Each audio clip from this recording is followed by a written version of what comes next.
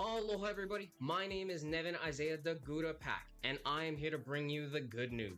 Do you find yourself blaming work, school, family for why you aren't hitting the same lineups as before? Are you getting tired of matching into lobbies full of unemployed, sweaty, no-lifes that have never touched a job before? Then you're exactly who this league was made for. Because that's where Working Gamerz comes in. We're building structured, competitive gaming leagues designed specifically for working adults. Real teams full of your neighbors, coworkers, and friends you haven't even met yet.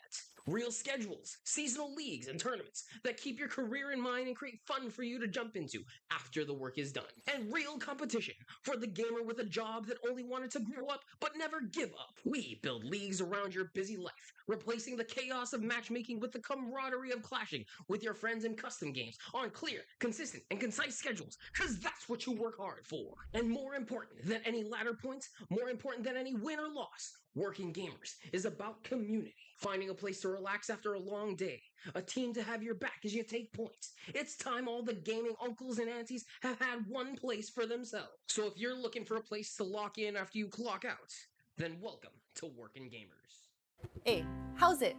Now everyone knows Zippy's, but did you know that 100% of Zippy's Saimin noodles are made locally? Fresh from the Sun Noodle Factory in Kalihi. With Zippy's celebrating 60 years supporting local businesses, there's never been a better time to make your next stop Zippy's. Aloha everybody, my name is Nevin Isaiah the Gouda Pack, and I am here to bring you the good news. Do you find yourself blaming work, school, family for why you aren't hitting the same lineups as before? Are you getting tired of matching into lobbies full of unemployed, sweaty, no-lifes that have never touched a job before? Then you're exactly who this league was made for. Because that's where Working Gamerz comes in. We're building structured, competitive gaming leagues designed specifically for working adults. Real teams full of your neighbors, coworkers, and friends you haven't even met yet. Real schedules, seasonal leagues, and tournaments that keep your career in mind and create fun for you to jump into after the work is done. And real competition for the gamer with a job that only wanted to grow up but never give up. We build leagues around your busy life, replacing the chaos of matchmaking with the camaraderie of clashing with your friends in custom games on clear, consistent, and concise schedules, because that's what you work hard for. And more important than any ladder points, more important than any win or loss, Working Gamerz is about community. Finding a place to relax after a long day, a team to have your back as you take points. It's time all the gaming uncles and aunties have had one place for themselves. So if you're looking for a place to lock in after you clock out, then welcome to Working Gamerz. Everyone knows Zippy's, but did you know Zippy's uses local eggs in their restaurants that come from Eggs Hawaii? With Zippy's celebrating 60 years supporting local businesses, there's no better time to make your next stop Zippy's.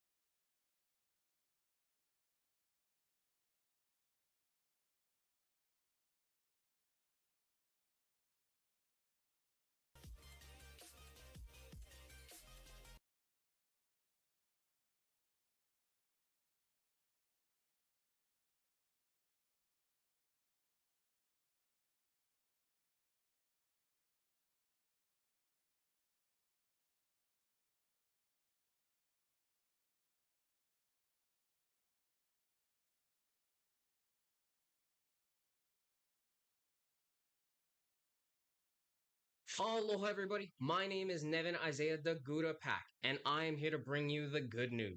Do you find yourself blaming work, school, family for why you aren't hitting the same lineups as before? Are you getting tired of matching into lobbies full of unemployed, sweaty, no-lifes that have never touched a job before? Then you're exactly who this league was made for. Because that's where Working Gamers comes in.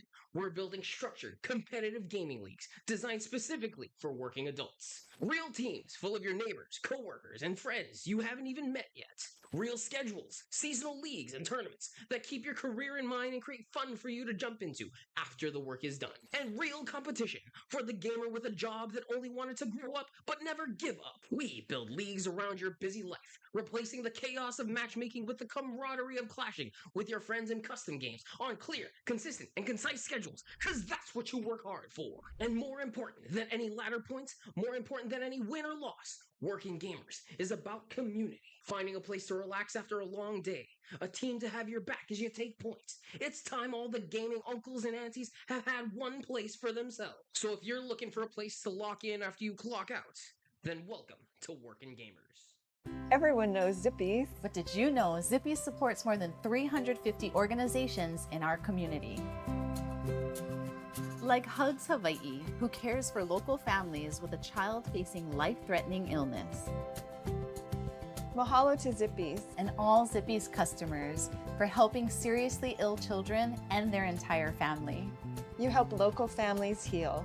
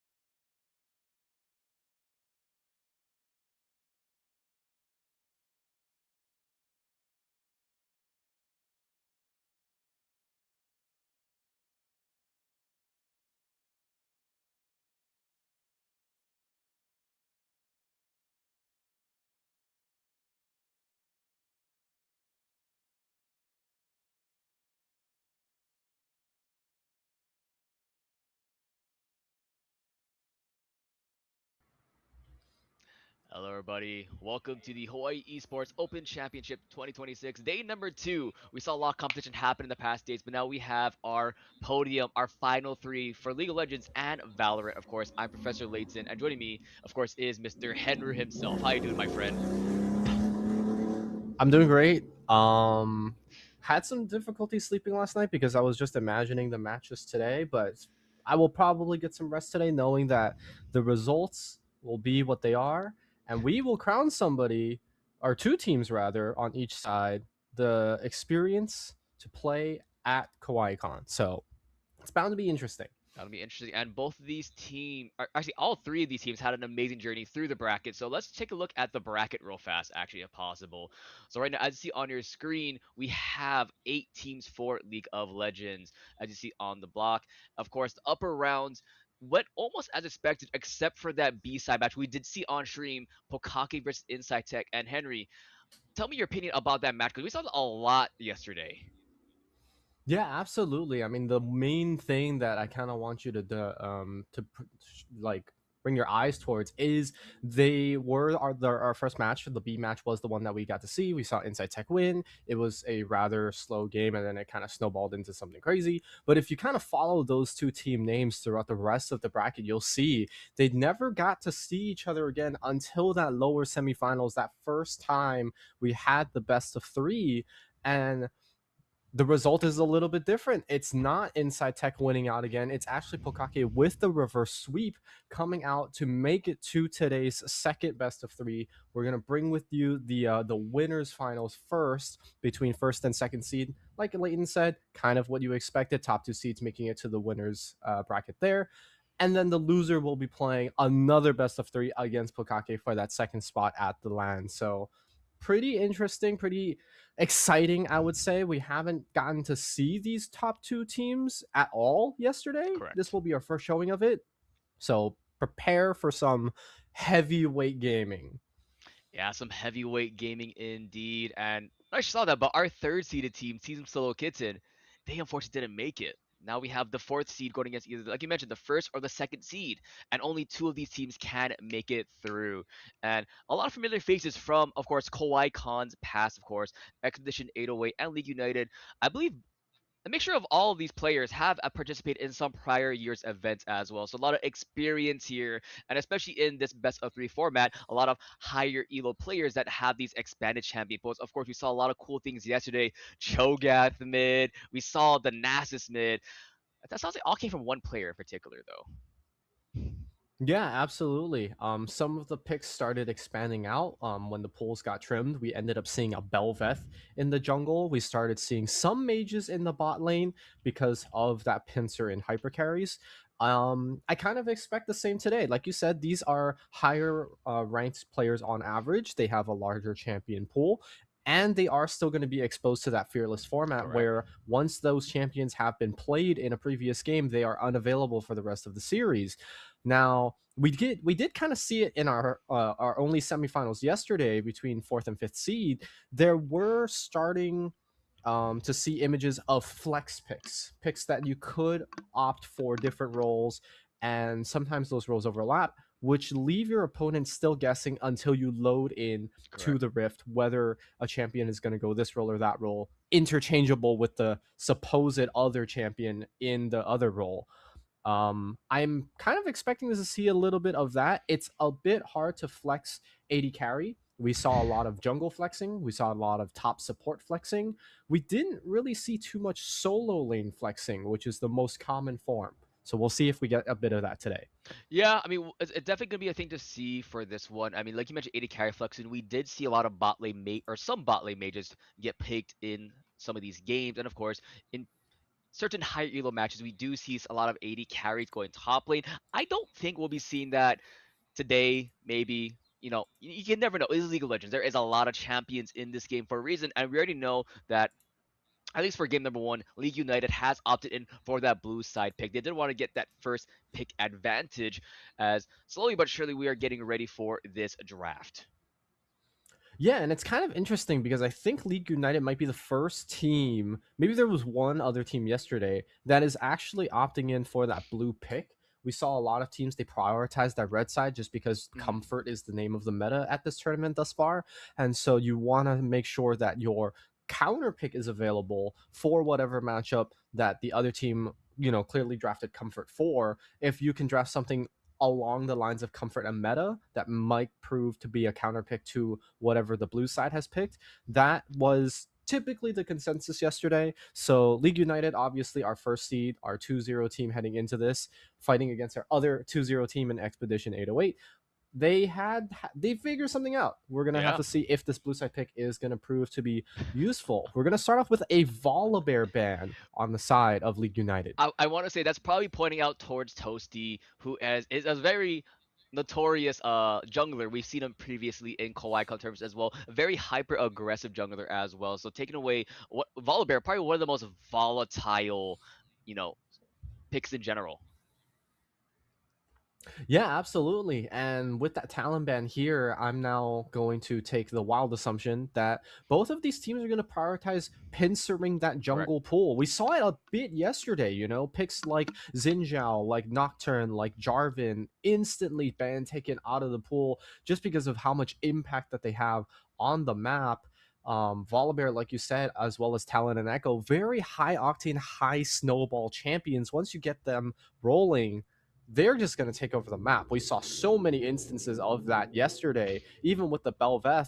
Wasn't even that fed, but ended up, prioritizing objectives, getting the void form, and all of those things just ended up snowballing the game. We're going to have to see if more junglers get banned. There's the Nocturne. They are pretty much. Echo as well at some points has been a jungler, like you mentioned, Talon. So 4 out of the 6 bans so far are the jungle, of course. We do see the targets for that Samira and that Gnar. Dylan Kira, a very known Gnar player. I actually, at one point, I was on Expedition 808 was it 2 or 3 years ago, Henry? Now, something like It's been that. a while. It's been a while. I was a support player, so I do know how this team does play out. But now, as we into the picks, let's see what League United has for that first pick, and already hovering that Mel and locking it in instantly. So we got to see if that goes towards that mid or that bot position, because we have seen Mel actually flexing in both bot and support.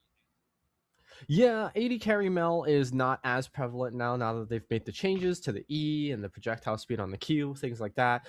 But still very good in damage. It's one of those execute champions, which makes it a lot easier to chip out tanks.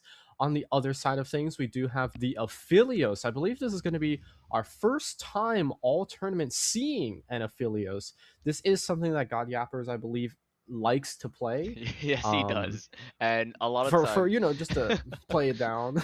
Yeah, and definitely for him as well. Like, he's the type of player who, even if an injury happens, he does not want to go to these fights without having the right guns displayed and already locking in at a very aggressive pick. We see Nautilus picked almost most of the games throughout this tournament, and it has been the best pick so far from what I've seen. Especially once you do go in as Nautilus, you cannot get out pretty much as well.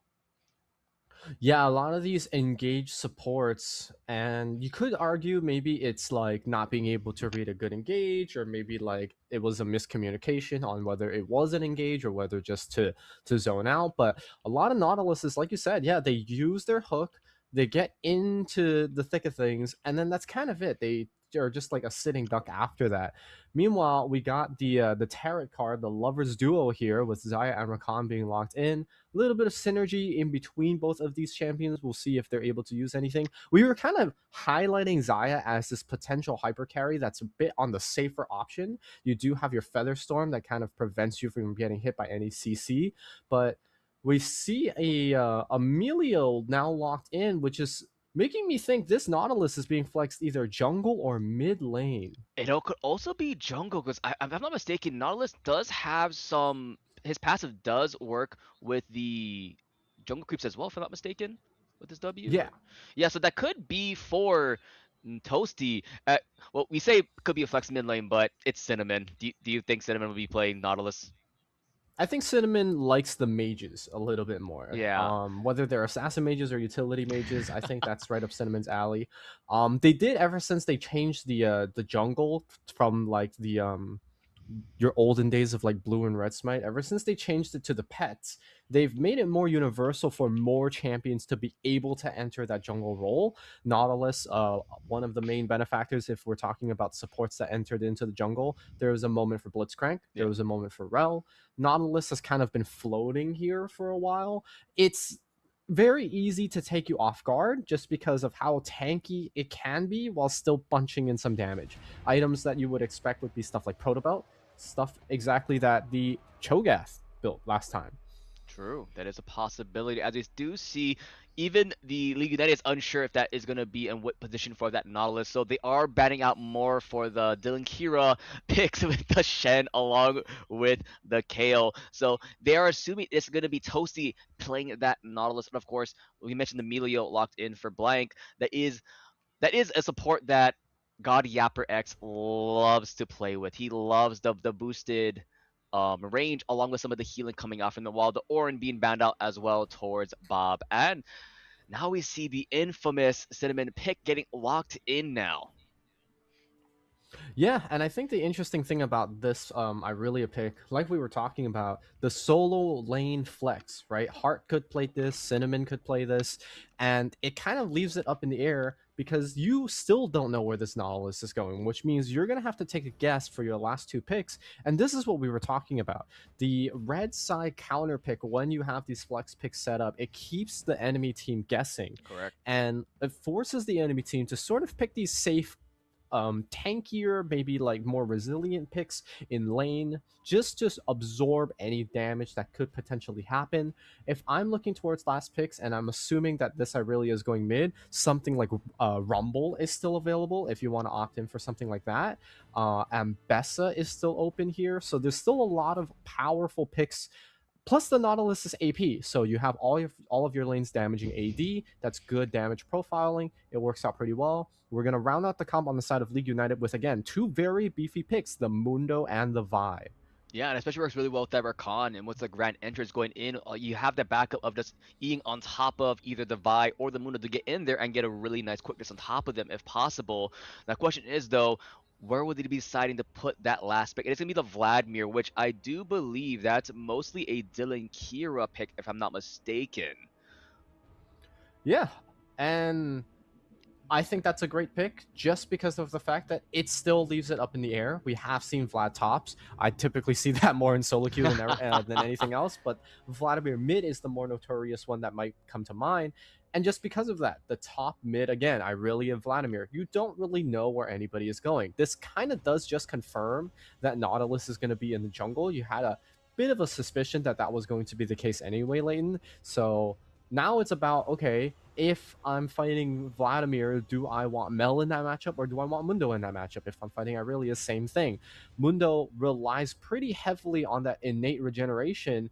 Both of these champions are very easy segues into either out healing you or building that grievous wounds. Yeah, correct. So definitely see what would be. I mean, both teams will be pretty much getting grievous wounds this time around against the Mundo or the Vladimir. So two, and possibly both of them will be going that top lane. And actually, you don't know. It could be, for all we know, a Vi top lane that has been picked in some of these higher elo games. Even some, I believe, some professional scenes have been playing this Vi pick. Mundo, of course, has been one of the most prevalent picks in the jungle so far. We've seen it so much at Worlds this past year. Even, at least some at first standards happen even as late as last night, or this morning, technically speaking.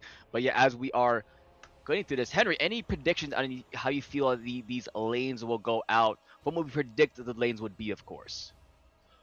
My focus as a bot lane main is probably going to be in the bot lane, especially because we have this interesting matchup with range versus aggression here. The Emilio Cozy Campfire along with the Calibrum coming out from the Affilios, I believe that's about 750 range. Yes. Almost 200 something more than the Zaya's base range to begin with, which makes it really, really hard for these short trades. I mean, if God Yapper can just kind of thread in these auto attacks, it can whittle down this Zaya Rakan lane pretty quickly. The saving grace would be if Deathcook can land the Gleaming Quills to kind of keep the lane pretty healthy. Correct. In that regard. But again, that costs mana. It's a bit expensive in the early stages. The other alternative option is if the Rakan chooses to engage, well, then Milio has the fireball, you know, kind of prevents any instant engage if you can react in time. So it's going to be a bit of damage mitigation, a bit of, you know, calming things down in the bottom lane for the side of League United. But I think if they can make it out, if they can put this Affilios behind even, this Zaya is going to be so scary heading into the mid game. Yeah, they just see once the Q is being used by the Milio, that is when you'll probably see the grand entrance coming out from the Rakan to all in engage on top of the champ, because like you mentioned, it is a squishy support. It is just a normal enchanter, and they don't have a lot of health, unfortunately. Even the items they do build, I think only a small minute amount of them do build up from Ruby Crystal, and even then it's not a whole lot of health you do get back from them. So you do want to see how that synergy does work together, along with if that is a Vi jungle, they'll probably play into more towards that bot side, because like you mentioned, Aphelios Milio versus the Zaya Rakan, with that range advantage for God Yapper, if you are going to be the Vi, that is an AD carry that doesn't have a dash ability to escape. It's not a Lucian, it's not a Corki. Very easy to get on top of them and hopefully get that kill. Yeah, and we have seen in pretty much all of the series yesterday, jungle priority matters so much, especially in that early game. Sneaking away that dragon before grubs even come up, then doing a clean sweep of grubs into dragon or dragon into grubs, going top to bot to top. It's been those types of neutral controls that have helped a team with those extra stats end up pushing harder. We saw it in the 3 grubs when we had a Yorick and a Caitlyn on one side. It was insane pushing power, even pre 14 minutes. So we're going to have to see where the junglers are going to decide to path, how they're going to make their the roads. Like you said, bot, it might be an all roads lead to bot lane situation, which now begs the question, these are 2 spell bookable supports. Do you think we're going to see them? Ooh, I will probably say we'll see it from Deathcook perchance. I think Blank will probably go for the safe route, go for that Airy in that Milio, or even... Now, I think Airy would be the smart choice for this time around, especially so you can have the extra shielding on top of this Aphelios, because Aurelia is a good one, but a lot of these fights they'll be going in, and a lot of times they'll probably won't be getting out. So a lot of times you have to protect the puppy pretty much. It's an Uzi comp. You want to make sure you protect this Aphelios so they stay safe in this compositions. While for Rakan, a lot of rotations, going for that spell book with the TP as well. You see that a lot from these Rakan players. All right, absolutely. And in terms of predictions, I don't know. I'm gonna be honest. It's a best of 3. I'll give you my prediction after game 1. How about that? Gotcha. We'll see as we're. It sounds like we're about to get into game very shortly, Henry. So, I do want to see what skins we have for the bot lane of League United. If the synergy is there for this Zyra Khan, because what is it? They have the Samsung skins. They have the other skins. The question is, what we do here at the bot lane are in the action. All right. Yeah. Game. The most typical thing you see in the bot side, which is just to ward the middle bush. If you're feeling a little bit more aggressive, you can ward the bush closest to your opponent's turret, but nothing too crazy other than that. We did see a little bit of raptor warding action in a few of our games yesterday. Not going to be the case here. Mel, look at that, posturing very aggressively, has that first strike in hand, actually gets it taken away from Cinnamon, who makes the first move here. Forces out the Q. I do like now, that. Yeah, I think that's a good choice. Anytime you can get that first strike taken off of your opponent means a lot less gold generated. In general, I believe first strike gives you, I think, 7 gold just for proccing it innately, and then extra damage after that is the extra gold that you get. Correct. But every time you deny it, like you said, 7 gold, it adds up pretty quickly. It could be the difference between, you know, hitting that item threshold or not. The Yappers simply just knocked up by Death Coke. Other than that, doesn't matter. Like we said, that first gun with the extra range, poking what's your WeChat out to half health already. And speaking of health, look at Yagao. So far in the mid lane, not having the best situation, not blowing anything, just at only 1 pot. And I do want to point out, it is going to be a top side start for both the jungles. It did look like it was chicken start for the Knowledge, which as expected with the W, you have to collect very fast.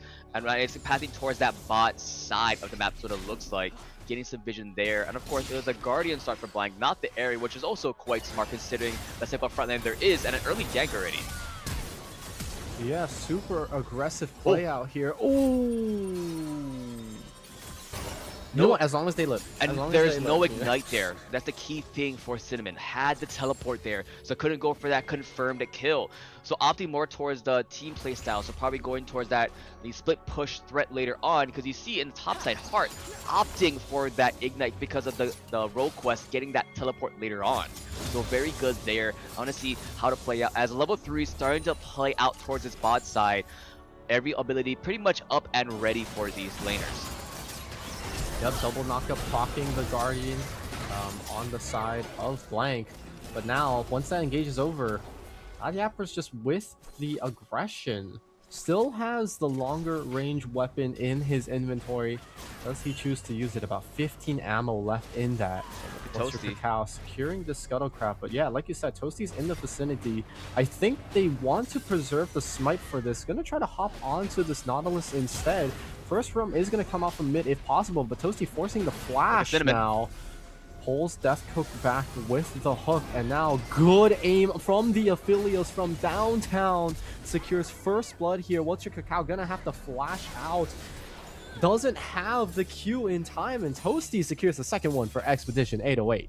Yeah, very little aggressive there coming up from what your Cacao there. Didn't have to posture so hard towards the Nautilus there. Sure, Smite wasn't up, but what's the backup? You have the backup already from Rakan, so Nautilus already forced to back away. You didn't have to force that engage, and unfortunately, it caused so many summoner spells along with a kill towards that Aphelios, which you did not want to have early on in that kind of lane. Yeah, and I was talking about how mid lane was going to have the first roam for Cinnamon, but it turns out that the bot lane for 808 was also the team to rotate first. You could see it. The Milio was already in the Tri-Brush at the time of the event. Yes, Death Coke was there, but both of the bot lane from 808 side showing up, and that's what led to those 2 quick kills. And like you said, first blood to the Aphelios of all people. The 80 carry now, up 400 gold now, if I'm not mistaken. Hasn't even taken that back. Yeah, along with the farm lead that they've gotten just from pressuring in lane, that has ballooned up to about 700-800. This Quite man's getting a lot BF there. sword. I think so, yeah. All right. And boots. Oh, he's getting boots now. They grow up so fast. But anyway, and a control ward. So definitely playing a lot for this lane as well. They do know even with the lead, they have to be very careful with how frontline heavy this opposition is. But they also have their own meaty frontline in the Nautilus, Irelia, and the Vladimir, of course. And it's not really the tale of bot lanes, especially from our sample size of yesterday's game. We saw what could happen as, hold on, there is an engage. Cinnamon, low on mana, doesn't have the ult actually here on the side of the Vi. Diego does have the Golden Eclipse if chosen to use it, but I don't think that was the execute threshold, so just holds on to that for now. Yeah, I was just gonna say, it's not really a bot lane story. We've kind of seen it in the games yesterday. The top, mid, and jungle are able to just dive the backline sometimes, and that is game-winning enough. We saw it with the Trundle Singe yesterday. We're seeing a dive right now onto Toasty, blocking out all exits. Doesn't have the flash. Ignite now used. Cozy Campfire and the shield from the Milio to buy some space, and now What's Your Cacao in a rough spot, rooted up by God Yappers. Now switching to red-white, very dangerous combo if they can get up and close, but finally rooted 3-man from the side of the Xayah, forces the heal. They're trying to put too much pressure in the jungle of Toasty there. A lot of times blowing both the flash and the ignite. At first it looked like What's Your WeChat was blocking out God Yapper and Blank in that Tri-Bush, but did have to rotate up.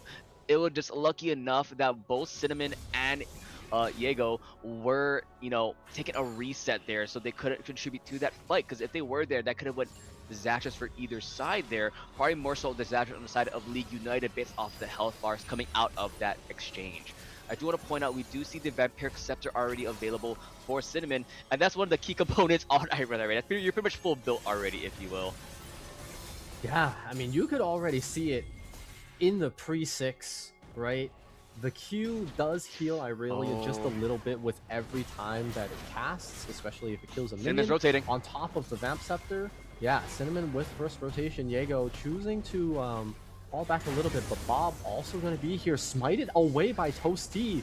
I wonder what the retaliation is going to be. Actually chooses to hook the Mundo, which doesn't really get CC'd, but now the collapse is here. Everybody and the 2-man E from the Irelia pretty much secures the deal here, as the dash not going to connect, but the hook will, and the ultimate not even going to be expended here by the Mel. Knows he is dead to rights. And now 5-0 in favor of the red team. Yeah, very disastrous there. Very good plays. Rotations coming out from Cinnamon early on to get there first. And it's unfortunate that Nautilus did get that smite on top of the blue buff. It did let him get that level 6 compared to the Vi who's still stuck at level 5. So depth charge coming in and making sure that it sort of dissuades that fight, knocks him up. And it was, like you mentioned, a lot of quick, easy kills. 1-0-4 on this Nautilus. The fights start with him getting engaged on. And stop engaging on the Nautilus. I think that is what you need to do if you are League United. Stop trying to engage on this guy. Yeah, I mean, junglers don't typically build, a Kindle gem to start their build. And that's a lot of extra ability, haste, and health that sometimes just goes unchecked. And Nautilus also, an innately tanky character, gets a lot of armor, magic resist, and health per level. So something that you have to consider when you want to pounce on this guy, you got to bring more than enough resources to make sure you finish off that health bar. Because if not, like we just saw, first room's coming out from the side of League United, but it still wasn't enough there. Yeah, and Henry, I want to say this is probably the game that we have not seen an early Grub or even Dragon take coming out from any of the teams so far. Usually we see like a 6-minute Dragon or Grubs upon, spawn, but now it is a 9-minute Dragon here. First Drake, of course, going over to Expedition. I don't think you should try to contest if you are What's Your Cacao. Yeah, a little bit late to it to begin with. I guess they didn't know because they had the Scuttlecrab vision, but it didn't look like there was any priority in any of the lanes. The Mel is still farming in that mid lane. They are opting to just say, it's okay, it's the first dragon. Completely understandable, but hold on, Moonlight Vigil But look who's actually here! hits both of them. Featherstorm has to be used, but that's going to be the Nautilus ult now. Is the Rakan able to prevent anything? The answer is going to be no. Doesn't even have the quickness available yet. And Cinnamon, hungry for another one, but decides to call it off. Doesn't have the E. The Featherstorm didn't hit anyone there and the recall, unfortunately. But man, oh man, very good rotations coming out from this Expedition 808 team. Definitely going on a journey on an expedition here on this game so far. 6-0-0 with a near 4K gold lead at 10 minutes, Henry. No turrets taken just yet, but based on the health on bot side turret, if I'm God Yapper, you already know he's yapping away wanting this first turret gold. And this is without the 3 grubs, mind you. Like you said, there were no big neutrals taken. It was just that first dragon that we saw on our screen not too long ago.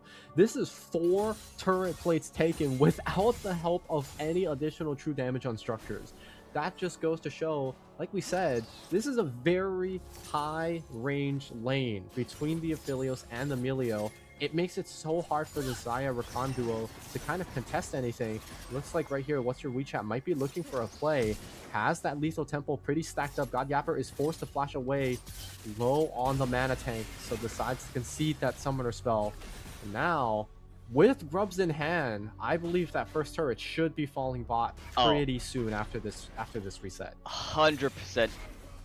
100% it should fall there, Henry.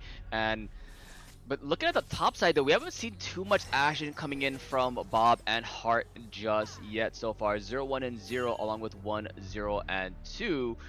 But still, it's been a very slow-paced game for these two. Ignite going down, but Bob, hey, who needs Grievous Wounds when you have Ignite?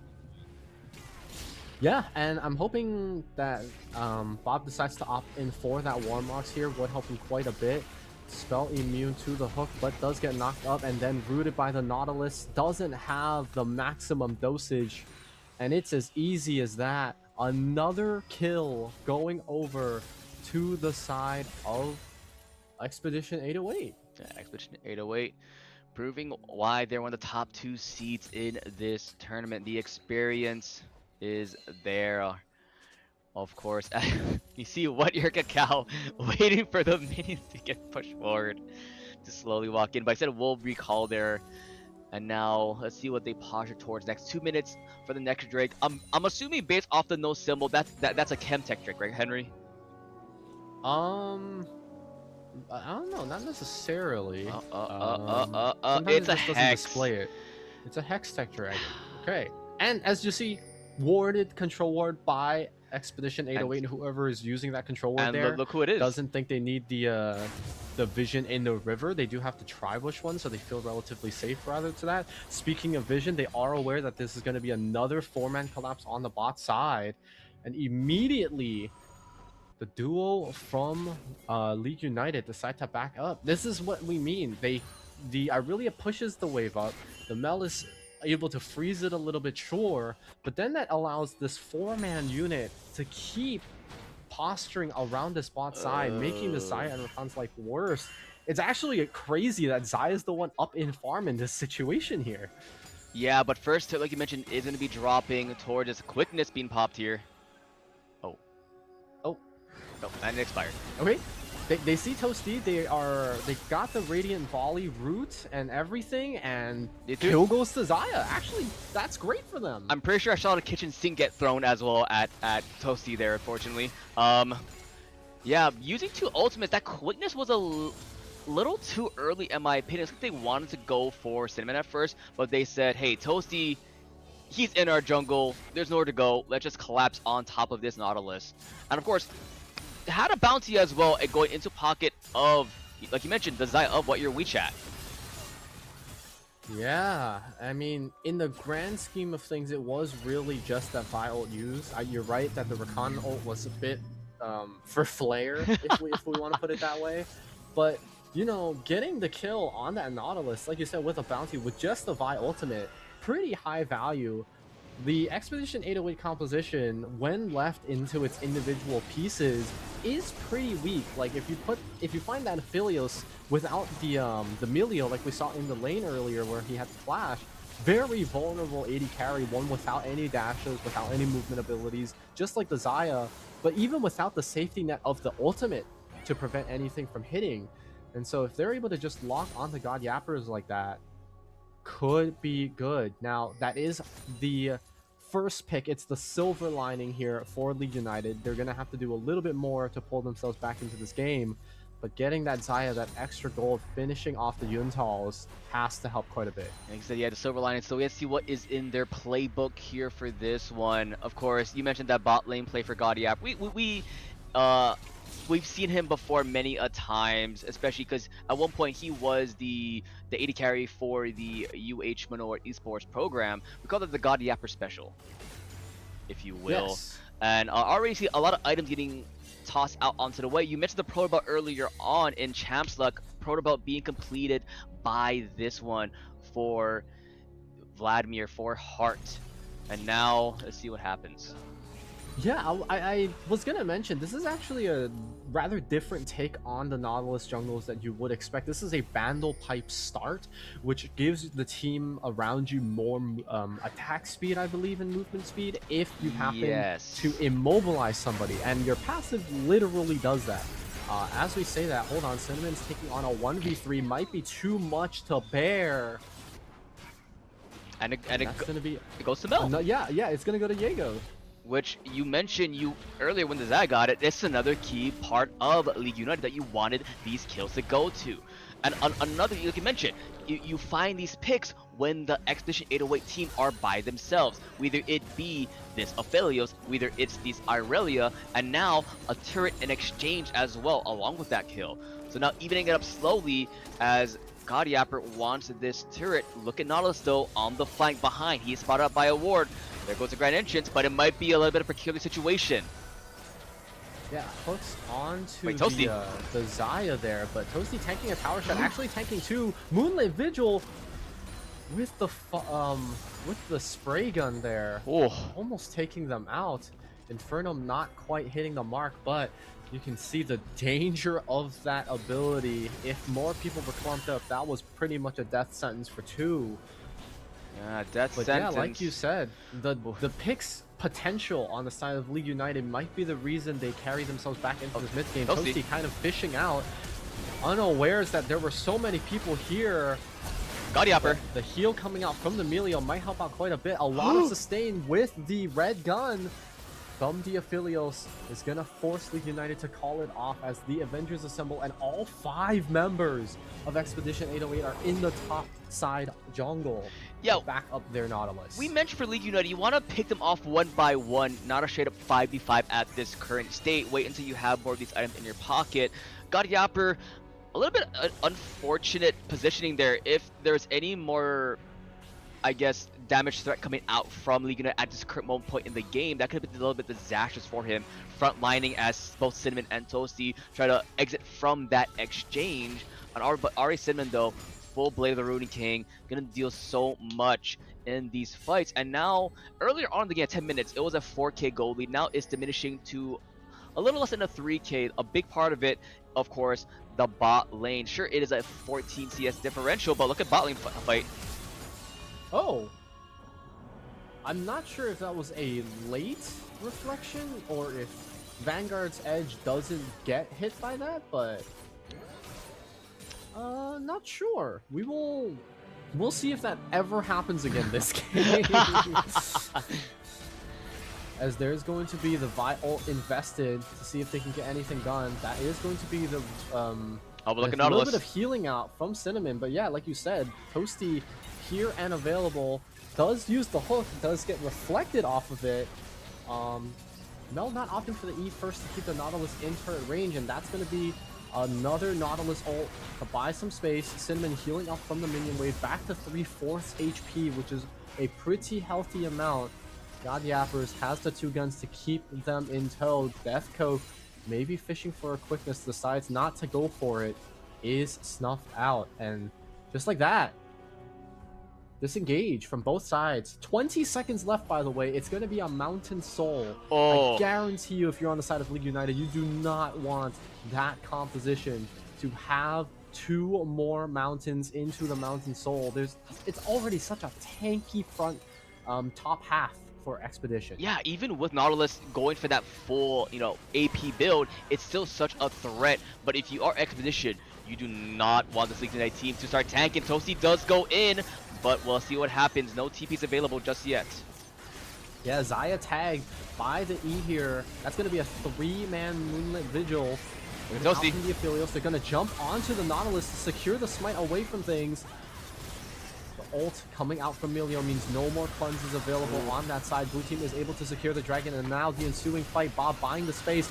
Heart flashing forward, not able to secure. What's your WeChat? Goes into the pool, and now Godyappers free to fire. Is the volley going to be enough? It takes down 2.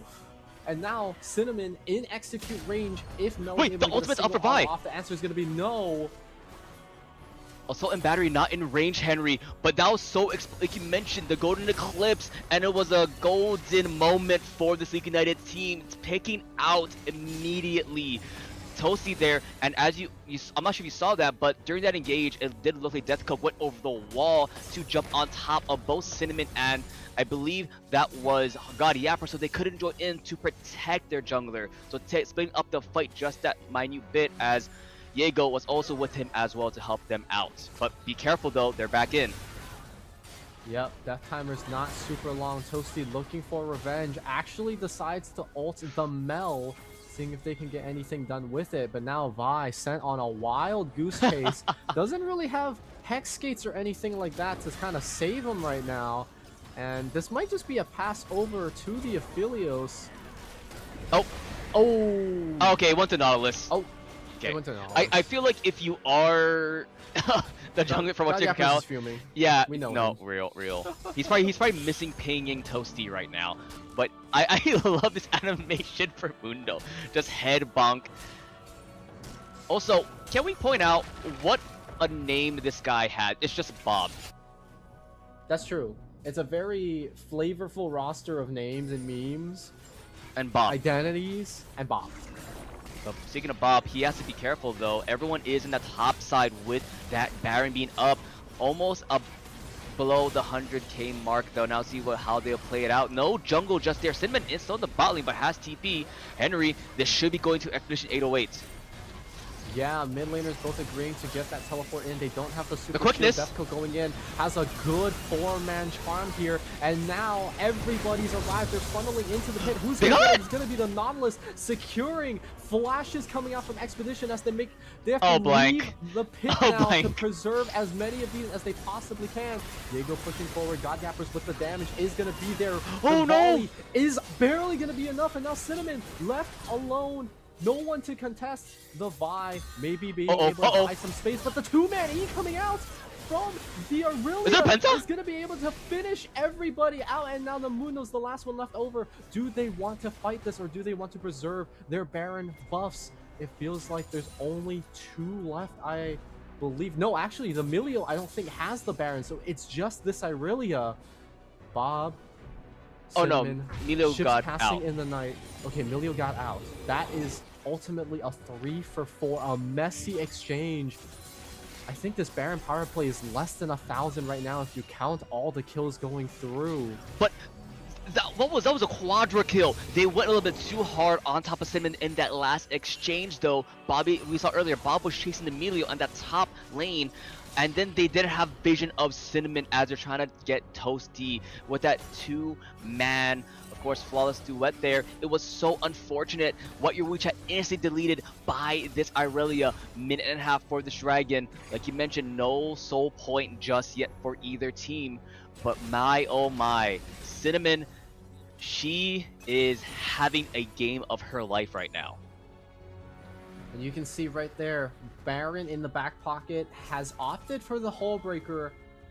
And so she will be spending her time in the side lane, potentially making sure that that pressure is kept up. Minute until the dragon.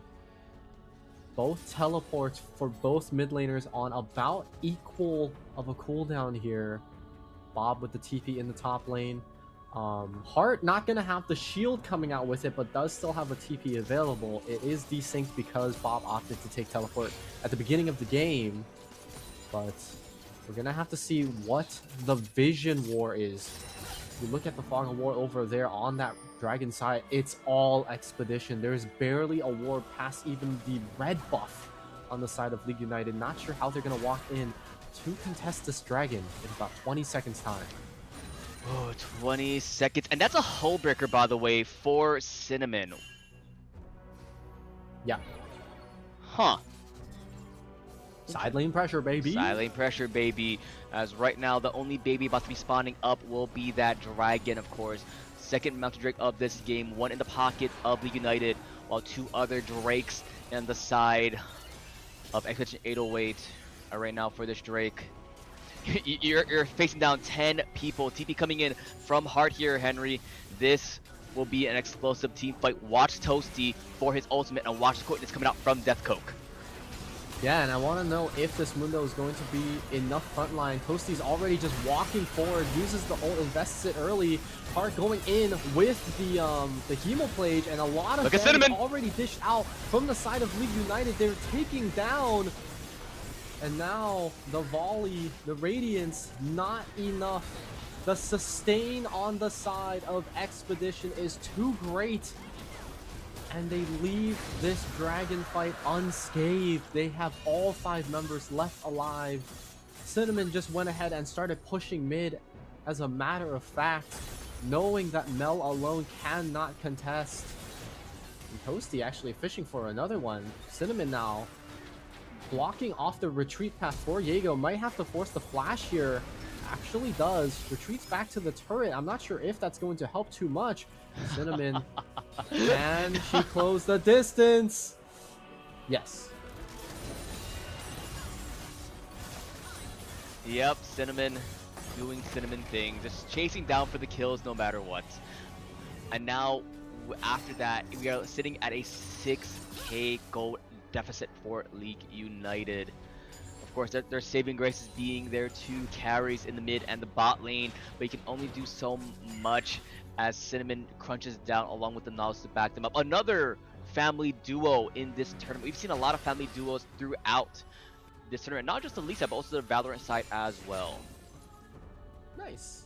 Friends and family, a great combination if you can get them in the same room. Unless you're Rod. Yeah, well, Rod's just old. If you were here for the Val side, you know. Yeah. If you know Rod, you know. Yeah. But not here in this game. He's not very good at it. You're not wrong about that one, as now looking at the timers, less than a minute for the Baron Henry. But I know you mentioned earlier in that bot side, but look at the top side vision for Expedition 808. They have so much control pressure coming out, and there's only the vision, the control word in that top brush along, yeah, the control over there as well. Yeah, that one. Yeah, thank you, Observer. In the banana bush, in the river, which also has the Fey Light, so it would reveal a little bit of extra area if needed. But you could see it. There was so much vision, upwards vision even, on the side of Expedition before they secured that dragon, made it uncontestable, made it hard, as a matter of fact, for League United to walk into Fog of War where they didn't know where anybody was. Now a repeat play coming out from Expedition on that Baron side, like you said, with the objectives coming up rather soon. And the posturing here, they're going to see if they can jump onto the Nautilus again, but no, they're trying to jump onto Blank. The TP actually forces the ult already. Deathcoat a little bit too far up ahead, and now the team on the side of League United, they are not united at all. They are split across the jungle here. Cinnamon soloing the opposite mid laner. And what's your Cacao, the only one left to tail the tail, but to who? As Baron now up for the taking. United, they stand. United, they fall. League United crumbling down to the pressure of the Expedition 808. And right now, the pressure is building further and further. But we mentioned this is going to be a game number 1 only. This is still a best of 3 series. What started off as minor lane advantages, the early first blood for Cinnamon in that mid lane, the CS differential, the plate differential in the bottom lane, it has now snowballed into this over 10,000 gold lead just shy of 30 minutes into this game. A rather slow game relative to the ones we've actually seen on stream, but still, as long as it gets the job done, as the team to secure the first in this best of 3, you've got to be pretty happy. Now, it's not over just yet. The writing's not entirely on the wall. League United are not out of it until the Nexus falls. And we have seen some excellent engages from them. Yep. But a little bit of discombobulation, if you will. You know, not everybody seeming to be on the same page. Deathcoke, yes, causing a lot of people to get charmed by the quickness, but rather far ahead relative to the rest of his team, not being followed up by the Vi ult in the Assault and Battery, for example. So we're going to have to see if they can coordinate as a unit to bring it back to a favorable state for them in this game number 1. Yeah, indeed. See how they can play it out, though. 30 seconds left for that Drake. Of course, it is this is going to be sole point, of course, for this Expedition squad. We keep on talking about Cinnamon, but right now Blank, who is normally not a support player, off-rolling for this team. 1-0-13, doing a pretty good job, of course, being in the pocket of pretty much Yapper, just following him around. But it is a Melio pick. You have to be very careful of these fights, of course, with these bodies like the Rakan, Vi, and Mundo. And he's doing a really good job of staying alive and providing support for his overall team. So opposition, but doing a really good job at maintaining his focus. And right now, no vision in the pit. I don't know if I can see that dragon. I think just barely opting to go in. A little, just late. Gives their life away. I mean, it was only gonna be a Vi only play, and they recognized that it was a bit of a Hail Mary to begin with. They didn't even invest the TP coming out from Diego, just left them pushing that top side in, crashing that wave. But now, both solo laners forced to take a back and defend their base for what might be the final time this game, but no. They're escorting in the wave on the side of Expedition, keeping them at arm's length. Keep your eyes on Cinnamon, keep your eyes on Toasty. The main catalysts for Engage thus far in these team fights. No grievous wounds built yet on the side of League United. So healing still at full force coming out for this Irelia. Yeah, and especially with Emilio to back her up, providing additional support for that healing. Let's look at the itemization coming up from this Emilio, so doing a really good job. And now we'll see how they play it out. Of course, you do see the Vladimir Heart in the top side, ignites down, but TP is still up for him. And now, but this might be a disastrous play for Bob, though, trying to go in, but does have that passive to maintain himself. They can only do so much. Both of these solo laners now going to, but instead a fight's happening, Henry. Yeah, and that's going to be the ult from the Nautilus, already rooting up 3. Vi has to use the second Q to get out of there. Hasn't even invested the ult yet, but maybe a bit of an overstep from the side of League United already, as Bob trying to buy the space. Heart pushing forward, does get rooted by the Mel E here. Now Bob buying so much time, actually makes it through hell and back, is able to recall to the base. Cinnamon. But it might not be in time. That's going to be the ult. The stun from the Rakan so that he can't join. Follow up on the Vi. That was absolutely pivotal on the side of Expedition. They dissect the engage from League United, and that might be all that she wrote. A final Feather Storm is able to take down God Yapper, but that's going to be it. First Nexus to fall, and it will be in favor of Expedition 808 in this best of 3. Expedition 808 coming out on top, and like you mentioned, God Yapper is probably yapping away about like, why is my support deathless? Why am I dying? Yeah, but anyway, phenomenal play from Expedition 808. Of course, in that early to mid game, it was looking very close, especially some of these skirmishes. But after that quadra coming out from Cinnamon, you could see the tides turning very slowly and rapidly as the game did go on. But my oh my, what a phenomenal game from both these teams, and what a start to this winners finals. So as we mentioned, the winner, they get to go to Kawaii Kon 2026, Henry. Yeah, and not only that, they are done for the day, you know? Like they can go about and enjoy the rest of their day however they like. The loser of this best of 3 does have to play in the elimination match, the losers finals, to see if they can secure their spot. That's a potential 3 more games of League of Legends. Pretty enduring, I would say. The loser of this match has to endure both series back to back. With meanwhile, currently, what is the third remaining seed left, and the winner of this match, they just have one series ultimately. So you definitely don't want to be the bridge between series here and endure both. For the side of League United, that's going to be back to the drawing board for them. That's going to be some revisions because it kind of fell apart. I don't want to say at draft, but the draft that Expedition 808 made was a lot easier for them to pilot and gain these advantages in the game. And that is ultimately what ended up working for them. Yeah, and as we saw based off the picks, as we know, it is going to be fearless draft. And a lot of these picks that have been played are out of the board already, so we won't be seeing that Irelia and that Aphelios from Expedition 808 anymore. But along with this Zyracon and Mel trio from League United that have been working decently well for them in that game one for those early to mid game skirmishes.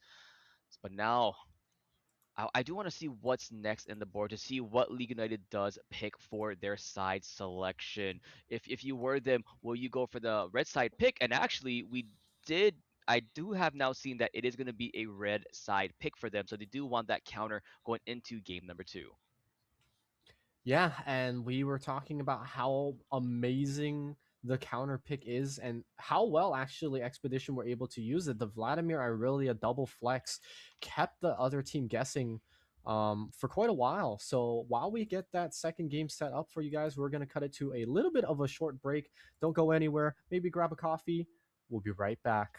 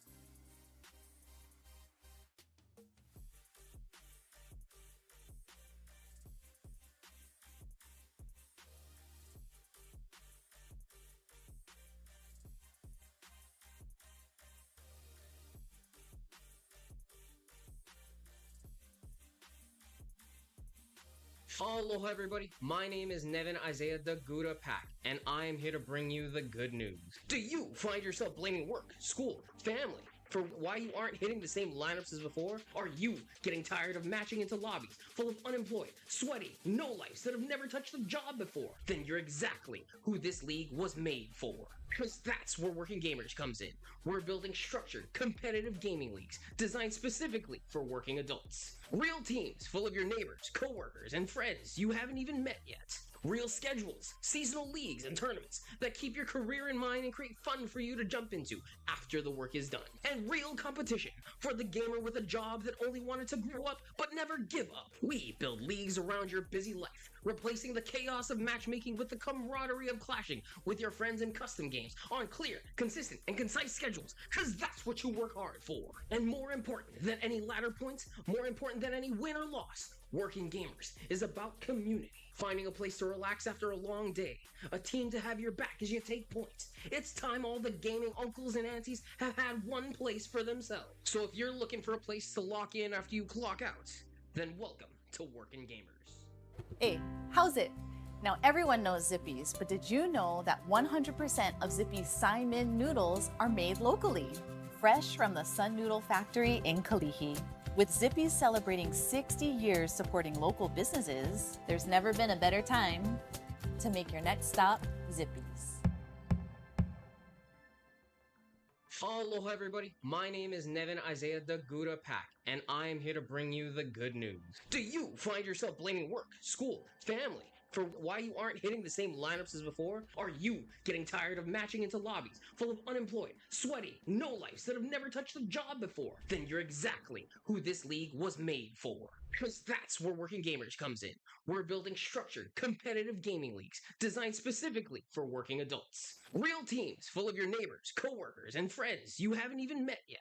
Real schedules, seasonal leagues, and tournaments that keep your career in mind and create fun for you to jump into after the work is done. And real competition for the gamer with a job that only wanted to grow up but never give up. We build leagues around your busy life, replacing the chaos of matchmaking with the camaraderie of clashing with your friends in custom games on clear, consistent, and concise schedules, because that's what you work hard for. And more important than any ladder points, more important than any win or loss, Working Gamers is about community. Finding a place to relax after a long day, a team to have your back as you take points. It's time all the gaming uncles and aunties have had one place for themselves. So if you're looking for a place to lock in after you clock out, then welcome to Working Gamers. Everyone knows Zippies, but did you know? All right, welcome back, everybody, to the Hawaii Esports Open Championship presented by Working Gamers. You guys see that logo over there, our proud sponsor there. And of course, shout out to Zippies as well, being one of our other sponsors for this tournament. And you at Kawaii Kon as well, you see some cool stuff from Zippies there, so pretty cool. And of course, I do believe we'll also be having Hotspot Gaming Cafe, providing some of the PCs being used at the venue as well. Isn't that exciting, Henry? Yeah, it's kind of nice seeing all of these like local businesses come together for the sake of bringing the community together. Really just shows how close knit we are, you know, in the 808 state. And situations like these are only possible because we have that, you know, willingness in community to participate in tournaments like this. So obviously a big shout out to all of the people that have participated thus far. Back at it though with game number 2. If you weren't here for game number 1, Expedition 808 did come out swinging in that first game. It kind of felt like they had a lead. They kind of threw the lead a little bit in the middle, but then they were able to bring it back and they were able to close it out and secure themselves this first Nexus in this best of 3. Yeah, the first Nexus indeed. And a lot of that came, we mentioned earlier, a disastrous Baron fight happening on the side of League United that led almost at a pentakill for Cinnamon there, but of course Mundo being Mundo, unable to do much, unfortunately. My oh my, and as we see, of course, because it is a fearless draft, they are unable to pick 10 champions. So along with those 10 bans in game 2, they have an additional 10 bans that they cannot pick no matter what. Absolutely. And some of these picks, you know, they were things that we've seen sort of throughout the tournament, or we hinted that they would be pretty good. Vi was going to be one of those junglers that is that bruiser juggernaut he likes to scrap. Mundo has been a pretty signature tank. Engage, Nautilus, Rakan are now out of the pool. In terms of mages, Mel is now out of the pool. Those are the main ones that we've kind of seen throughout yesterday and now trickled into today. So quite a lot of picks removed, you know, quite a lot of those high priority things. And if I'm not mistaken, like you said before we cut, I think League United is now opting in for that red side. Correct. League United opting in for that red side in this game number 2. So going for that counter pick to see if they are able to overcome some of these interesting picks coming out from Team Expedition 808. Of course, we did not expect to see things like the Vladimir in top lane or even a Nautilus jungle. Usually we only see Nautilus in that support position, and it worked Yeah. really well in the jungle, especially with the AP scaling coming out from the abilities of this tanky pick. Of course, to see what else is in the pocket for these teams, as we're just slowly waiting. Some of the players, of course, it was a small break. They'd use the bathroom, of course, so we're waiting for them to come back. Yeah, and obviously completely understandable, because after a game 1 like that, if I'm League United, mental reset, maybe the bathroom is exactly what I need. If I'm Expedition 808, I gotta feel good. I gotta feel good heading into game 2, you know? That means no full bladder for me. So completely understandable from both sides. Now, since we have game 1 under wraps, we can kind of talk about it a little bit in terms of the identities that both teams tried to go for in their drafts and how they ended up executing it. We were talking a little bit about how the draft boded very good flex picks on the side of 808, but on the side of League United, it was very tried and true. You know, it was your frontline, your Mundo Vi, it was your mage with the Mel, classic bot lane in Zyra Rakan. Where do you think the cracks really slipped in and started showing themselves? And how do you think League United kind of bounced back from that in their next draft? I think a lot of it as well, just making sure you get some solid vision, especially in that bot side of the maps. Time and time again, you see both Cinnamon and Toasty as a 2-man unit going down from the river or even their own jungle to sort of get that pressure on top of the bot lane of Team League United, which is what your WeChat, I believe, was Death Coke. So definitely time and time again, we see that 4-man onto the bot side. So getting maybe some deeper vision, along with making sure that you have a stable amount of wards in the tri-brush, along with maybe around that blue buff area. But since they're side swapping, around that red buff area now. Yeah, absolutely. And I think one of the major things that we could point out here was a bit more proactivity rather than reactivity. And I think the ward point that you made definitely speaks to that. One of the things that I definitely wanted to highlight was, I think until even the end of the game, we didn't see any grievous wounds to answer the Vladimir, to answer the Blade of the Ruined King Irelia. And those are things that, you know, it does set you back in your build a little bit, but it stems the bleeding quite a lot relative to, you know, continuously not being able to keep up with the sustain. We already saw early signs of it in that mid lane. And so, you know, it's things like this that you can now look back on and be like, yeah, we could have done that. We should have done that. And it's time to bring those things into action in the second game. Of course, you do not, like we said, want to be the team that loses here, because you're going to be the only team that plays 2 best-of-3 Fearless League of Legends today. Yeah. And both, you know, being you just needed to win one of those series to advance to the Kawaii Kon LAN experience, and to win neither of them would be absolutely terrible. So League United, they got to get their foot on the gas. Let's see what they got in this game number 2. Yeah, and especially if you are Pokkake, you're watching these two teams very closely to see what their playstyles are so far. Same bands coming out already, the Talon, the Echo, along with the Samira from Expedition 808. So a lot of focus on key aspects of this League United squad. On opposite side, we do see the Nocturne, the Volibear, and what was that last band again? I believe it was... Thank you, League United. I appreciate that. It was the Gnar towards Dylan Kira. There you go. Same stuff. So keeping it exactly the same, actually. Pretty interesting. So same 6 bans to start game 1, now with the additional 10 bans that we had from the picks of game 1.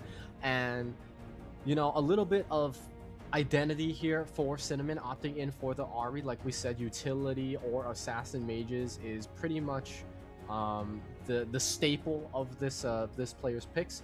On the other side of things, we might see the early jungle priority for the first time in a bit. Wukong, among the lists that we haven't really touched on too much, obviously the Nocturnes in J4, you know, things like that. We haven't really seen the true tank junglers anymore. Things like the Sejuani or things like the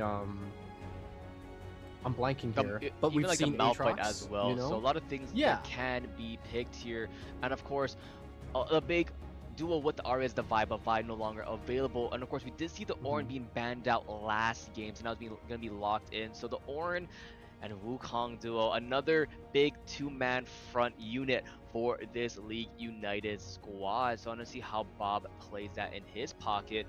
Upside, there's a lot of picks open for this Expedition squad. Godiyapper loves playing this Corki, and especially with how prevalent Corki has been recently, paired with that Nami, can work so well, doing a lot more damage with your Gatling and everything.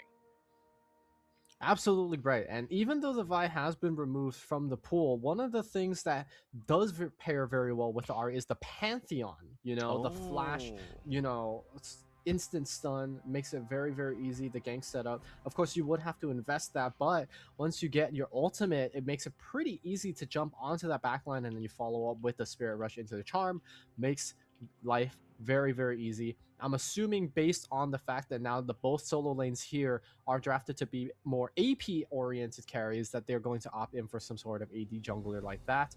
Now, like you said, big priority on the side of League United to secure that front line early, willing to trim the pool for the AD carry, which is kind of rare. But Toasty opting in for another champion with a run up to you and stun you. It's the Udyr. Yep, and that is the Toasty special, one of his most played champions throughout the years, something he has a lot of experience on. So definitely gonna see what your Cacao can counteract that in the jungle, especially Toasty. He likes to counter jungle a lot, so you see a lot of invades. We saw that last game as well, where Toasty tried to get a lot of invade pressure on that top side blue buff several times when they try to get a pick on top of them, and already we see an AD carry being locked in for what your WeChat, the Smolder, which we saw a little bit of it yesterday as well. Yes, we saw quite a bit of it. It was not as impactful as people probably would have hoped.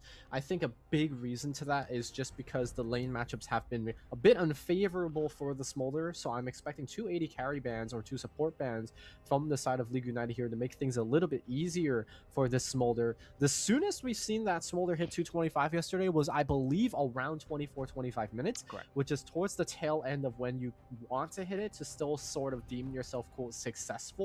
We're gonna have to see if what's your WeChat is able to do a little bit more with that, but that means taking out a lot of the supports that are good for zoning, taking out a lot of the champions that are longer range than you, things like the Caitlyn, still available if they want to do it, but also taking out a lot of the poke champions. That actually expands the pool quite a bit, because you now expand it into mages. Veigar is very good for poke, Ziggs is very good for poke, Hui is very good for poke, Lucian is also very good in terms of damage. And so both teams right now, they recognize supports are lacking on both sides. They're going to try to pincer it right here to make it a bit harder for both teams to draft.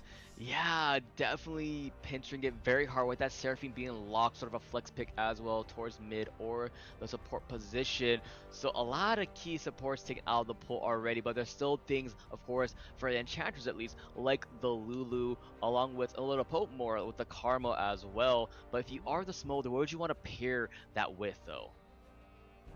I've typically seen Smolder paired with Warden champions a little bit more. Okay. And that's just because if you pair it with an Enchantress, you're essentially conceding lane. You know, you don't really have that death pressure on the other side. You're kind of just playing the scale. It is safer, but we've seen so much of the 4-man dive coming out from Expedition 808. It's a little bit worrying. I kind of do like the Lulu. The Polymorph eliminates one of the people diving, makes it harder for them to escape if they have to turret aggro. Also does buff, I believe, the Smolder Q with the Glitter Lance, so does work out a little bit there. Yes. And in terms of Expedition 808's kind of idea of what they want to do here, now that the Lulu is taken away, combos like the Varus Lulu are unavailable. Combos like Lucian Nami unavailable because they banned the Nami themselves. Combos like Ashe Seraphine also banned themselves. Yeah, the Yunara Lulu as well. Yeah, they might be opting in for something a little bit safer, maybe even a Sivir just to match the hyper carry. Perchance, let's see what they. I know earlier we did see the hover coming out for the Kog'Maw coming out, but it is going to be the Varus still. The question is though, what type of Varus will we be seeing? The lethality one, which we didn't see too much of yesterday. We mostly saw the attack heavy ones, or attack speed heavy ones, sorry. The question is though, what it would be. On opposite side though, as we do want to see what that last pick will be. Oh boy. Hey. Assuming this is going to be the mid pick for Jaego, or it's a Smolder mid, and they're going to play hyper carry with a Jinx Lulu. That's actually pretty interesting. The dangerous part about this, if they choose to do it, if they choose to put the Smolder mid, is now their damage profile is entirely attack damage. That means plated steel caps for Expedition 808. That means stuff like Deadman's Plate and Thornmail are now going to have a lot more value than you would have originally anticipated, but they decide to take the 2 hyper carries. They're deciding to scaling for late. They're keeping their identity from game number 1 with tanks in the front and tried and true in the back. Expedition 808 are going to have to look to tear this team comp apart, which we saw them do really, really well with the Irelia and the Vlad buying space. It might be the same for the Maokai and the Udyr this game. Yeah, we did see, I'm not mistaken, we saw Maokai in one game yesterday. It was in a support position, did not have the best time, but the saplings was where it came out huge though, especially when the junglers did try to come for some sneaky ganks. It either spot him in the tri-brushes or even in the sneaky brush ones in that bot lane. So the big thing you have to point out is where the sapling usage comes out from the blank here and as a support, because we're all assuming it is going to be a support Maokai. Yeah. Be weird if it wasn't, but anyway, like you mentioned, it is going to be a lot of AD threats. Question is though, how if you are on the side of Team Expedition, how are you going to play around that? Because I do believe Tosi, if I'm not mistaken, does go for more of the damage oriented build on the Udyr, I want to say. Yeah, and I think any opportunity you have to kind of glue onto the double 80 carries of League United is going to help so much. I mean that even just in the sense of if Toasty decide to just run up and then use the Phoenix stands, that slows, you know, the 2 carries, which makes it a lot easier for the gap closing. It's really going to be up to Bob and Kakao here to buy that space and make sure that their backline doesn't get dove. I think what is going to have to result from this then is a lot more defensive uses of the Call of the Forge God and of the Cyclone coming out from the Wukong just to zone for these 2 carries. And of course, Smolder has a bit of an easier time scaling in the mid lane. The lane is shorter. The flap's able to get him out of harm's way a lot easier. I know they made the caster's life so terrible when they made the Smolder. Come on now, we can scream mom, and it's for the video game instead of actually screaming for your mom. It'd be funny if you scream it and your mom does answer you though. I've definitely not had that happen to me before. Yep. We'll see if it does. But we'll see. I got a question to you, Henry. Who do you think will be the first upgrade for Team League United, though? Oh, that's a tough one. I'm gonna say right now, if it was my opinion, I would probably give it to the Sivir. The Smolder doesn't really need the upgrade. Because once the Essence Reaver is finished, it is pretty self-sufficient in terms of mana pool. It doesn't need the extra stats coming out from the Ornn upgrade in order to make it more sustainy. I would say, if anything, the Sivir might benefit from having more AD on the Ricochet, having more attack speed to get more Ricochets out, things like that. Versus Smolder, maybe a little bit more ability haste when Smolder innately builds quite a bit of ability haste. Ability haste has this sort of, the more you have of it, the less effect you have, sort of like how resistances are in this game. So I probably give it to Sivir first. If not seeing the Sivir by level 14, not sure what's going on over there, then maybe the Lulu, so you can have more heal and shield power. Hey, you gotta love when the supports get all the love at the end of the day. But to see how this will play out for both of these teams, though, especially the top lane matchup, we did see last game, it was that tank versus the sort of you don't really expect to see these picks at top lanes. Dylan Kira has this way of playing around. First, we saw the Vladimir in game 1. Now the Kale in game number 2, opting more for the fighter approach than the tanky approach. And I want to say, I know it's Kale. I know Kale has, you know, haha funny. They recently changed, I guess not that recent, but they changed Kale to swap the level 6 and level 11 upgrades. So now ranged Kale actually happens at level 6 already. And you get the waves from your auto attacks at level 11. So because of that, there is this, you know, small window of opportunity where Bob can kind of take over the lane and zone it out, maybe freeze the lane against Heart so that it makes it a little bit harder to farm. You also really can't underestimate the amount of damage that an Ornn can do at level 3. The Bellows Breath, the Searing Charge, everything chunks you for percent max HP, magic damage. And so I don't think Kale's going to be building Wit's End first, so it's going to hurt, you know, and that's something that you got to keep in mind. If your Heart, your goal is quite literally just make it to level 16 so you can start dishing out the damage alongside God Yapper. It's not really about putting the Ornn behind, it's making sure you don't fall behind.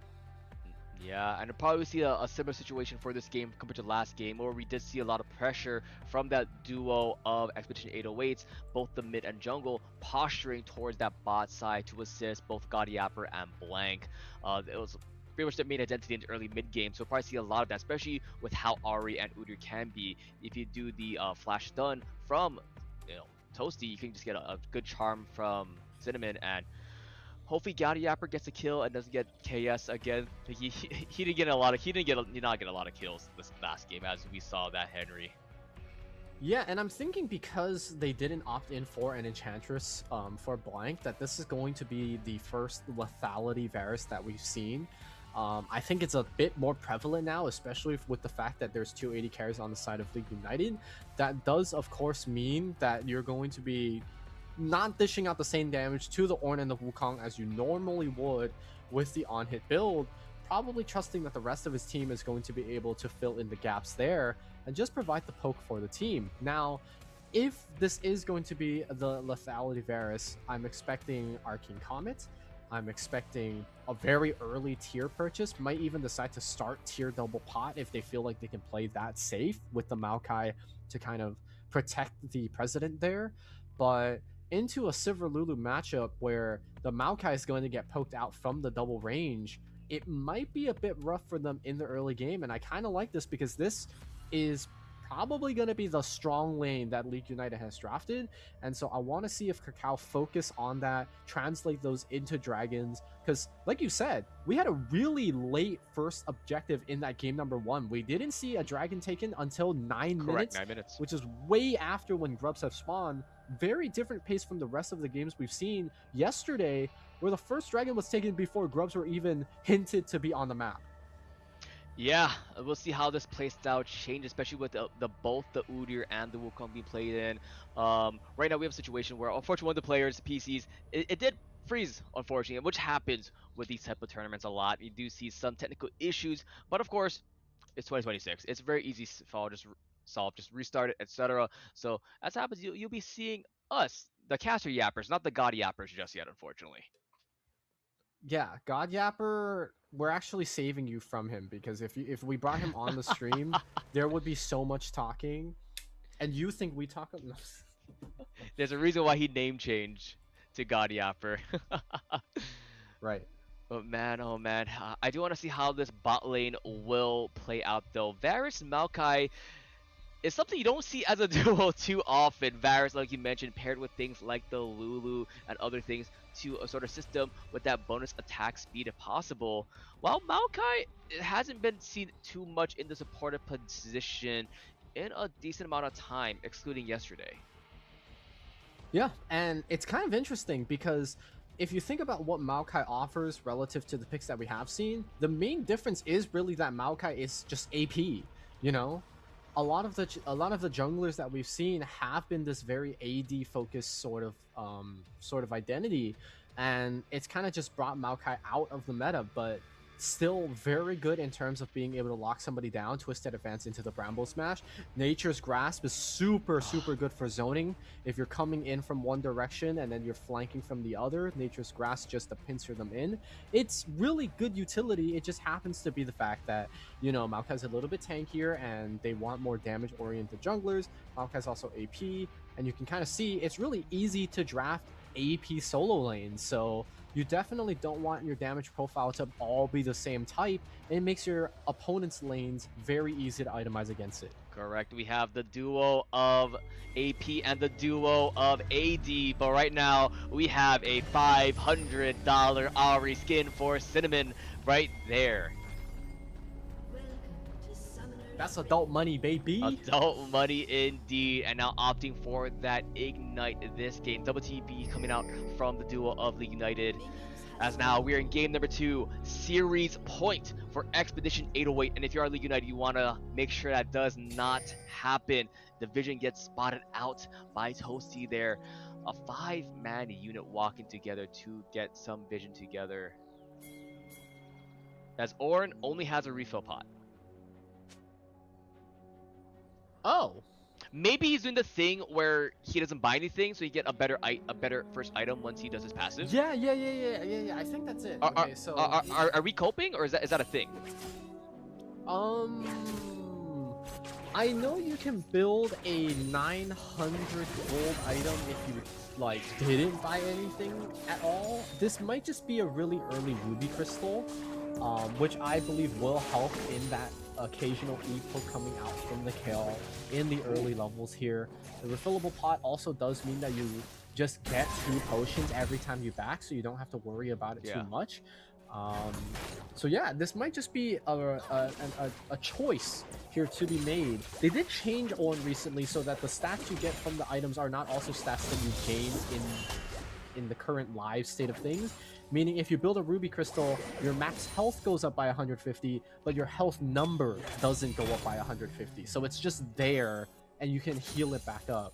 Opting in for the Doran shield. Oh, wait, okay. Wait, yeah, we were informed by our producer he had Airy as well, so that's not normal for Orange unless we don't know anything. Okay, yeah. This is some Orn tech. Support Orn, maybe? I want to see what the yeah, we need to see the what item. the secondary is. Oh, so if the secondary is Resolve and he took Font of Life, he might be considering to be like a CC chain and then provide healing for his team that way. Maybe, but I do want to point out bot lane though. The big thing, of course, is going to be that. But Orin though doing some damage on Dylan here already. Hard. Oh, not in a good position. But Orin's out of mana though, Henry. Oh. He tried to vision toggle there. Wait, the summon Airy does so much extra damage. Airy gap. With the Q. Yeah. He has backup. I mean, but if he wanted, if that was the goal, why not go Comet? As we say that, hold on, Wukong in pursuit. Oh, he went for the wrong bush. I think he underestimated how much distance the Kale would have covered there. Okay. Man, oh man. But while this happens, I do want to point out it is going to be a cleanse as well for What Your WeChat this game. Early on, we saw the pressure coming out from the Lulu, especially with early Lulu. You start Glitterlands first and you apply pressure to that, but the flap like you mentioned, coming in dividends for this team. Okay, now in pursuit. Actually jumps on the Jaegel. The Ignite from the Ari secures first blood. Look at that killer instinct coming out from the family duo of Expedition. I don't see a Kai'Sa there. All I saw was that Ari Henry.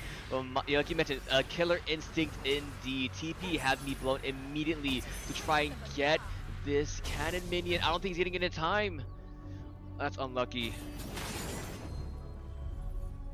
I mean, the wave just crashing is so bad for Smolder because that's just stacks that you're losing. The first, like, I would say 75 stacks are always the most grueling one because your cooldowns are long. You don't have that AoE until you hit 25.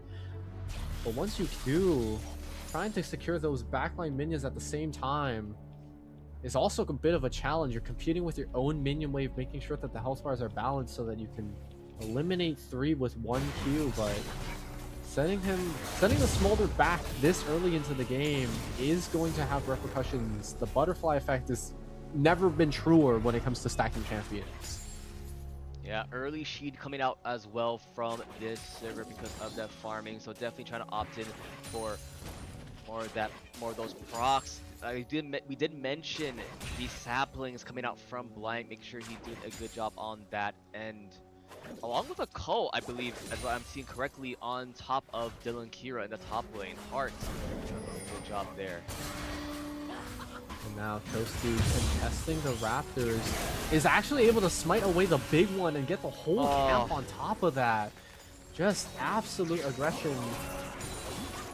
This is what we mean. It's these small things, these minor trades going on here. The difference of a smite is the difference between 8 farm now between both junglers. Right this, but here comes Toasty and Cinnamon here. Okay, yeah, 3-man coming out from the top side. Does have the ult from the KO, so there was no way in hell that Bob was able to get a kill to begin with. And this 2-man unit, man, they roam, they work, they are always together. It was the same in game number 1. These two, the catalyst for success on the side of 808. Yeah, catalyst for success. And meanwhile, that's happened. We will be having an early dragon coming out from this team that'll potentially... yeah, early dragon being started up now by the team of League United. Blank on the side. Here comes Cinnamon. Question is though, Toasty will be there as well. Engage coming in, Henry. Yeah, and only mid-laners have ultimates right now. We're seeing if the charm is gonna land. It actually does. Forces the cleanse out from the Sivir, but already... Wait. Sivir lives. Udyr's gone. Wait. Okay. Expedition 808, they have to peel back. They don't have a smite anymore. Oh, what's your Cacao flashing forward? Secures one onto the Varus, actually. That is a big game win for them. What a catch of the day. And that ties it up 2-2, but those were both very signature picks here on the side of League United. But that does make sure that there is going to be no dragon start up by League United. You do see already a lot of AP magic resist being built up by this top laner in Bob. Already making sure he tries to stay alive, and a third of the HP gone already. You gotta love that pass from Bob. Wait, Cinnamon just solo kills Diego. I'm probably getting a little bit too overzealous there. It looks like the ignite was blown out as well, so part of like a cheeky charm into some tower shots is my guesstimate there. Yeah, not sure what happened there. I mean, it's funny because ADCs will always be like, how did this mage kill me with just an item that gives mana and barely any AP? But, you know, ADCs don't really have that much damage early on either. And unless those stacks are proving to be pretty high, Smolder doesn't really want to look to fight, likes to poke quite a bit. And so one of his favorite matchups would be like melee supports if you're able to stand within the wave and not get punished that way. But fighting against a ranged matchup in that Ahri makes things quite difficult. I'm assuming Hollow Radiance may be coming out for the Ornn, or maybe even a Canic Rookern even. Ooh, we'll see what the rest of the components come into play for that one. Heart forced to flash away as well from this Ornn engage. Speaking of engage, there goes Blank. Sort of tossing Sivir the wrong direction, unfortunately there. They wanted to buy some space to make sure that the Sivir couldn't get the cannon, but then the aggro kind of redirected. Toasty still has Phoenix Stance available. Cinnamon again, first to the realm. They actually knock up the Ahri. Double knockup forces the Spirit Rush out. Mom being called up doesn't really hit anybody, but Toasty lower and lower. What's your Cacao taken down first, and now that's an extra charge of Spirit Rush for the Ahri. Are they able to make anything of it? Diego on the wrong side of the rift. I don't think they we're keeping track of him. Actually, Hart now wards the Banana Brush, is aware that the Smolder is behind enemy lines, is he able to win that phase? Is Polymorph, so prevents the ultimate from coming out from the KO. Traded for the Ornn, but Jaegel flashing forward into Cinnamon, who has double bus flashed away to get the Orb of Deception in the right angle.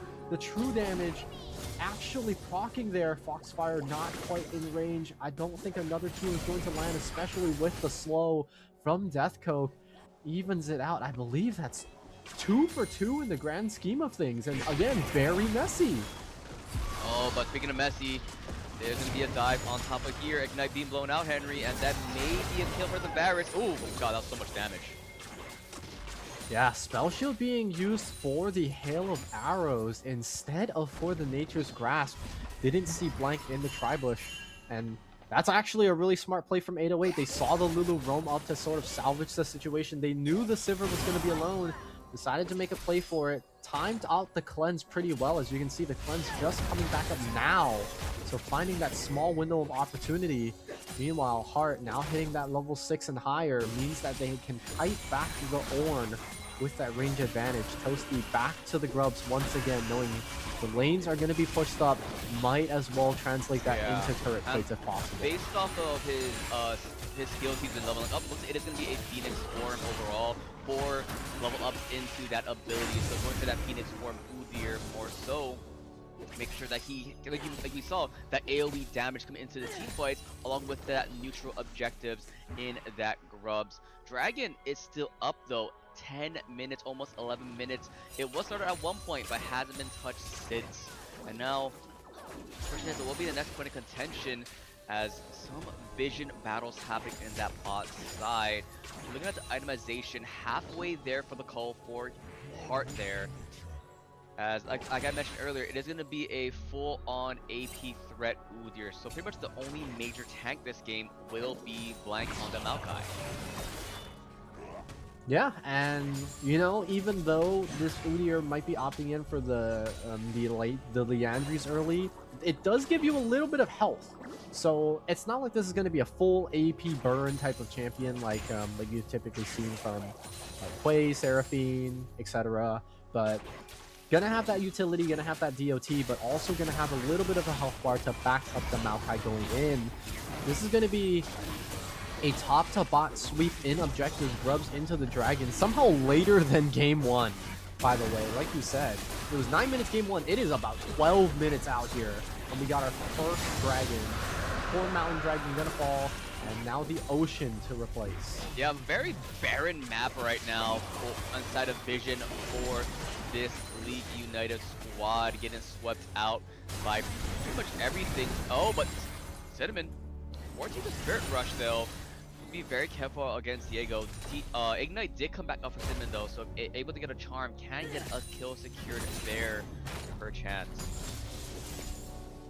Yeah, now that Essence Reaver's completed for the Smolder, the mana is gonna just not be a problem at all from this point onward. And so extended trades is now the name of the game for Smolder. It just means more stacks. If you can land the Q directly on the Ahri, it is a lot more damage than people typically think of for a Smolder. Especially as those stacks go higher, the damage does scale. And Wukong coming in for a gang polymorph here in the vicinity. Nature's Grasp to slow the rest of the team down slightly. Cyclone finally on the front 2 people, but Toasty burning down the Wukong. 3-man Cyclone to try to stop anything. Western WeChat is not able to close it out. The barrier coming out from Godjapper still had that in his back pocket, and now they are running down the Lulu. It is 2-0. Toasty to the answer, and they come out on top. Yeah, the call for Toasty was there. Now they're just gonna get some more plating in their pocket, especially for Godjapper to build up his gold lead here. Up around almost 20 CS right now. And Blade of the Ruin King. But meanwhile, top lane, solo bolo for Bob. Right now, he is Bob the Builder, just building up a lead against Dylan Kira here. Does complete their item as well for both of them. Yeah, and the Kanev Rooker completed means that is so much extra damage mitigated. It's like an extra artificial health bar specifically against AP people, and that is exactly what Kale is. But I want to point your attention to the fact that, you know, Bob did use the Call of the Forge God, but you can still see the ultimate for the Kale was left available. Opting not to use it, just conceded that solo bolo, like you said.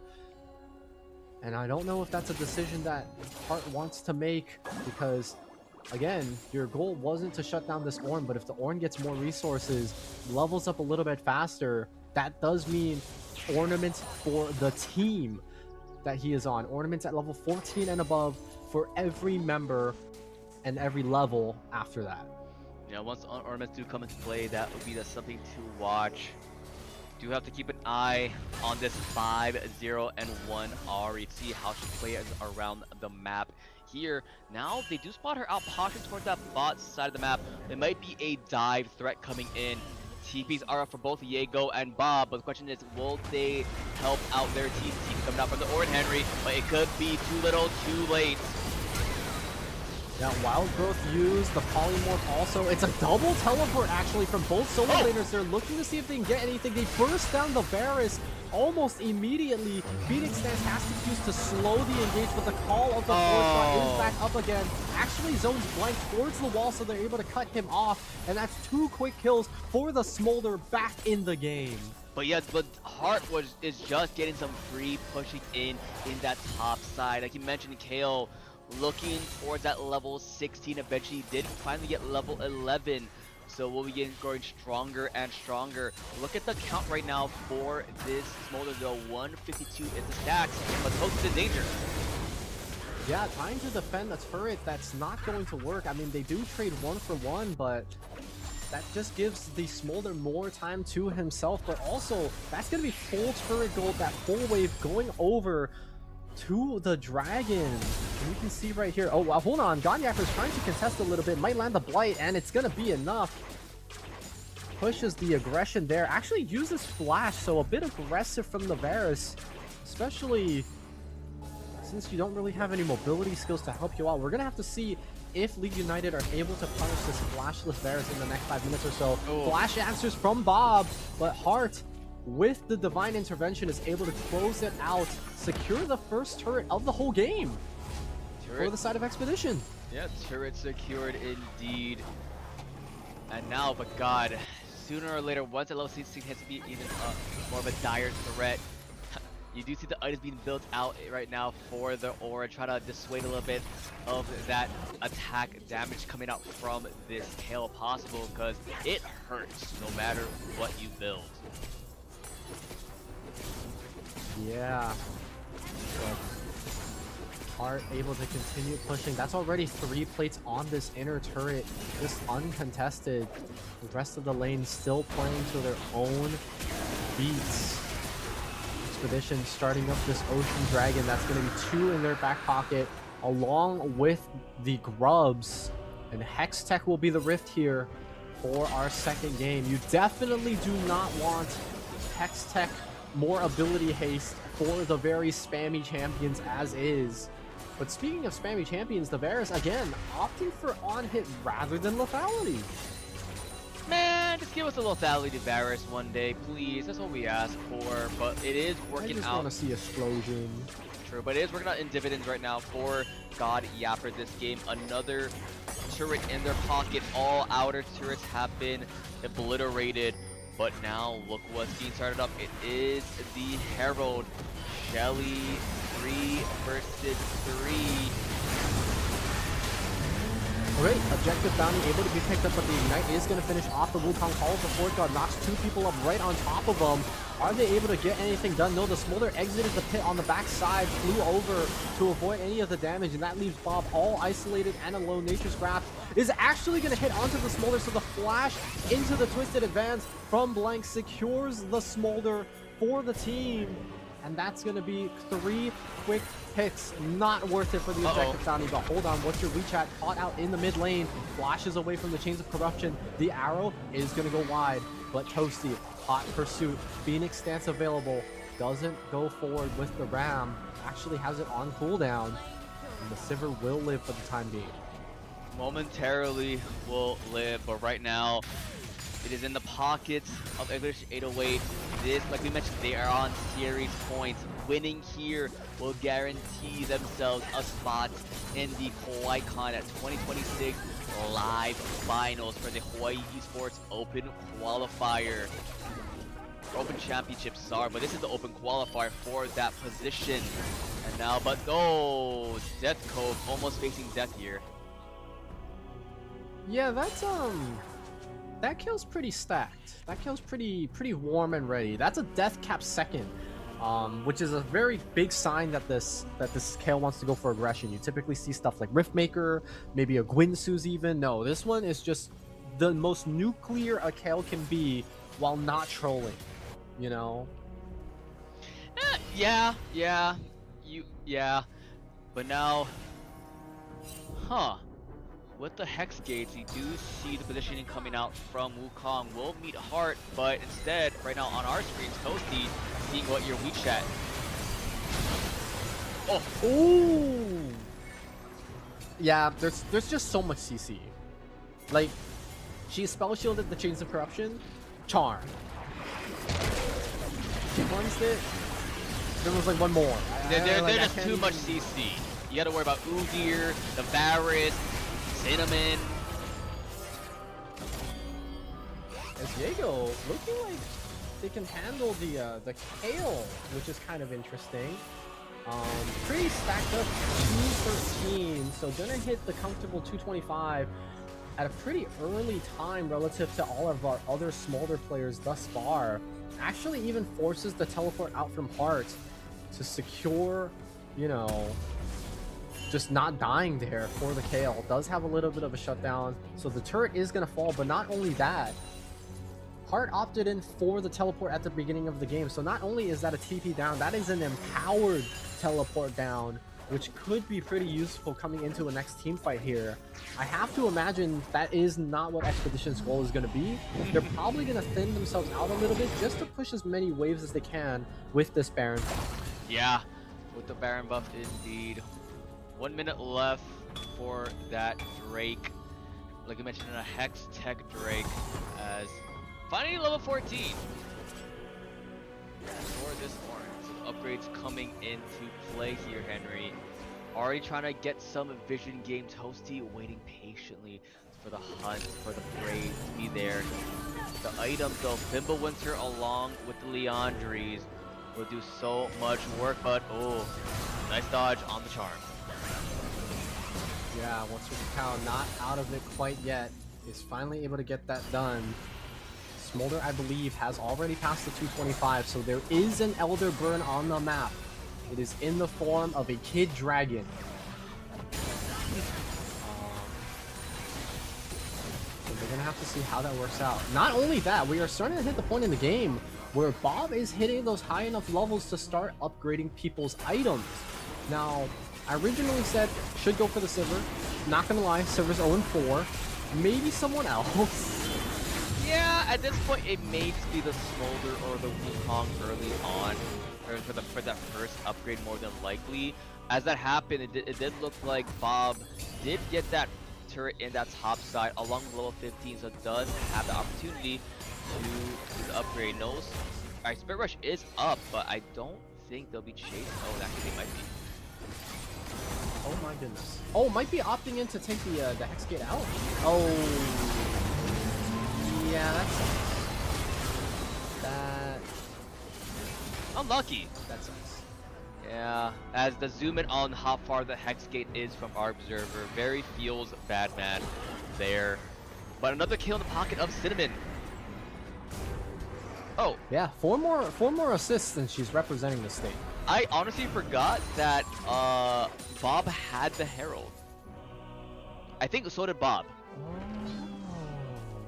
Oh, you know what he should have done? He should have summoned the Rift Herald and Tokyo drifted. Also, is that Sivir in there? Okay. Would have been a disaster if Sivir did go into that Rift Herald. So, Rift Herald not gonna equate too much this game. Okay.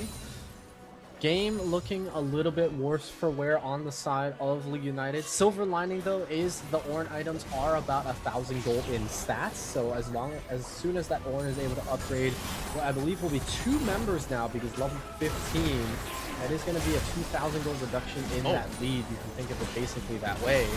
They do have to be out of combat for this to happen, but it looks like there might be a fight ensuing here. Knocked up onto the Maokai, but the charm onto Butcher Cow basically prevents the Cyclone from buying any space for that front line. And now Bob left alone to dry. Toasty just running forward with the Cryo Phoenix field. Smolder killing the Kale on the other side of the map. Yeah, probably a dive attempt to try to do another flash ultimate play like we saw earlier on top of Bob that Heart did. Unfortunately not coming out just yet, but 2 versus 4. The Achu not equating too much at this time. Knocking on the gates of the base. Looking for that sweep to make it into the Kawaii Kon finals. Smolder definitely a force to be reckoned with. You can see it right there. Just the threat of the Elder Burn, very scary. What's your Kakao looking for a little bit of revenge, but so much space has already been bought by Expedition 808. Are they looking for a TP play from their Ornn potentially? I don't see any wards that the Ornn can pop in on.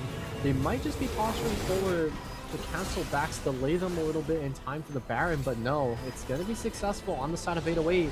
An unsuccessful chase from League United. Yeah, unsuccessful, unfortunately. Because now, let's see what they'll do, Henry. A minute for the Baron. And if Baron gets taken by Expedition, along with another clean sweep, that could be the game. That could be it. And League United would be looking down, playing another series against Pokkake for the final spot at the Kawaii Kon finals, like you've been saying. And it would be the only team to play 2 series here today on the League of Legends side of things. I don't know whether League United want to give up. I think they're going to be given this Dragon, and then Expedition might just go for the Baron. They might even try to burst the Baron in time for the Dragon and try to get both. Then they would have the Soul and the Baron already an inhibitor down on that bot side too, pushing against League United as we speak. It is possible, Henry, especially with, you know, Kale, Varus, along with the Kale, you know, and the Udyr, sorry, they can do so much DPS on top of this objective. And yeah, they're just gonna rush down as a unit. Sorry, Blank, you're gonna have to walk around. Man, you can't even Umbro Trust, or you can't even Twisted Advance into it. No, you know what? It's too far. Just flash the wall. Oh. And yeah, now they're gonna run their way straight down. It's half a minute. They have enough time to make it into the pit. A couple people are taking the reset.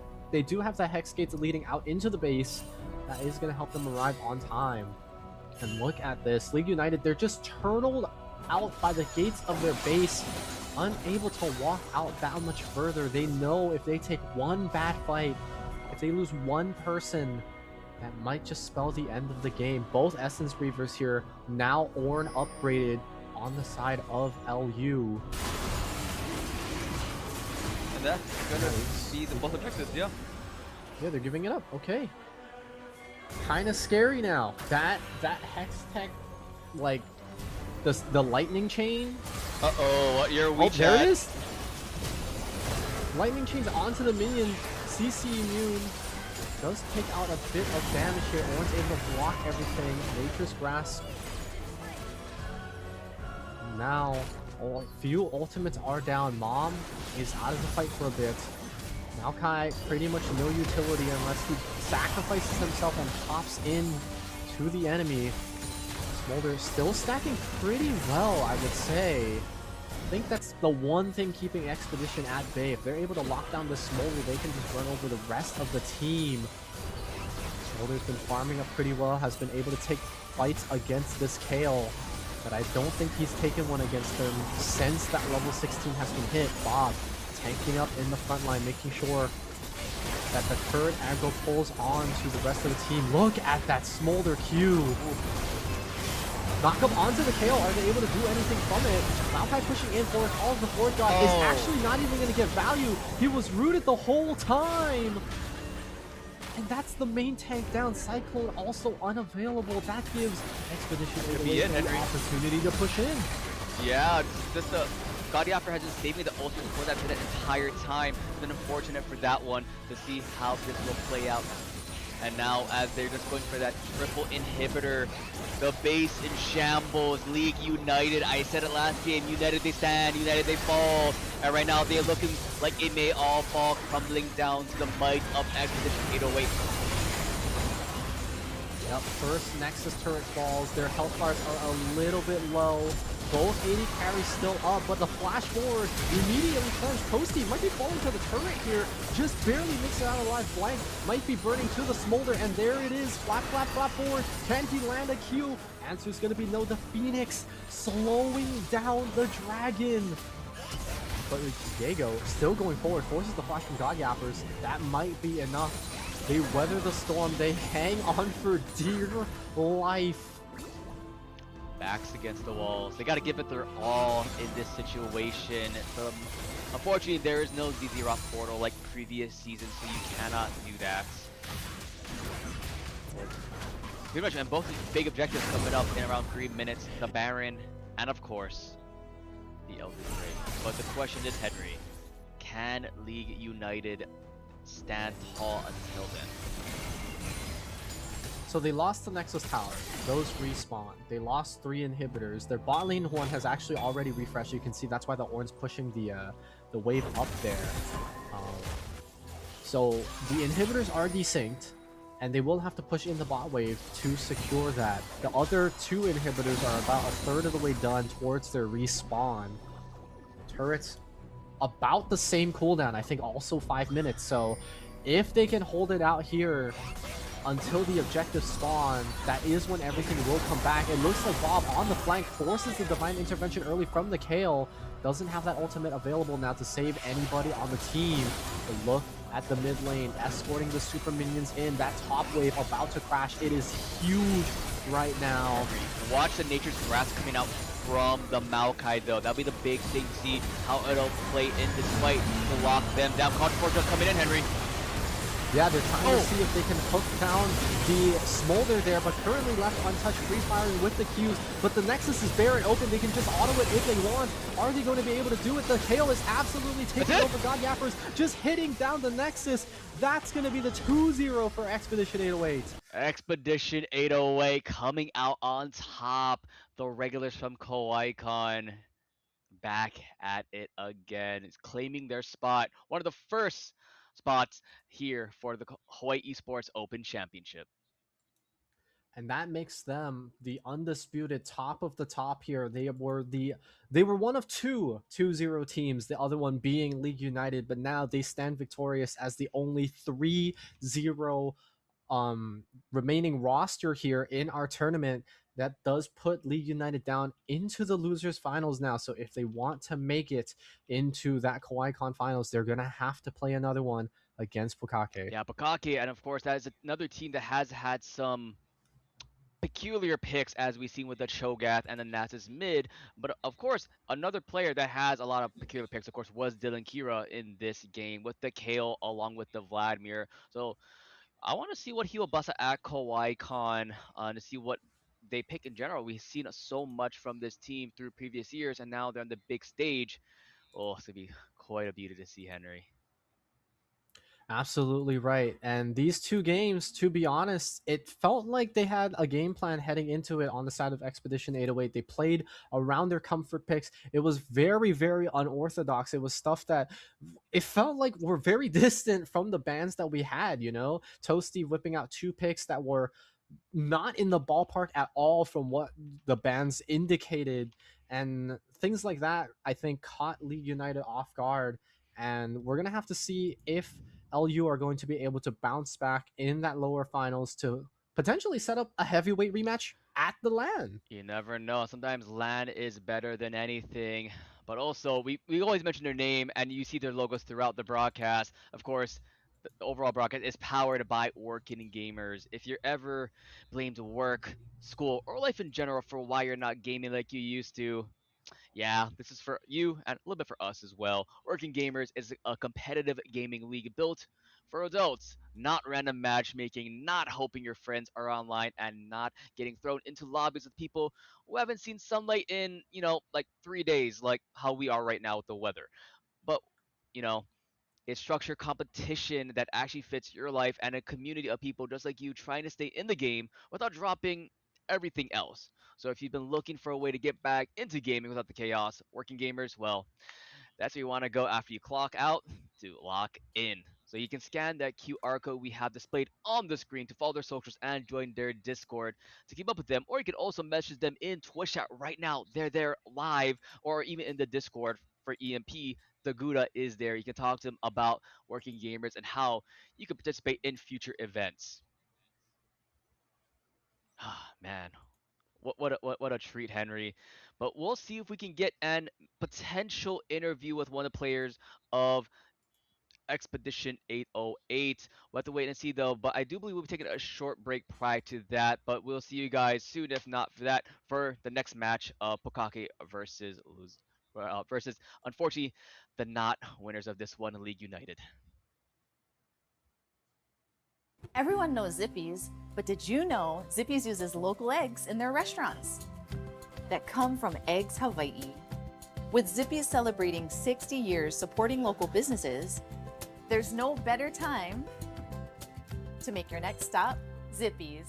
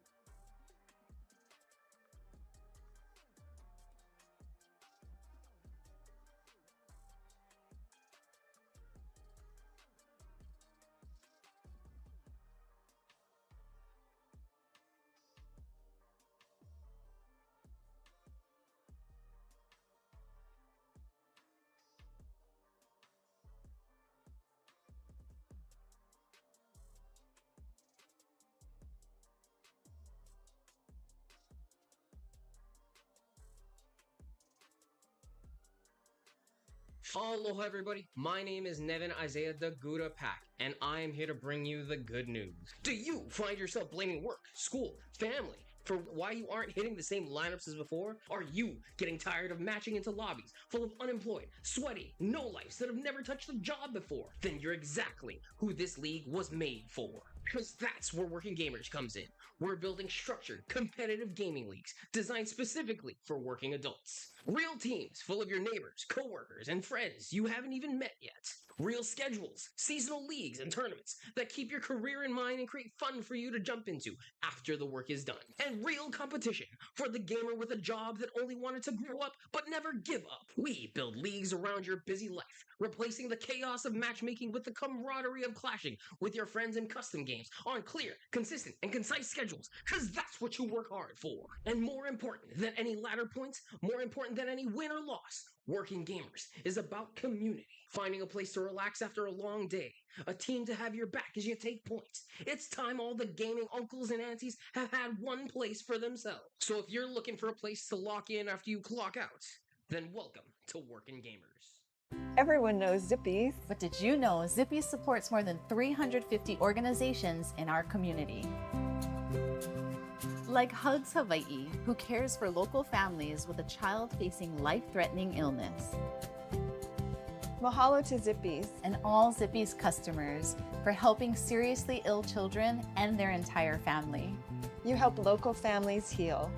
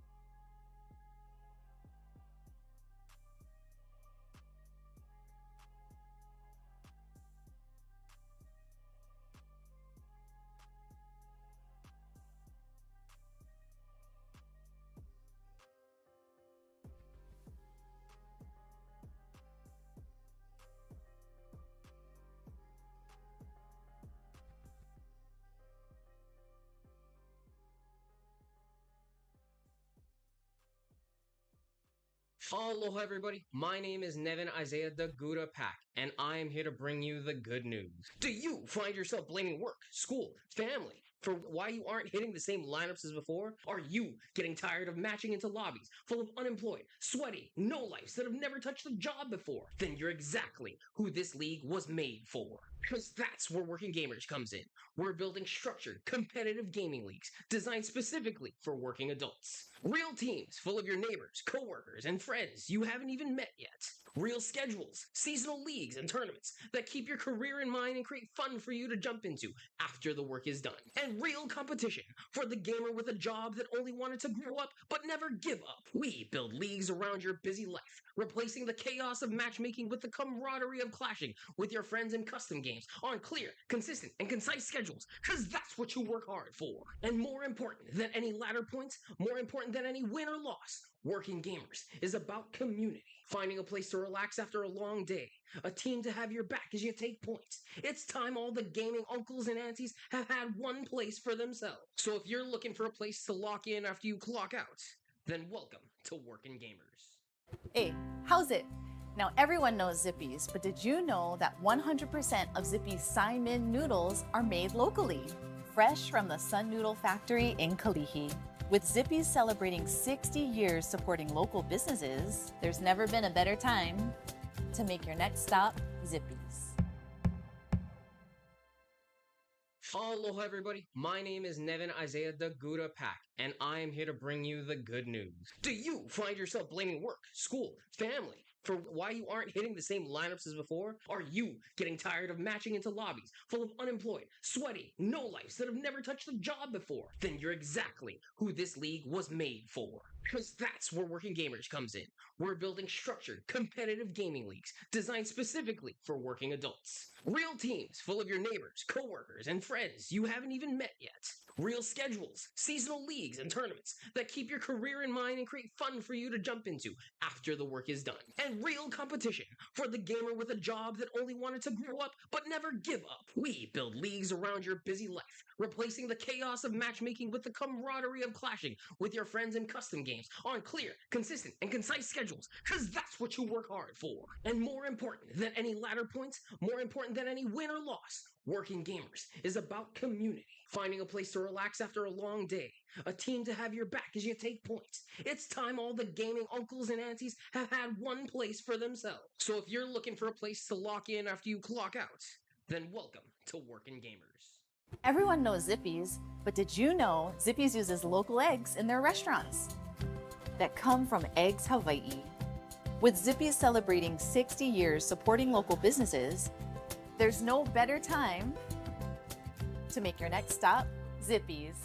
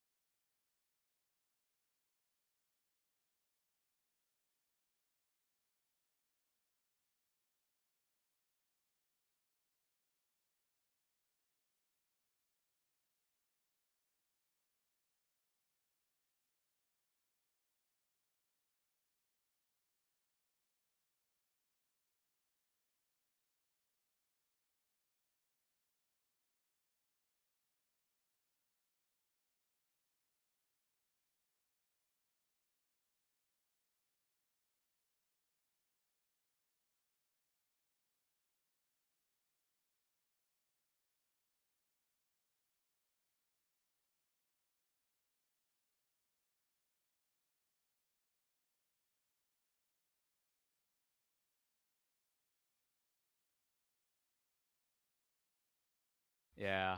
I want to hear this. I think you guys both have your strengths and weaknesses. I would need to see your support more in order to make that Yeah, decision. it has been a while since we played League of Legends, Cool. Yeah, it has been a while. But hey, props to you guys, did a good job in the bottling together. I'll say Oh, that. yeah, Koyivi did a Yeah. crazy job. Yeah, he played extremely well compared to when we did our flex practice games. But yeah, so like watching him play in this series was low-key kind of insane. He played out of his mind. Okay, and honestly, great way to let Leighton down, just to say that the torch has been passed. But yeah, I mean, congratulations on your series. Like you said, you are kind of free to, chill out and enjoy the rest of your day. Might be an opportunity for you to tune in to the next one, just so you know who your opponent's going to be heading into that KCON tournament. But yeah, anybody you want to shout out in particular? Anybody you want to reach out to? My family for letting me play today, my work as well, and most importantly, my friends who allowed me to play in this tournament, who Tracy, Dylan, Nick, and Kaivi, and Tanner for helping us out. And you guys for inviting us to this tournament. Thank you. Yeah, no problem, Kua. Well, hope you have the rest of a good rest of your day. And if you do tune in, hopefully you're watching closely. But you have a good day, Kua. And You too, I Layton. think you had to work today, so get to work, okay? Oh, I don't have work today. Okay, I was you able called to out. line it up. Okay. Well, you have a good one, my friend. You See too, you brother. around. See you, Layton. See you, Henry. All right, thanks again to Kua there. And yeah, our next match is for that final spot for the League of Legends side, Henry. Anything you're expecting? You expecting a lot of wacky picks coming out from Tenka again? I'm gonna be honest, it's kind of, this tournament's kind of been the story of one person gets really fed and it's such a niche pick that nobody knows what to do against it. And I think that's kind of been a very easy way to win it out. I'm not sure if Tenka has anything more up their sleeve. If they do, I feel like I'm a little bit more nervous than League United. In the sense that, like, we've already been caught by surprise many times, and I don't know how much more you can reinvent the wheel here. I'm gonna be honest. Yeah, we have to wait and see what happens. There's a lot of things that they've been scouted out already. Because like we mentioned, they've been on broadcast so many times that a lot of people know how they play already. And if you're League United, you're taking notes of what they have played, looking through to see what they can play and what's more.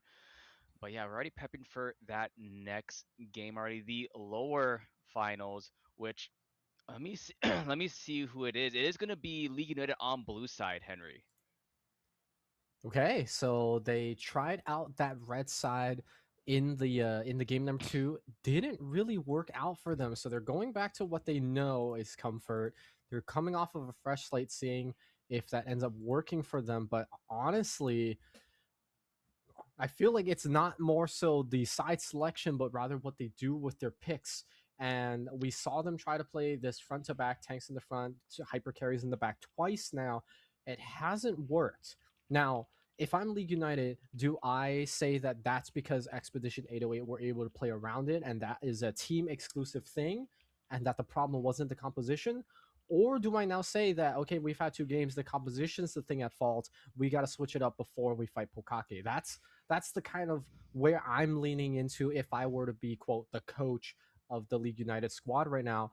If I'm Pokkake, I heard some of them were watching the first series, so they've been taking notes. They kind of have an idea of what to do, and we're going to see how well they utilize that. Yeah, all right, solo away, and we don't even know if they were playing any games prior to this as well to warm up their hands, because especially if you're going into a series, often not doing anything, if you're going to be cold, it's always a little detrimental, like we mentioned. 2 games already for League United, so they're a little hot in the hands right now. No cold, they got that flow state going in already. But does Tenka and Co have that flow state ready to counteract that one? We don't know just yet, unfortunately. But who? I just want to see what Tenka's gonna pick this game. It's gonna go for standard or wacky. So far, we've seen 2 stacky champions. Cho'Gath with the ult, Nasus with the Oh, Q. Is that the theme here? so Because Vagar there's not, next. I was gonna say, there's not a lot of weird stacky champions Oh, that you could still do, because like Vigar, Asol, they're pretty normal in the mid lane. They're not necessarily anything that would surprise the enemy team as a mid pick. Um, yeah, I'd have to think about it, but Scion mid. maybe. I literally just Ooh, googled champions that stack in League of Legends, and Draven ooh. mid. But would you not give Scion to your top laner for that Empower TP shield? You know what I mean? Like there are these extra things that you True. kind of do have to consider. We're gonna have to see what Tenka's been feeling, and whether League United are gonna have an answer to that. To be honest, where the game state is right now, because we haven't seen League United up until this point, it kind of feels like their first impression that we got of them is that they are supposedly like lower in seed, but that's only because they comparatively lost to the other heavyweight in a 2-0 fashion. We don't have another example of them, you know? Like, this is just very biased sampling based on the 2 games that we've seen thus far. We have a lot in terms of what we've seen from Pokkake thus far. We saw their lows, we saw their highs. Maybe League United have a better read of Pokkake because we've seen more games of them on stream. But Pokkake do have the recency bias of they now know how to beat League United twice because Expedition 808 just did that.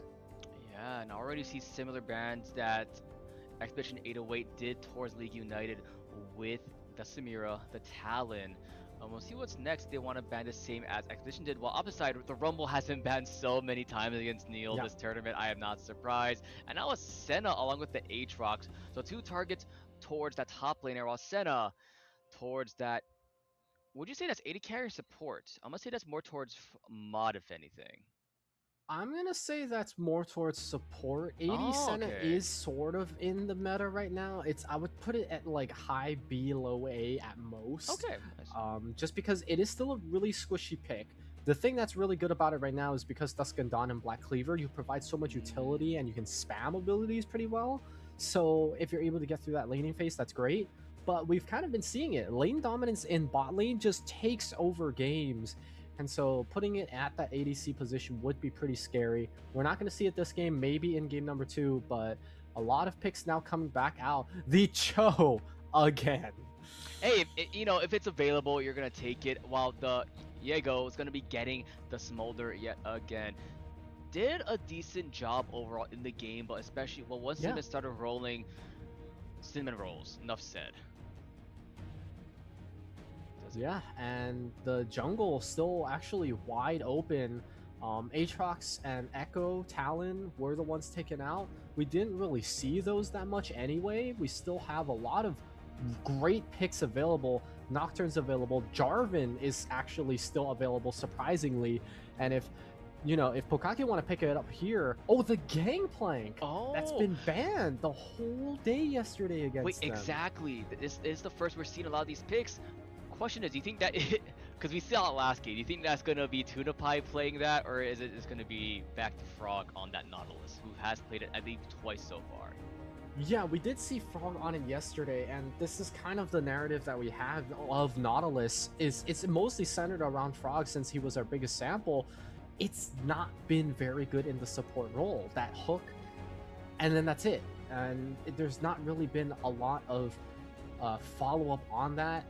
It feels like Nautilus support is a unidirectional pick. You just kind of just go in and the chips will fall where they may. So I don't know how well versed TunaPie is in Nautilus. Again, it was a really niche pick coming out, from Toasty, but jungler's still wide and available. And this Yasuo ban is making me think that there might just be this, okay, let's let everybody get their pick of the litter so then we can have our strongest renditions of the compositions. There's the Nocturne ban coming out from League United, but if they trim the jungle pool here, I hope they realize that Mod is going to get that red 4 and they get first pick heading into the second half.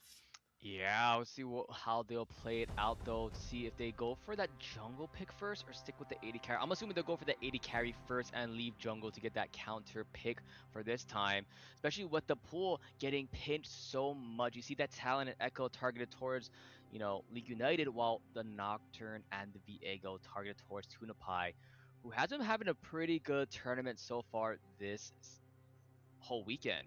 It is going to be a Hawaii for Mod, though. Okay, so I believe the Hui Nautilus lane was the lane that we saw, if I'm not mistaken, yesterday. That sounds was that very the familiar. First match, or was that from the series? I'm not quite sure, but this I think Mod was one of the players that was willing to play that that bot lane mage type of scenario it was here. Seraphine Nautilus they played in that first game, while in the... Let me see. Either way, still a bunch of flex picks going around, because if you want to think about it that way, it could be Cho jungle, it could be, you know, GP top, Hui mid.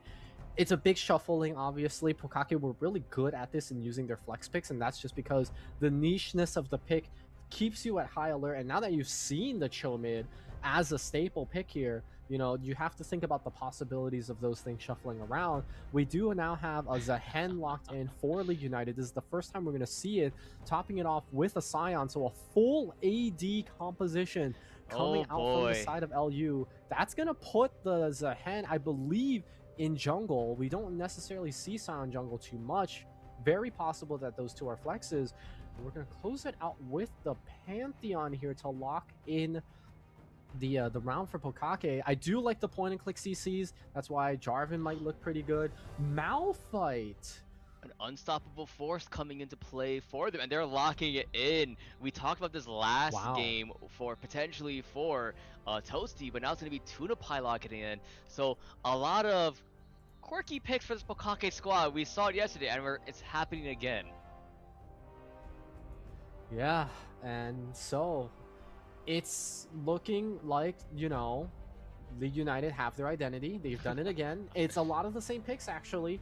I would argue possibly an upgrade in their tank and jungle from what they were given in their first series today. And then on the side of Pokkake, it's random BS go, you know? It's whatever sticks onto the wall is gonna be our tried and true. They have, you know, another mage with the Nautilus in the bot lane. They have the GP for the first time. That might be the thing that I really look towards, because Neil was saying, you better ban that. You better not let me have it. Let's see if all that talk was for something or not, because Sion's gonna stack one way or another, but if Gangplank can get those Silver Serpents early and get those upgrades, that ultimate is going to be so lethal. It's funny, actually, looking at almost all their games, the games that Team Pokkake have won have been with this mage bot lane, the Hui with the Taric in their game with the Nasus mid, and then after that they played Swain as well. So with these mage bot lanes, they've been prevailing overall. Yeah, and mage bot has that normal advantage over the marksman bot, because marksman now, I believe they were reduced across the board. They just have less magic resist in general compared to any other champion around level 1. Maybe supports arguably have less, but that just means every point of ability power that you build, every burn tick that you do, is just going to do more damage to the Zyra Khan than you can possibly imagine. So with that in mind, again, same plan as yesterday, or same plan as last series. Gleaming Quill gonna be able to keep the Zyra Khan lane healthy. Your goal is to mitigate as much damage as possible. Try to maintain, not necessarily even be in the lead, but just show that you can stay in tempo with Mod and Frog on this mage and tank matchup. Yeah, we'll see how they will play it out for this game. Now we get to see why this Gangplank has been banned every single game so far against Neil. He even spoke about it in the interview. Hey, banned by Gangplank. And now we'll get to see why, especially going against a champion like Sion, though. Technically, both these guys are stacking champions with the coins for Gangplank, along with the passive shielding and health coming out from the Sion. See how this lane will play out, especially with how Bob does play. I'm gonna assume that it's gonna be a little bit weird. I think Neo's gonna go for the ignite in the lane just to have that kill pressure. That does mean that when it comes to these team fights after the top lane quests are completed, it's going to be a really big health differential. The Sion is going to easily stack up to 3, 4, 5,000 HP. That's going to give an extra 1,000 or so on top of that empowered teleport shield. Meanwhile, Gangplank is just going to come into the team fight as he currently is, and he's going to hope the damage is going to be enough to offset that health advantage. The other side of things, you could look at Tenka, who might be starting that early Heartsteel again, might be looking to shut down the Smolder. We saw Tenka with, I believe, at the end of the game, about 7,000 HP. Yep. And so both sides are going to have their meat shield, their tank, their primary, absorb everything there. And then everything else is we're gonna see how that goes. Well, let's see how it goes out as we get into our game number 1 of the lower finals. One spot remains between League United and Pokkake. Only one can go on to the grand finals for the Hawaii Esports Open Championship.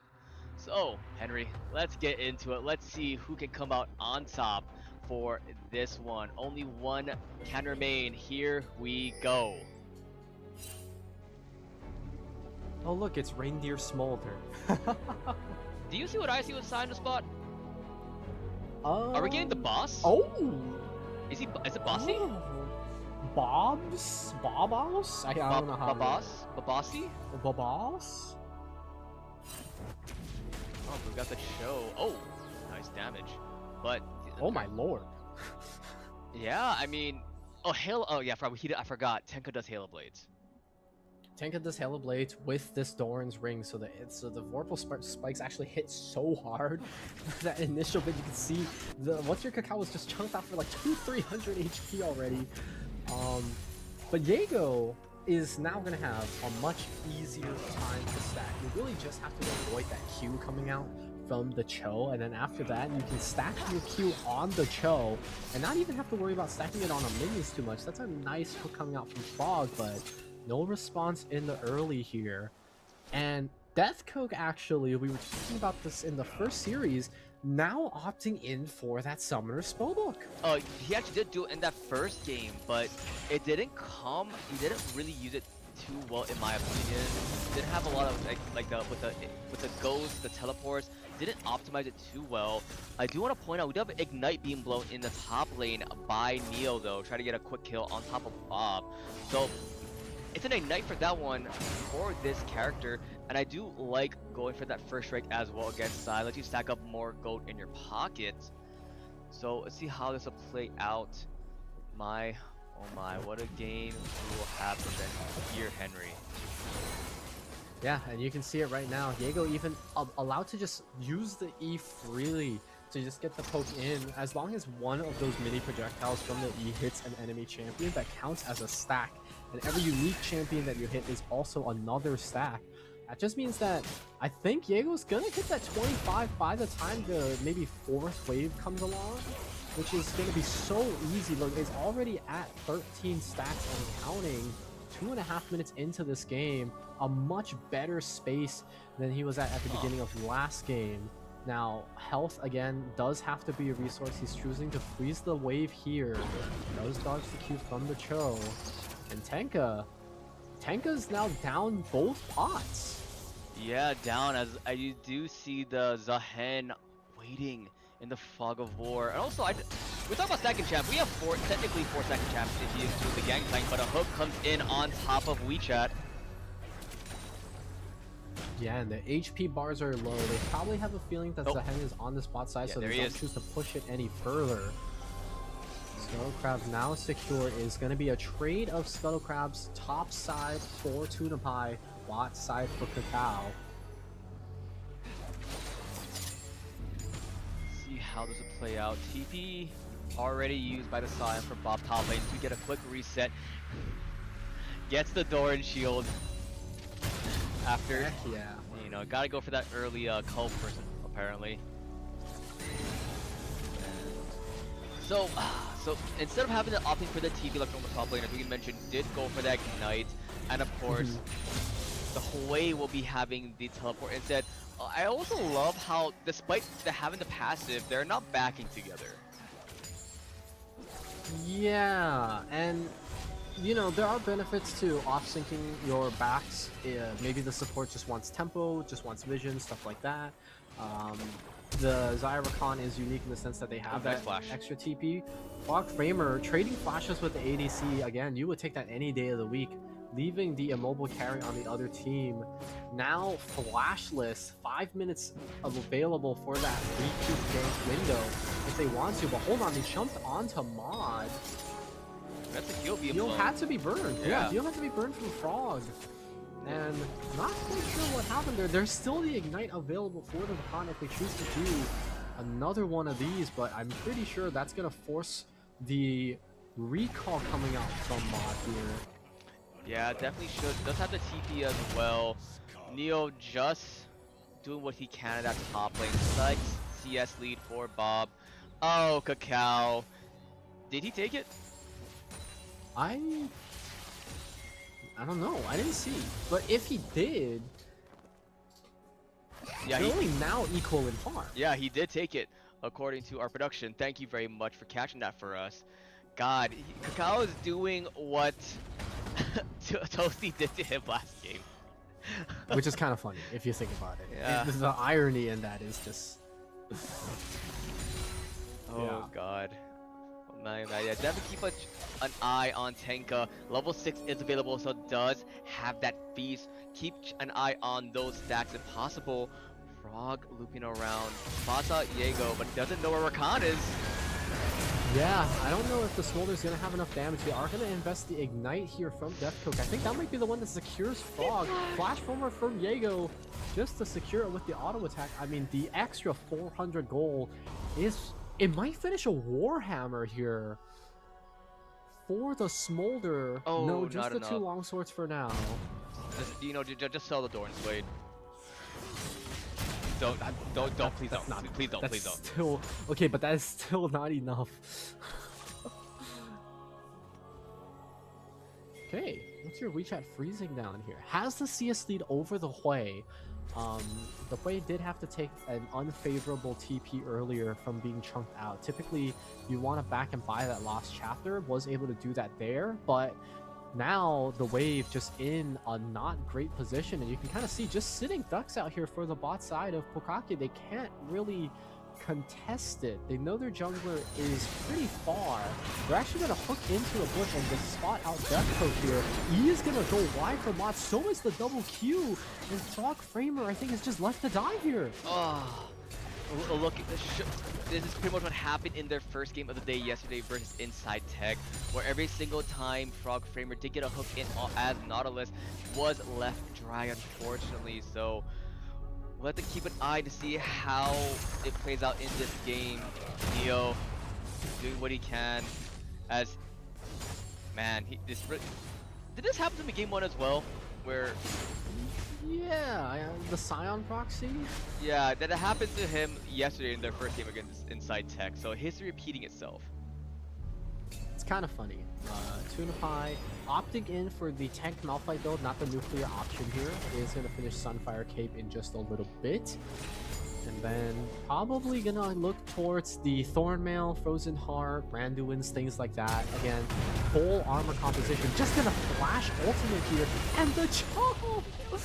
Not just that, they had the Cannon Barrage too, Henry. There was the whole Taylor gang was there to get that assist. Wait, I don't think, did the feast even go through, actually? Oh, you're right. That was just the E-proc. Unless we have a observer bug. Oh, hold up. Yeah, no, Oh, never mind. no, that's the yeah, feast, that's yeah, the feast. yeah, There it yeah, is, there it is. That was it. Well, so instead of eating a squishy dragon, eats a... Eats a Darkin. Yeah. A Darkin dead god thing. Silent Despair is going to land onto Deathcoat. Is actually going to finish off the kill there. Fox Framer potentially looking for another group, but the barrier coming out for the Zaya here. Now able to turn it back with the feathers. Has the Lethal Temple already stacked. And the minion wave doesn't even matter. What's your WeChat with the 2-0 start here? It's bossy time, baby. Bob the Builder. Instead of dismantling the top lane of Neo. And gave the He's minions proxying too. under a turret. Yeah, okay. That's a new one. Yeah, I've seen it all now. Man, 3-0 and 0 for what your WeChat. Having a better game. Oh, nearly 40 CS. Oh my god. No feast. Quickness. Okay, and now that space bot is Cho'Gath going to Flash feast. Flash feast to finish this one. It is. We both saw it. We both called it. We both saw. Once the flash comes up and the feast is available, flash silence feast, unable to do much. As Frog Framer starting the dragon. the support. Yes. This is not Not the jungle. this Nautilus, this isn't toasty. This is just frog. This is a frog, not toast. We have a frog, a tuna, and a toast. Interesting. Anyway. And a mod. And a mod. Mods. Phantom. As a hint there. Oh, nice pullback. Getting 2 of them. Okay. Pulls back onto 2. Procs to play passive on the Zen already. Ultimate's available for everybody. No, actually, the bot lane on the side of League United doesn't have anything. Hector going in. The first to arrive out of the mid laners here. I'm going to be called up. Actually does hit a couple of people. Frog Framer now at about 300 HP, but that, I believe, will secure the dragon.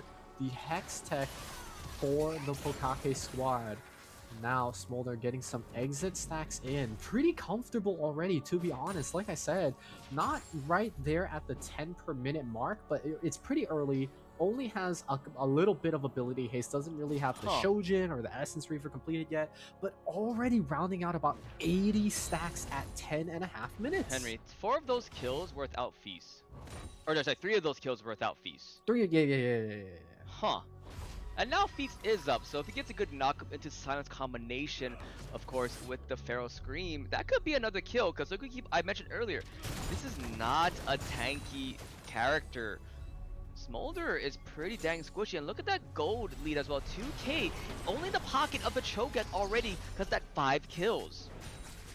Yeah, and I think the more surprising thing for the audience and the narrative here is just that this Gangplank is actually down, you know? Has been talking a lot, big game talk, you know, big talk about how this Gangplank sleeper pick has to keep it banned, otherwise protocol forward, Vorpal Spikes has to force the flash. Oh, Jaego is scared. Hey, if you saw what that man did to Team Solo Kitten yesterday, you understand. Yeah, that Diana. Yeah, so funnily enough, I actually did see their captain maybe next year at the Stardew Valley Orchestra last night, and his exact words to me were, I didn't feed the Cho'Gath, I don't know what happened. Oh, the bot lane ignorance is bliss tactic. That's my favorite too. Amen to that one. As the cull has been complete, by the way, for the Silence, so once they do back, I want to see how much goes in their pocket actually for Bob. Oh, 900. Bob has, yeah, not that much. So the gold difference is basically whatever is in Bob's pockets, so it's negligible for the time being. But the fact that, you know, there is just a lead there in the first place for top lane when Sion infinitely stacks HP. Okay. Oh, he's not needed. He's not needed. I think he just screamed at him. So constructive Asian parenting. Yeah, so Jaego screams mom, and instead of a mom, it's just Tenka appearing. Yeah. How many stacks did that say? 4? Okay, so 2 on kills and 2 on minions is my guesstimate. That is, yeah, I think that's the case. And this Cho'Gath, I mean, 2700 HP at 13 minutes with no pure tech item built already. It's deja vu. I swear I've been in this place yesterday. He went from just having a pro belt to look what he has now. Oh, wait, yeah, not deciding to build. Oh my god. Steel second this time. Actually gonna go for that like juggernaut-y AP hybrid. Maybe looking to Riftmaker, say, but a grand entrance and a quickness. I don't think that should kill. That was the Spiraling Despair, and there was despair, but I think that was coming from Mod's own mic for missing that. It's kind of funny that super telegraphed out of nowhere Rakano actually forced the Hui to ult there. Because now the Hui doesn't have that, you know? The kill pressure in that lane is effectively dead until that comes back up, unless they are below half HP. So yeah, I'm not sure. Yeah, as there's a grand entrance there, but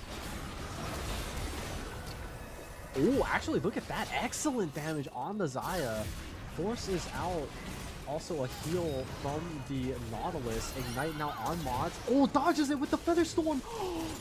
Hook coming out. Is it going to be enough? Oh, no Gleaming Pool recall. not available from Deathcoke to be able to heal up the Xayah. It's a trade 1-for-1, but I mean, if you're the Xayah, you've got to be happy about that. You got the kill on the way. The shutdown goes to the Nautilus also. Yeah, we see this Motor's body. We're not too surprised. Christmas is out of season. Yeah, you're like what, 4 months too late at this point. Yeah, as this is just dirty straight up the goal difference right now. That's so dirty. Our observer's having too much fun with that one. Just pointing out, not even just about to hit triple digits for the CS, the Malphite as well. Almost 1,000 gold lead as now TP's coming out for this one. There's Deathcoke, no smite for the Rakan though. No smite for Rakan. Does have support items completed. They're going to try to pull it out of the pit. Okay, they're actually going to give the piece over to the Cho, so they're saying they don't need it for this team fight. Huge 4-man charm into a 4-man mom, into the 3-man root. Coming out from the Xayah, is it going to be enough CC? The front line holding strong for the time being. Bob charging forward, is able to knock up Tune up high, but there's not much more to it. The flash forward from Deathcoke secures the 2-man knockup. The kills going to the carries. Tenka with another one to trade, but look at that 1,000 gold shutdown going to the Scion. Bob building up a lead for himself there, and Xayah, what you reach at the end, had to blow Flash and the barrier because he knew that Cho'Gath could still kill with just the Scream and the E and everything else. But another turret right now going into the pocket of Pokkake there. 2 turrets on the board for them. Oh, yeah, wait a second. And this knockup's gonna connect. Okay, just eats an orange. And eat oranges, guys. Yeah, eat oranges. Don't get scurvy. Don't get scurvy. That would suck. I also wouldn't know how you would be able to do that, but that would be impressive getting scurvy in this day and age. Yeah, yeah. Very concerning. I don't know if impressed would have been the word I used, but sure. Okay, worrisome.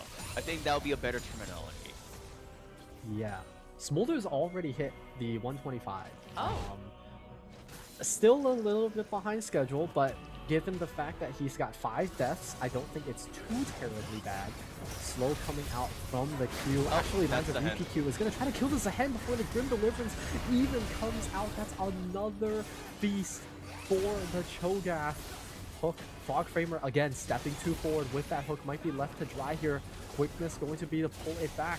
There's going to be the Q from the Cho to slow them down. Barrels to zone. Scion now in the front line all alone. Might be deciding to call this one off. Has the food on the side to heal back up if they choose to. Tenka dropping a ward for the Phaelites is going to get cleared out by Deathcoke. And now Jaego with the inside track mid. Yeah, building towards that Frozen Heart now for Tenka. Already has the Warden's Mail, but man, that Kaiju is looking scary. 8 stacks on the board currently for this champion. Come on. Oh, okay. Is that okay? I thought he feasted for a second on the minions. So I'm like, oh, never mind, 9. But Rip Herald's up. They may want to go for feast. I think he's eating that. Yeah, I think agree. he's just gonna eat that one. They're gonna try to zone. Bob is alone, so there's not really much to do here. And there you go. Another feast. Make that number 9. Damn. Feast every 2 minutes is actually really good for the early Oh, game. he That's missed it again. Cooldown, but Mod getting jumped might have to. Oh, okay. Deathcook was tanking. That turret looked like it was gonna shoot the Xayah, and that was a little bit scary. But here comes the dinosaur. Oh! He jukes into it. What a prediction from Tenka. And now Deathcoke has to buy some space, but the unstoppable force from the Malphite is here. Cherry on top, feast not needed. The boys are back in business. The boys are indeed back. There's some of the referral bot side as well, and put Mod, unfortunately, with another miss with the Inspiring Despair and not tagging the Xayah, which caused their death there. But now looking for a Jaego, has to be careful. And oh. Okay. They definitely could have saved the Herald for another charge, but I don't know what happened. Still, they can't be too mad about it. Pokkake in the lead. Again, reminder for our audience, this is now the first seed versus the 4th seed. And Pokkake as the 4th seed looking like they have not a convincing lead, but they've maintained a decent lead from the first few minutes of this game heading into now. We did see that number be a little bit bigger than before. Right now, it's shrunken down to just about 2,500 gold. About 1 item spread across the entire team here. But critical item thresholds are being hit on Pokake's side. Now 2 armored items and boots completed for that Malphite. GP now has completed the Essence Reaver, working towards that last Whisper. Boy, I would say is the only one not really at 2 items. As I say that, hold on, quickness hits onto 2. Deathcook looking to buy some space, actually finishes off Mod, funnily enough, before he dies himself. Here comes Bob with a 6,000 total health bar. That entire TP shield. Oh, he is stacking Heartsteel. He can't really go anywhere. Yeah, he has the Heartsteel stacking. Uses the ult. Wait. Healed up quite a bit. I'm not sure. Okay, yeah, everyone's kind of here now. Zehen needs to kind of stack up a little bit more. Might just opt to feast Bob here. There it is. And you can see right now, the Scion just buys so much time. I think the rest of the team just wasn't ready to fight, but when they are, that Scion is ready for tanking. And you see the comms happening in the middle of that. Scion, you know, telling the team to run away, and Jaego TP top lane to get that wave and push forward. They got mid turret, now they're transitioning that to another turret position in that top side. So 2 turrets dropping in favor of them. Sure, they lost to Scion, but they quickly got some stuff back. But oh, Tenka, no HP, but Protobelt's away. No flash available, Henry. Yeah, and I think that's the main source of CC. The Zehen's the only one with something else, but now Deathcoke actually has to use the W to zone for his team. What's your Cacao needs to stack a lot more in order to get that passive revive back up. Beats us up on many people. Tunapie trying to flash onto the AD carry is going to be successful with the W, and that was another feast from Tenka. Cacao the only survivor because of that passive. And the bot lane from League United having it rough out here. Well, they're definitely united in champion skins and united in dying together at this point. Unfortunately, not having the best time, especially with these opposing mid laners. First Cinnamon and now Tenka consistently going down towards that bot side. And now 14-1-2 for this Cho'Gath. And this Cho'Gath decided to take a Rift Maker instead of Leandry's, instead of an interesting burn went to item. Randuin instead of Frozen Hearts. Yeah, I mean, it's a smart choice. Only one person really needs to build Frozen Heart to slow down the attack speed. And Randuin's is going to mitigate so much damage from the Xayah, which is why you kind of see just the rundown of it. That's a second Hail of Blades. It forces the Scion to ult out. Meanwhile, a fight on the other side of the map. So far, Pokkake able to take down the enemy jungler for the time being. Smolder now has arrived, has that 225 completed. Big damage coming out. Are they able to close it out? One more Q's got to do it. It's not going to be there. They are going to be able to claim 1 on the Nautilus, but Frog Framer's got to be pretty happy with that. And Smolder is online, ladies and gentlemen. Oh my god. Tenka's pretty much tower diving a Scion of all things and coming out on top. I repeat, Tenka is diving a Scion. Beast is up. 1 knock-up, a silence. Good for He's the kill. tanking the tower. He's tanking the... Oh, yes. Q? Yes, flash. But it might be unfortunate. The hens here. Yeah, they're gonna try to see if they can whittle out this Cho Cacao, trying to stack those passive stacks. I don't know if his passive's back up yet, but no real damage dealer is here thus far. Finally, Smolder has arrived. That's gonna be a huge shutdown on the primary carry on the side of League United. Still down 2,000 gold from the Cho, but that the gold lead is only on Cho. Yeah. Like pretty much across, well, also Cho'Gath, but a big part of that is look at bot lane, 3k advantage for Xayah, but pretty much it's still a game of just less than 2k advantage for Pokkake. Yeah, if you take the Cho out of the equation, you saw a huge lead from Malphite relative to the Zehen. That's completely mitigated, like you said, in that bot lane matchup, and 80 carries just dish out so much more damage in the prolonged team fights compared to mages like the Hwei. Yes, you are a spell slinger of sorts, but this Hwei being behind means it's not going to be too much effect. Bob able to secure a turret here, and you can kind of tell by the fact that we have not had bounties this whole game, means this game has been within 5,000 gold of both teams the whole time. Oh, he hit the wall. Coming out from the, Feel Scion, man. You know what? If that was Bossy, he'd curve it. No, he turned it back. Yeah. Oh, He'd go back in true. after ulting away. Yeah. Back to Mundo. There's now Baron still live on the board. The vision definitely in favor of League United around that Baron pit though. Yeah, but they do have to worry about the possibility of a soul coming out in about 1 minute. They are jumping onto Tuna Pie here. Are they able to close it? Spiraling Despair, flash forward. Actually, Grim Deliverance going to be enough to now proc the revive. And Watch Your Cacao still going strong, hasn't been resurrected yet. Finally is now Tenka in a 1v1 on the side against Yego, who might look to turn around with the Q. Rupture not going to hit anything. And they are definitely wary of this Smolder and its potential. Yeah, Smolder smoldering away in this game. 20 seconds left for the Infernal Drake. Like you mentioned earlier, Henry. I think that's Chemtech. So. Chemtech, you are right. I should not look at the icons. It has been how many years since Chemtech and Hextech have been in part of this game? No, I will say, League United do have the inside track here. Deathstroke's gonna jump in, might just die before anything else is to happen. A huge Q from Tenka lands on the two people. The pullback isn't even gonna matter. I was just gonna say League United have the inside track, and the Dragon, it's gone. That was like a little over half HP for the Xayah, and one piece just demolished him. Like, this how many stacks does Cho'Gath have?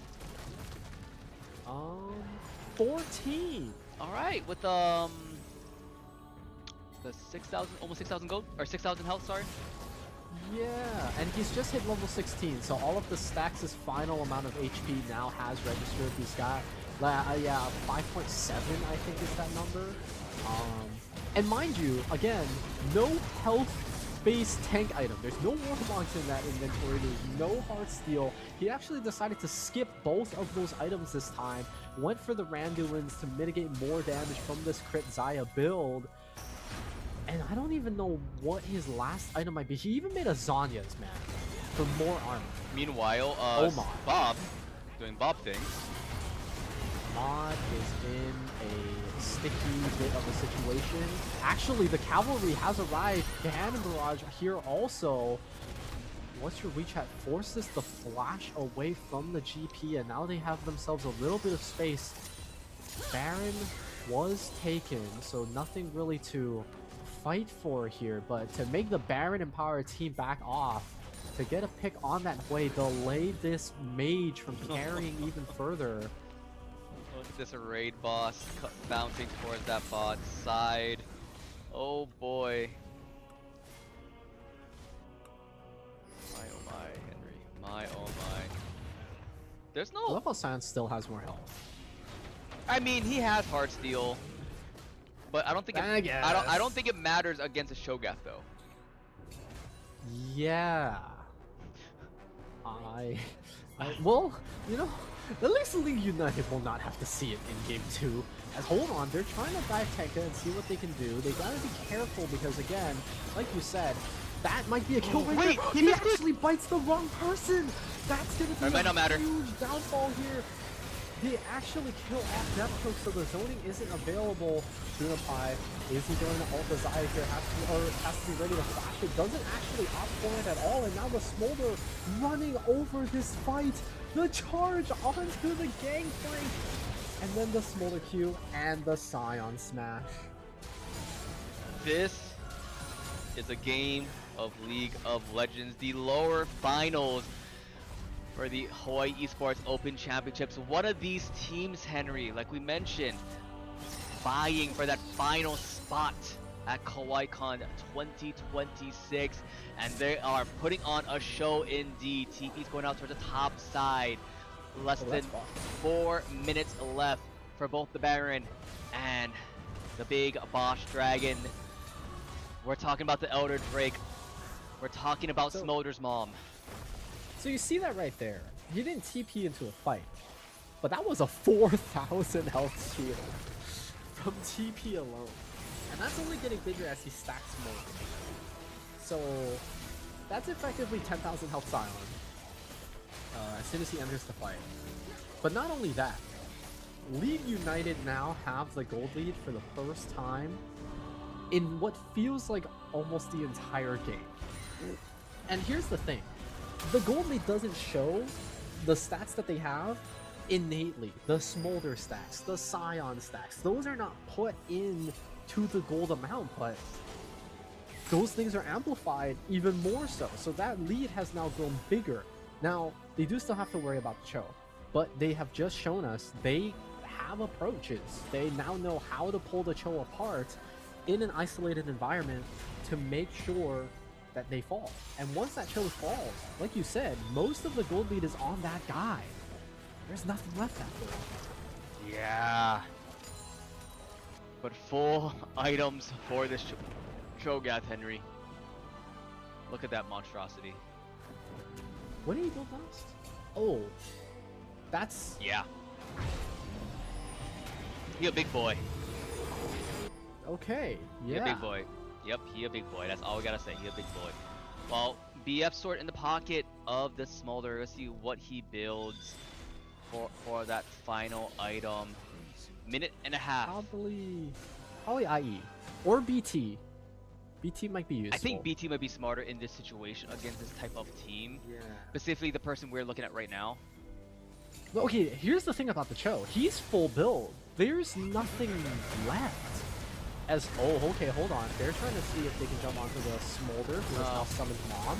Walking into the cannon barrage very unfavorably, flaps away, doesn't quite make it, and Tenka takes a bite out of that.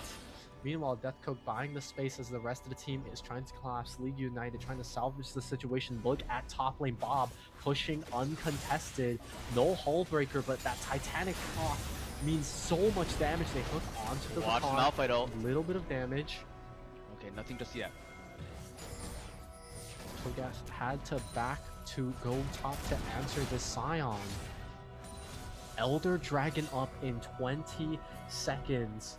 Teleports available for the Smolder as they try to flash ult. Actually, 4-man ult coming out from the Malphite. Is it going to be enough to collapse onto the rest of the fight? So far, everybody up and sustained, but 2 members falling immediately there. And Pokkake, they bounce on the opportunity. They know the Smolder is still down. They kill the Xayah, and there's no damage left. They might not even opt for Elder. They might just end the game.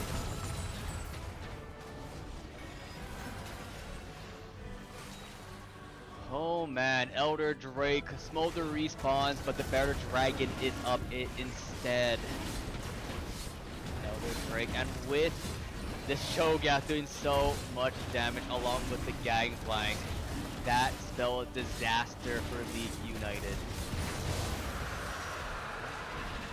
17 kills, Henry. Did you expect a 17 kill Cho'Gath today? Or at all this tournament?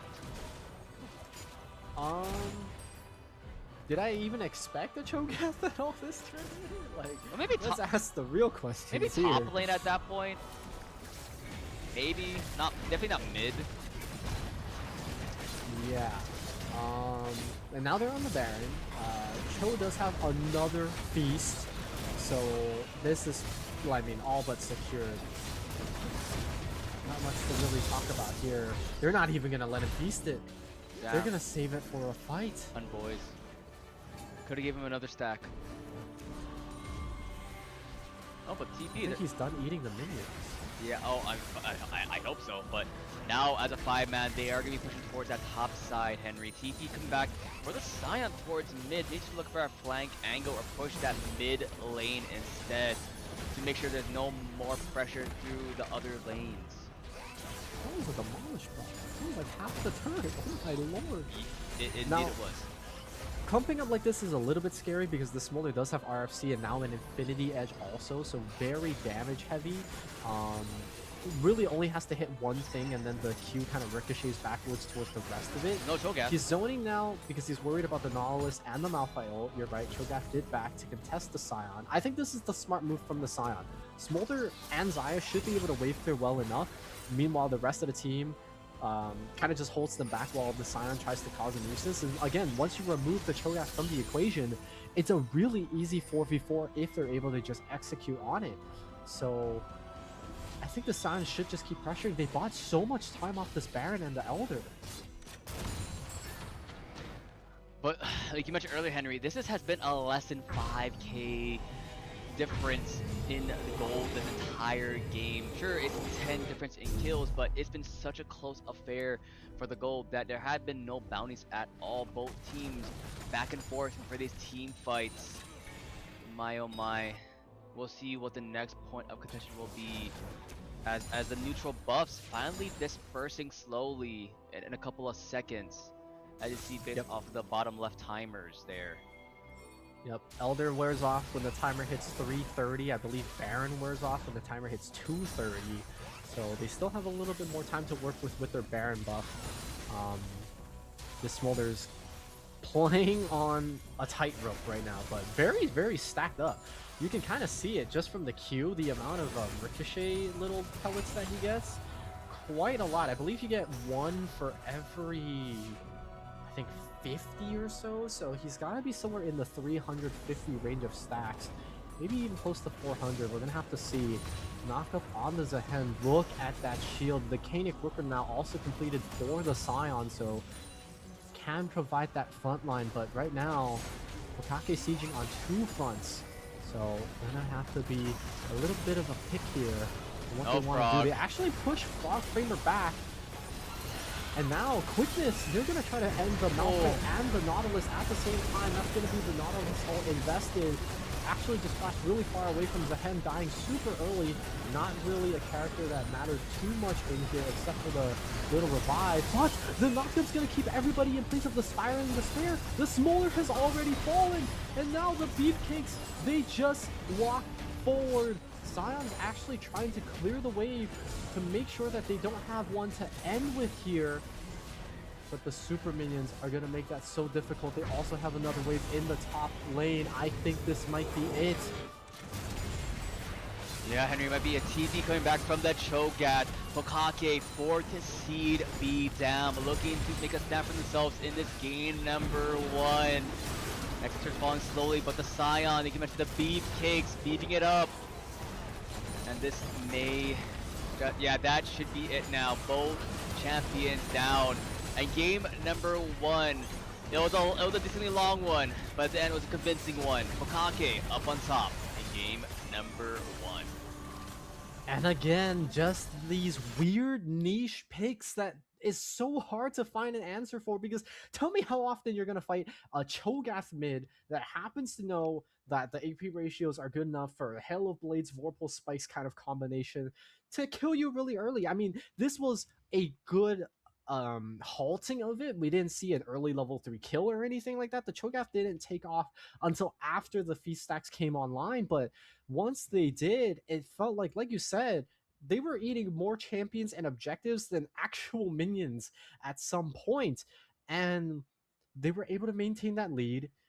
And now the Cho'Gath is taken off the table. That's true.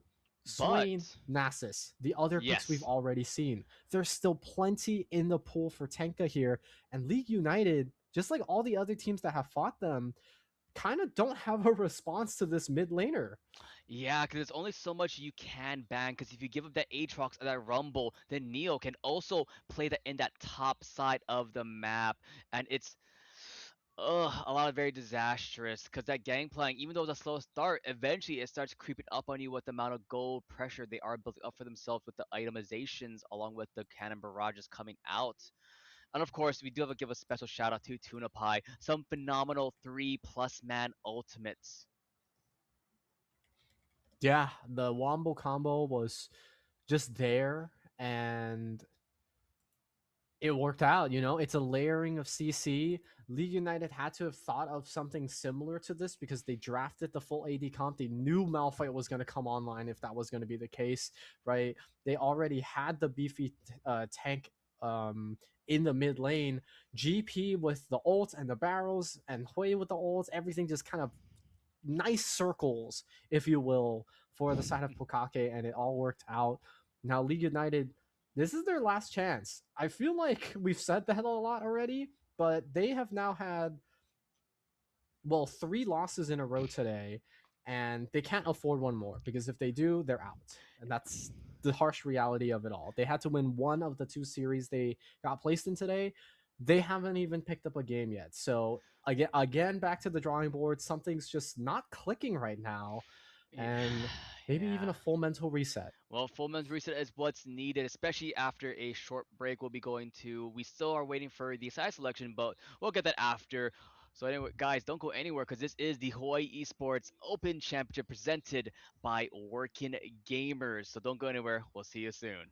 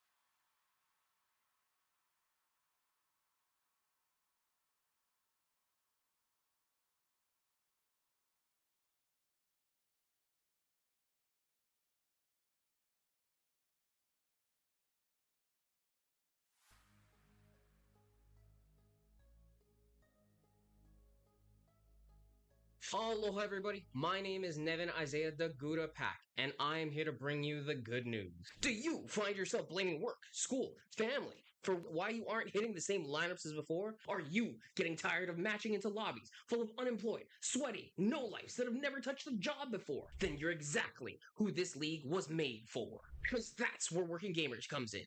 We're building structured, competitive gaming leagues designed specifically for working adults. Real teams full of your neighbors, coworkers, and friends you haven't even met yet. Real schedules, seasonal leagues, and tournaments that keep your career in mind and create fun for you to jump into after the work is done. And real competition for the gamer with a job that only wanted to grow up but never give up. We build leagues around your busy life, replacing the chaos of matchmaking with the camaraderie of clashing with your friends in custom games on clear, consistent, and concise schedules, because that's what you work hard for. And more important than any ladder points, more important than any win or loss, Working Gamers is about community. Finding a place to relax after a long day, a team to have your back as you take points. It's time all the gaming uncles and aunties have had one place for themselves. So if you're looking for a place to lock in after you clock out, then welcome to Workin' Gamers. Everyone knows Zippies. But did you know Zippy supports more than 350 organizations in our community? Like Hugs Hawaii, who cares for local families with a child facing life-threatening illness. Mahalo to Zippies. And all Zippy's customers for helping seriously ill children and their entire family. You help local families heal.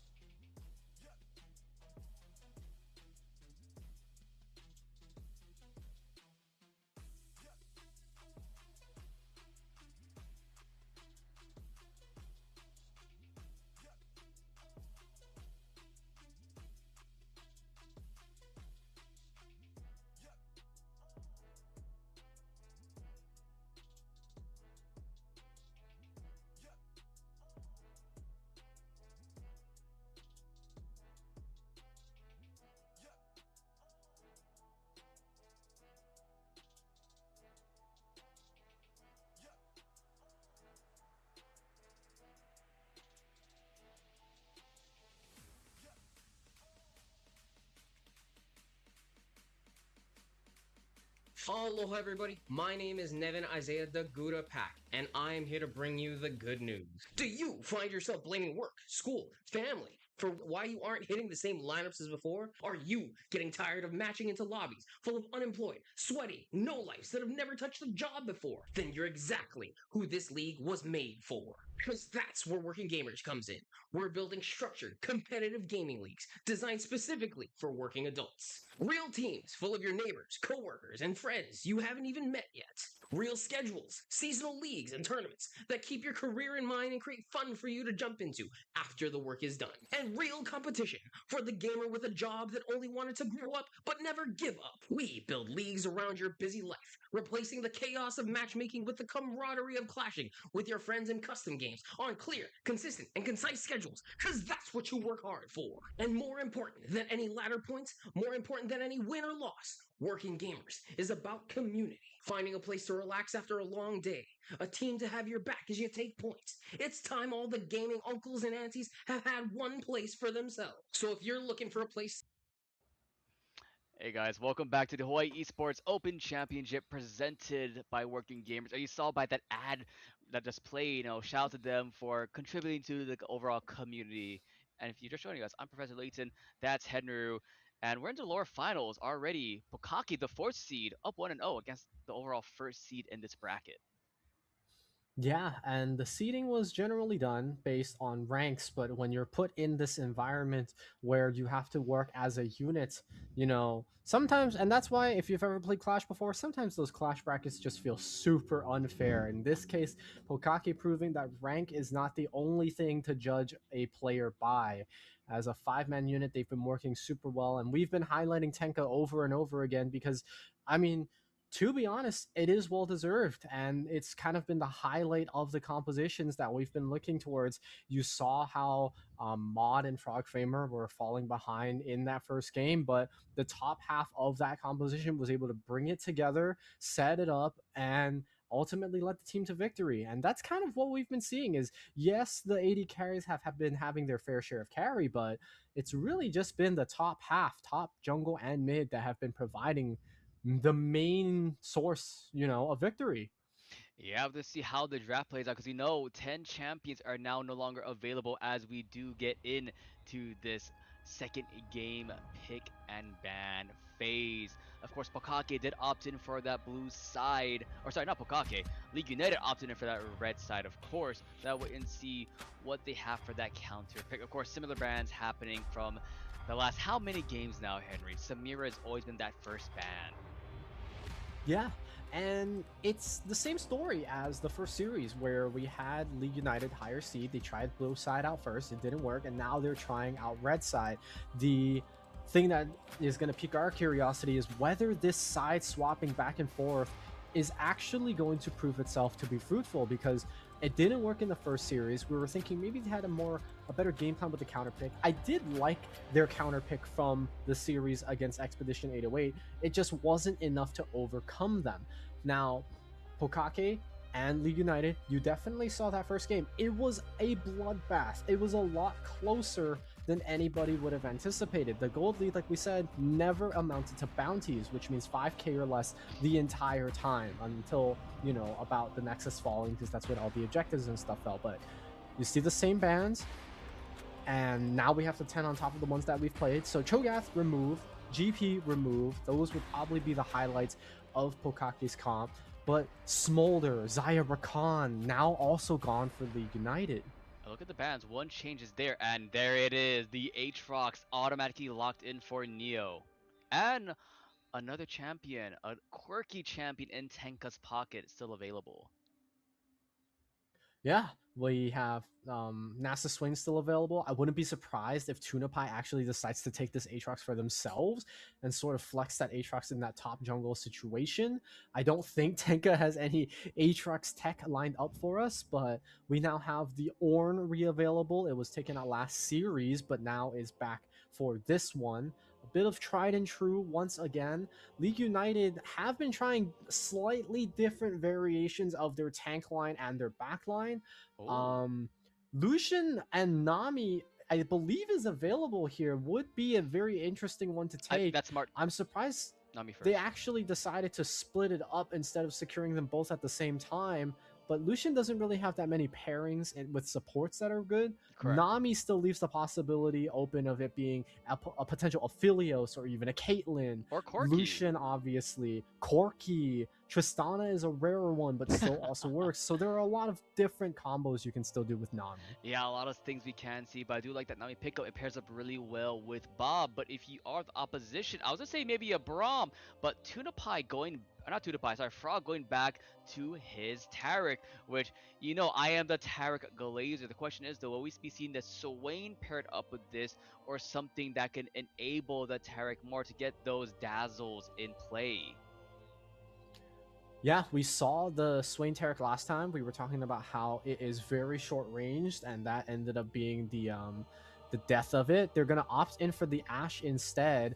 The Trist actually was an interesting idea here. Vayne as well. They have pretty quick displacements for themselves, which can catch you pretty off guard with Dazzle, but it's going to round it out now. Both ADCs and supports picked on both sides. Aatrox still left as this flex pick, not sure where that's going, but junglers generally, mid laners generally, haven't been picked, and so now we can start thinning it out with Xin Zhao, Jarvan, the Nocturne potentially. We saw Bel'Veth last time.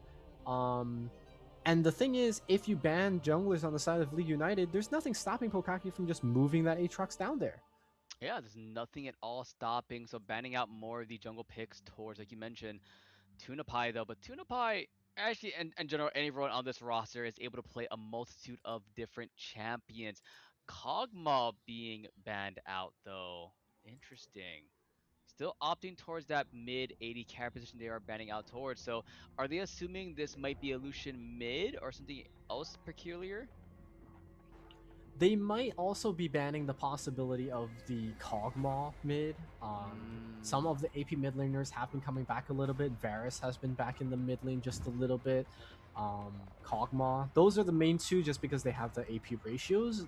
Ezreal, surprisingly, not too much of it. Oh. And this would be a very different approach to the jungle. Yeah. Darius jungle, if that does get locked in. But you mentioned the Kog'Maw mid. In previous tournaments from years past at PC Gamers, we did have a phenomenal Kog'Maw mid player in Samson, but instead, it's going to be a Zyra logged in, potentially in the jungle. How many years has this been since we've seen the Queen of the Plants back in this position? And actually, when they first did the first round of jungle changes to make it that so that more players could, or more champions can go into the jungle, one of the champions they originally hit was this Zyra. They made it so then the plants do bonus damage towards monsters and stuff like that. But the response here going to be the Kassadin, not the response to the Zyra. I think the Zyra is still going to be jungle, but that just leaves a very squishy line and a very rare instance of us opting in for those AP junglers. And now flex pick left over. If they choose to pick something here on Frog selection that goes top and jungle, that leaves the Aatrox in mystery. Yeah, let's see what this last pick will be for the Sky to Pokkake. And it's going to be the Sejuani. So Sejuani more likely in that jungle for Tuna Pie. But you mentioned a lot yesterday and today, but we're finally getting the Sejuani pick for the squad. Yeah, double slows coming out. We have Ashe and Sejuani. It's going to be super hard to run away from all of these characters. And now to round out the comp, we again still don't know if this is a Lucian mid. This could just be a Corki filled in here if they want to, but they are going for the El Clasico here, the Garen. Garen mid. Are we sure the nameplates aren't swapped at this point? That's not Tenka on that team? Yeah, wow. I for some reason I thought Pokkake was on. Yeah, oh wow, that's actually crazy. Yeah, well, I was a little worried about the lack of frontline from the side of League United. I'm like, because they've been drafting pretty tanky junglers, but they opted in for the Zyra. It's a damage dealer, so I was like, oh, I wonder what they're going to do in the mid. They're going to be sending this Garen and this Ornn. I mean, to be honest, they're kind of interchangeable. If it was up to me, I would probably put Ornn in the mid lane against Tenka's Kassadin and just let Garen deal with the Aatrox. Yeah, but especially with this kind of format, you have to lock in what lane you're going to in prior to that. So you will be banning your role quest at that point, unless they decide to swap champions in general. Not really sure, but this is quite a mystery. You're absolutely right. If we remove the nameplates, it kind of does look like League United drafted like Pokkake, but you know, this is their tournament, lives on the line. They are the ones that have to show us a little bit of surprise, and I guess this is that surprise. They've been keeping this in their back pocket for the whole tournament, now taking it out. Wouldn't be surprised if, you know, Diego or Bob is just a sleeper Garen out of nowhere. Hey, you never know, but hey, a lot of people do know Kassadin as that anti-mage mid pick, so what better way to counter the anti-mage by not picking a mage? Yeah. Unless this is the Garen jungle and Zyra mid, then we're, you know. That'll be even more interesting, because that means that they're willing to take the fact that Kassadin takes less magic damage and just let that into the Zyra matchup. It's also going to be melee versus range, which makes things that much harder for the Kassadin. But Pokkake, their identity is pretty clear. Their Sejuani and Aatrox are going to be there to help them get through the early and mid game. They're hoping the Ashe and Kassadin make it to their level 16 threshold so that they pop off. On the other side, League United kind of have an answer for everything up until that late game. The Lucianami, super aggressive. The Zyra, really good damage in that mid. But they are going to get severely outdamaged by Pokkake once they pass, I would say, the 30-minute mark again. And if they fall behind, that just catalysts that time frame even earlier. So League United are putting it all on the early game eggs basket and seeing if it comes out on top. Yeah, the early game, and we've already seen a Lucianami yesterday. It didn't play out to par, unfortunately, for the Barden Bellas, I believe.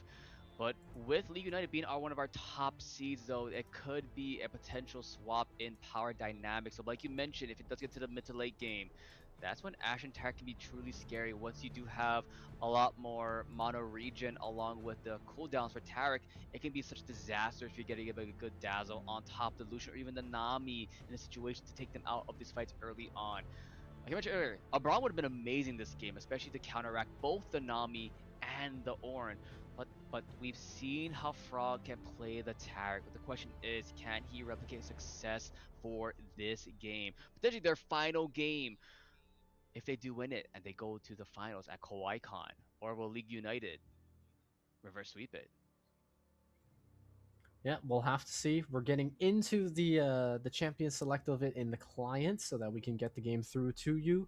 We've got that competitive integrity, little spectator delay to make sure nothing crazy is going to happen on the flip side of things. But yeah, this is arguably, aside from, you know, the Expedition 808 rosters, the most diverse 10 that we've probably seen thus far. A lot of first picks. I think 5 first picks in total from all that we've seen on stream. So a lot of variables up in the air. League United, again, they are throwing it all right here, because if they can't, this is unfortunately the end of them. To start off so strong yesterday and end it 0-4 on the day today would be an absolute devastation to them.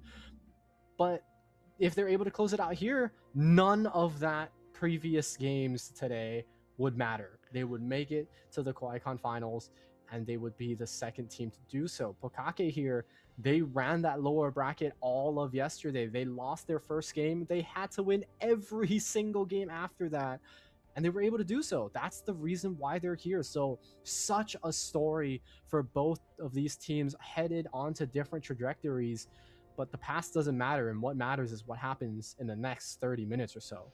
The next 30 minutes will be the name of the game for these two. Pokkake, like we said, we've seen them so many times on broadcast throughout this one, and let's see if they can maintain that focus, maintain that discipline in this game, Henry. My oh my. Yeah, like you mentioned, such a diverse champ pool right happening this game alone. It's so cool seeing picks like Garen, like the Taric, like things that you don't normally see in this competitive scene. But that's the beauty of having a community like this, to bring out the best in everyone and to improve together. But unfortunately, in this community, only one of these teams can come out on top. We're in game number 2. Can Pokkake make it, or will League United come back? Let's find out.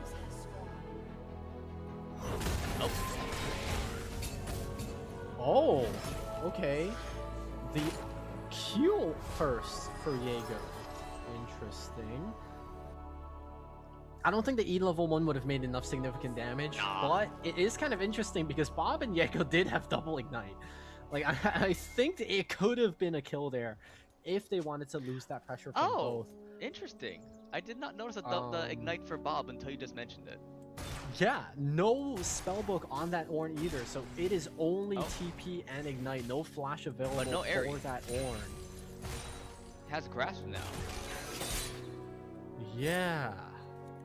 Normal now. Oh, he's normal.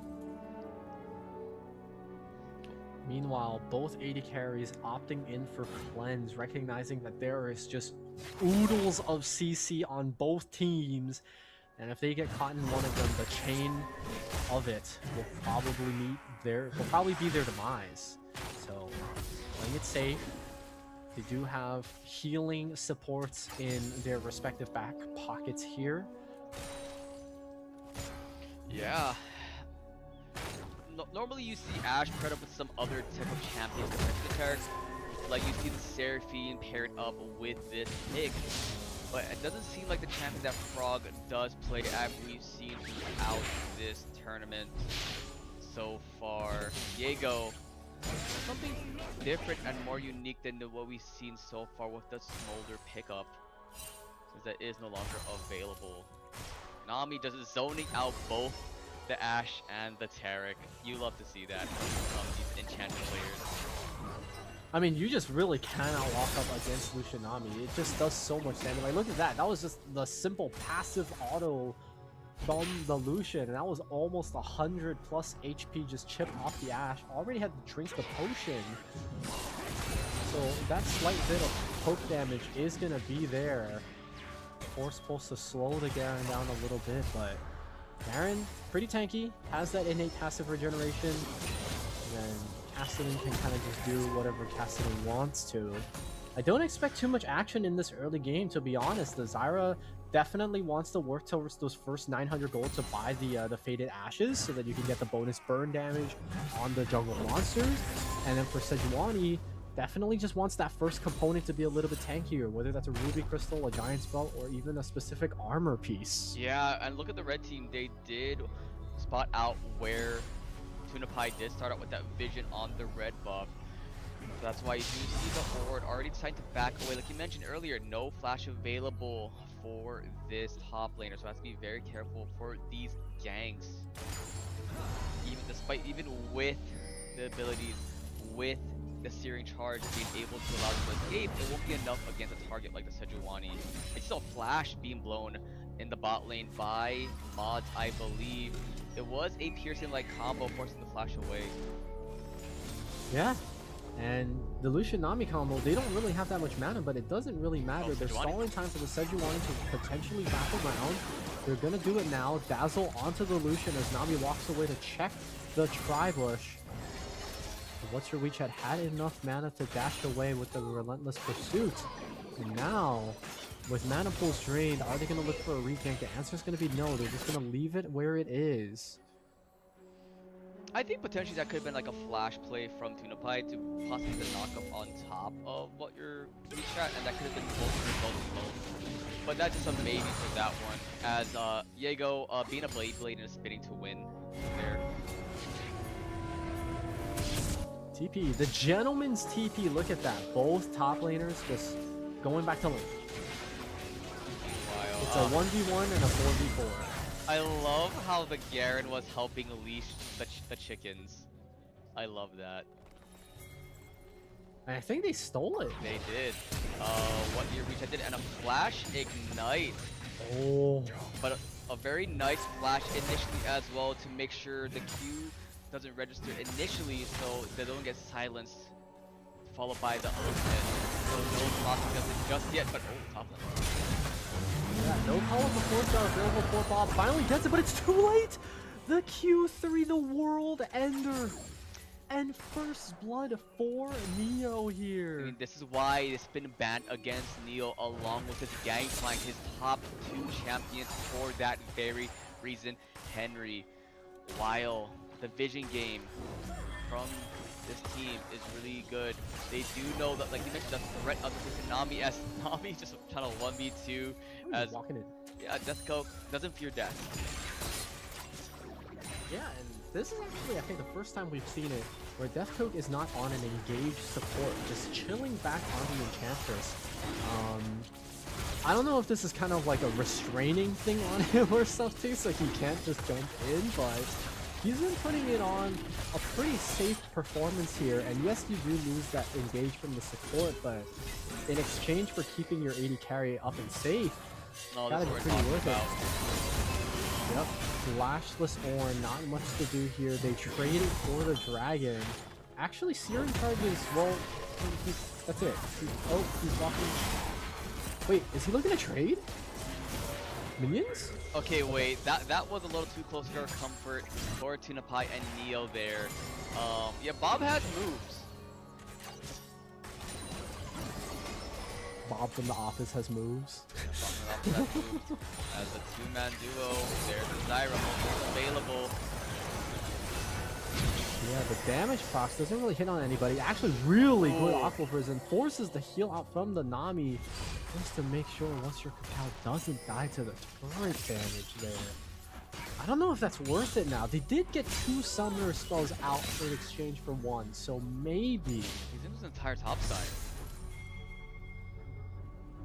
Unless, yeah, the Ord's walking down to posture towards it, but the question is, will Garen come in as well? Garen versus Casson, I believe. Casson getting super low. Oh god. Oh, they're trying to go for it. Wait, they're trying to go for snipes him. Cass. The snipe! He should fall here. Yeah. Takes a tower shot? Yep. Wow! Oh, but it cost him his life, so life for iron. He's a team player, man. He's a team player. Right now, all the That gold. was an excellent read on that. He even predicted the Rift walk towards the bush. He knows how I these don't even guys think- play, man. Man, oh man. My god. Pokkake coming out with an early kill lead. I say that because the gold isn't actually in their favor. You can see just across the board the CS leads from jungle, mid, bot lane, making up those 2 kills They alone. spot it out. They spot out the grub take, and now it's gonna be a flank, but it's a 4 versus 2 here, Henry.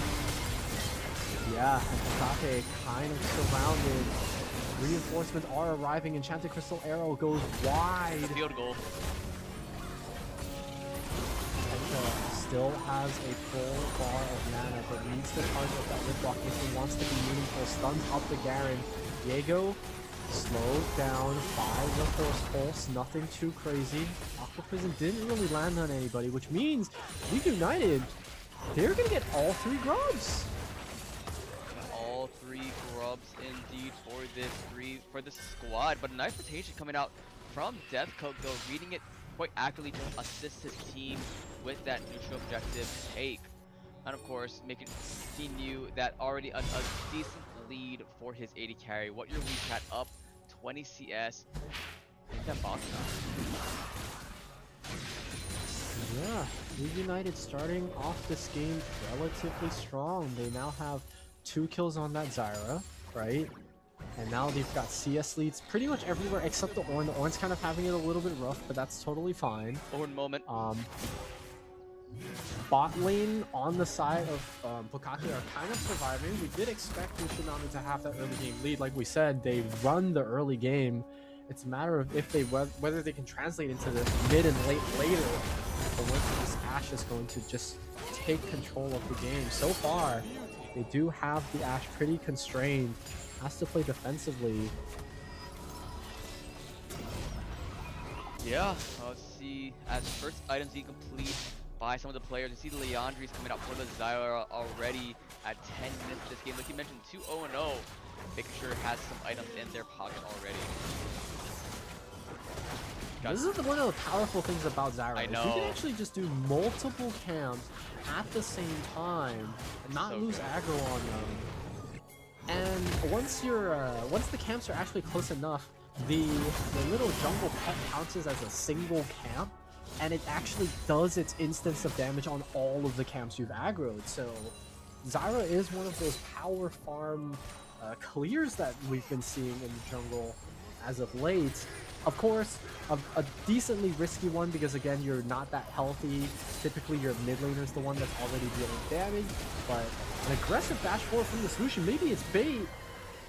Okay, Zyra comes out, Stranglethorns with 2 knockups, but doesn't really matter. Forces out the Enchanted Arrow, forces out the Glacial Prison and the Cosmic Radiance. So now that entire bot lane just flashed to Frog Framer, and that is it. Meanwhile, pretty much nothing used, just the flash from the Zyra. Yeah. That is worth it on the side of League United. Super worth it, especially with that. I believe that's cleanse going down for mods, and that's such a key one you have to have at the act when Zyra does come down. Dragon is up, Ocean Drake And I don't think you really can contest it if you are Tunapie though, but you never know. But yeah, it will be just giving up. It is spotted out by the vision of League United. So yeah, can't do much. Now I'm going for some cheeky invades though. Trying to spot out where Tunapie is. Top side, of course, Bob is just trying to survive as long as possible.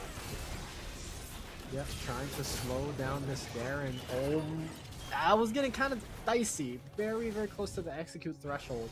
They might be trying to steal away this red buff, but Tenka is in the vicinity, has first strike ready.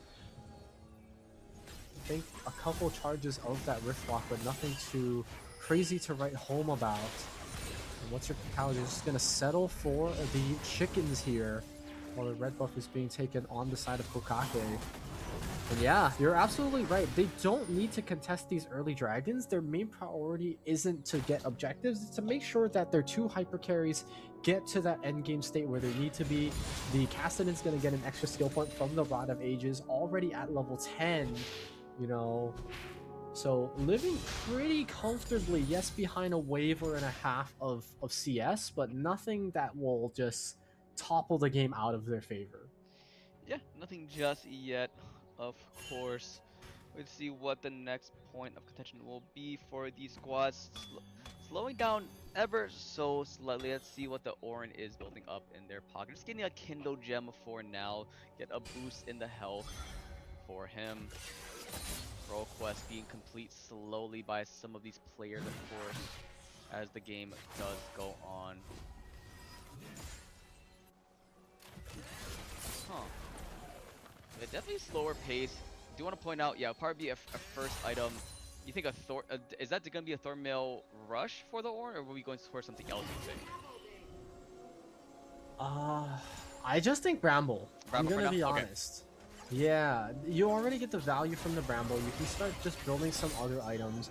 If you continue to build the Thornmail, you're gonna have terrible wave clear into the Aatrox. So, you know, I think building Sunfire Cape or building Hollow Radiance might help out a little bit. Might so. Let's see now. What, 14? Pretty tame. Yeah, pretty tame. 14 minutes in this game compared to the last game where both Cinnamon and Toasty are roaming so much down to the side lane. Or not last game, last series. And even last game as well, with the Cho'Gath getting solo kills and roaming around to chop on the bot lane. Definitely nothing too crazy happening this time around, of course. Heart still completed by the Sejuani though, so once these fights do happen, let's see if she's able to stack up some of these. But ooh, Zyra's there. Let's see, not spotted out just yet for the Victory combo. Oh, the dash forward might cost Neo here. Finds himself up against the wall, but trying to just burst down Bob. Starting to stall long enough for the TP to come out. Here comes the tidal wave. Is actually shorted, ran out of distance, and now Bob, worse for wear, still alive for a really long time. Finally dies to a Rift Walk, but the rest of the cavalry for both teams has arrived. Cosmic Radiance actually saves Frog Kramer for the time being. That's going to be the force pulse to slow down the Garen, but it's not going to matter. The Q mitigates any forms of slow. The burn on Tenka is going to claim his life, and what's your Kakao? Closes it out. 3 for 1 in favor of League United. And look at bot lane, Enchanted Crystal Arrow and the Culling were used as well. So both of those big ultimates, I believe in a 1v1 exchange, well, look like Mod may have not come out on top, unfortunately. Nearly a 50 CS lead for this Lucian. Look at that, Henry. That's a full beat. And that translates it into the goal, the 1.3k in favor of the Lucian right there. You know, even the lead that the Aatrox has doesn't entirely make up for it, but the main benefactor here is really just that Zyra compared to the Sejuani. That is where most of that chunk of cash is. And they are just going to keep looking to pull this Zyra even further and further ahead. I believe Zyra already has one completed item. I would assume it's either the Blackfire or the Haunting Guys. There it is. Second item is looking to be Shadow Flame, so really honing in on this heavy AP damage that, I mean, the Zyra has to do. That's the main AP damage source on the whole team. And the main source of ability power there. I already see not doing not chucking down a whole lot, but still doing a decent amount of DPS on top of Tenka. Rift walking away there. Now, let's see what they're gonna do next. Rift Herald, spawn in mid lane. That should be the turret dropping in favor of them. First turret of the game, of course. Herald should be falling soon. Dragon is up. It is going to be a Mountain Drake, of course. Mountain Soul is going to be the Rift. And League United, they already have 2 dragons. Mountains on top of this. Hold on. Glacial Prison is going to go wide. They're going to see if they can secure Diego here in exchange for that dragon. But he's just spinning away. Beyblade let it rip. 3, 2, 1. For nothing. For literally nothing, League United get the dragon. Yeah, they use the Glacial Prison like you mentioned, nothing. But instead, they will be faltering here. Kakao, yeah, he wants to see what Frog Kakao was. Fortunately, he didn't get it. It was just a kill instead. Okay. 5-0-1 for the Zyra, Henry. We mentioned it's a game of mid laners usually, but right now, this is the game of the jungle. Yeah, the jungle impact much higher on one side than the other thus far. We will have to see how the rest of this goes, because yes, Zyra is very strong in damage right now, but oh, hold on, this is a 3. Oh, it's a comedy of errors. Oh, it's a comedy of errors. I just love. No. Is the SCZO gonna survive this now? No, Damacy Injustice just takes up so much HP, but Tenka has arrived. Wait, Zyra's dead. Forcing the flash away. There's gonna be the Force Pulse to secure the kill. The Rift Walks are coming in. Presence of Mind making sure that mana pool is topped off this time. And Tenka, who else other than Tenka on the side of Pokkake to pop off? Can't take up the Garen though. Garen doesn't have ult, but still very, very strong. Has that first strike available. Not sure how many Rift Walks left there is. Maybe one more in the tank. The Q, the Stride Breaker. It's just enough. My God, what? I could hear the music playing in the background as that exchange happened, and what was that? But man, oh man, it looked so goofy that Zyra was walking from the opposing base pretty much, as it is a 1.5k gold lead for the Kassadin. Let's see the items right now for the Kassadin. I need to see that. Damn. Okay. Double tier, baby. Wait, yeah. Yep. Wait, he finished his mana Zane. He finished the mana Zane very fast. And he's building a second one. Might potentially a Saras for a bigger shield when going in. They're gonna try to jump on the Garen again. Does get permafrosted by the Sejuani, still running away. Finally the E from the Kassadin able to secure that one. And my oh my, you can see right here 9 out of 10 stacks on the Rod of Ages. Also, he dinging level 14 pretty soon, so that extra skill point is gonna bring him to 15. And then you just need to be level 15 to get that 3rd ultimate point to his name. And that's the amount of change that can happen in these 10 minutes that Rod of Ages offers. The Kassadin didn't look like it was gonna be that strong. It kind of looked like it was just there to match the Garen, and now 5-2-0.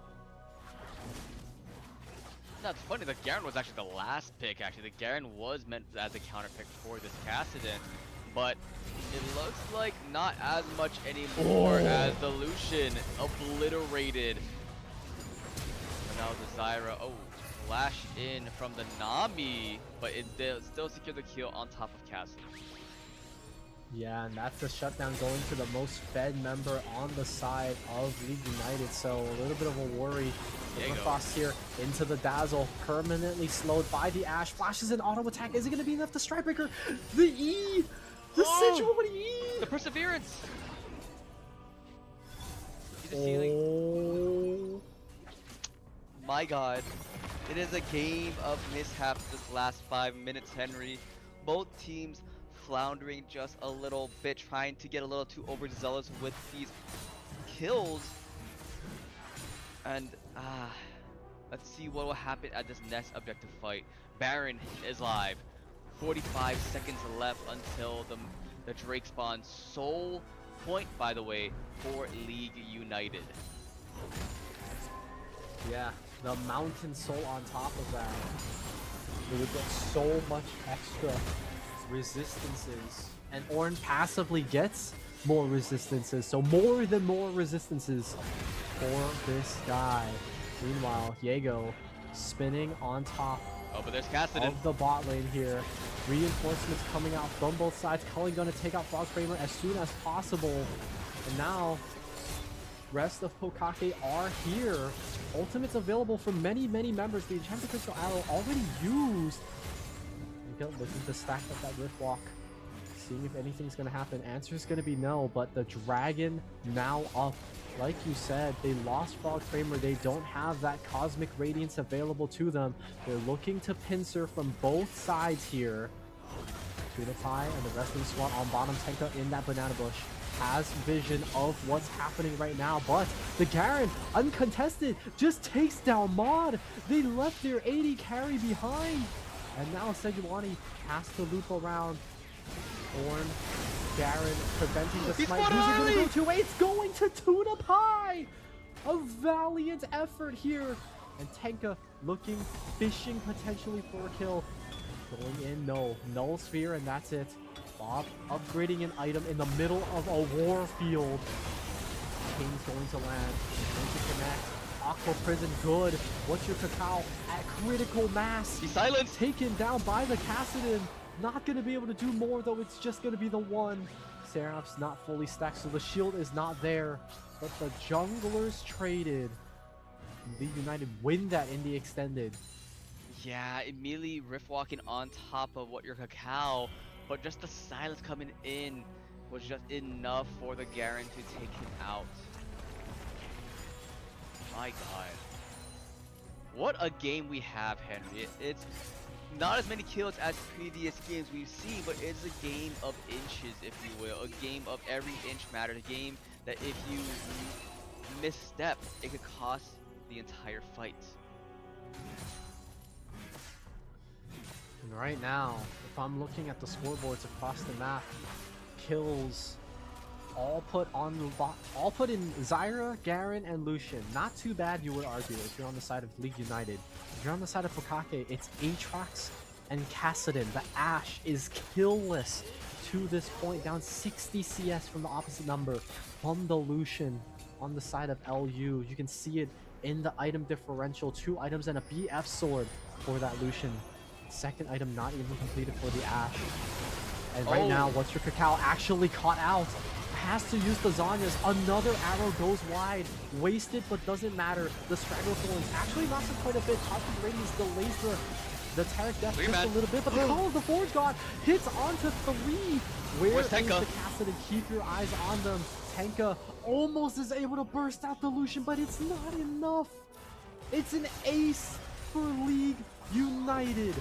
And it didn't. It started off with League United looking like they will be down, especially with Workin getting caught out, forcing Zhonya's instantly, but just an amazing Call to Forge out coming in to get 3 key members early on from Pokkake, and just Tenka trying their hardest, getting 2 at the end there, but it was not enough. They only drop a turret there, but still, the kills are slowly differentiating, and it is a 5k gold lead as well for League United. They are showing why they're the higher seed, but Pokkake have been the underdogs throughout this entire tournament. And that's why you can't count them out just yet. The situation does look dire. Objective bounties are finally up for the first time this series. They were able to take down that Mountain Dragon earlier. Tunify delaying the soul. Second chance for that is going to come up in just 2 minutes time. Meanwhile, for the rest of the team, on the side of Pokkake, looking to finish up their items, looking to catch those thresholds to see if they can be any more meaningful. You can see Tenka just absolutely rushing to finish this Seraph's Embrace. Double tier items would mean so much mana in that pool. Could make the Rift Walk game changing.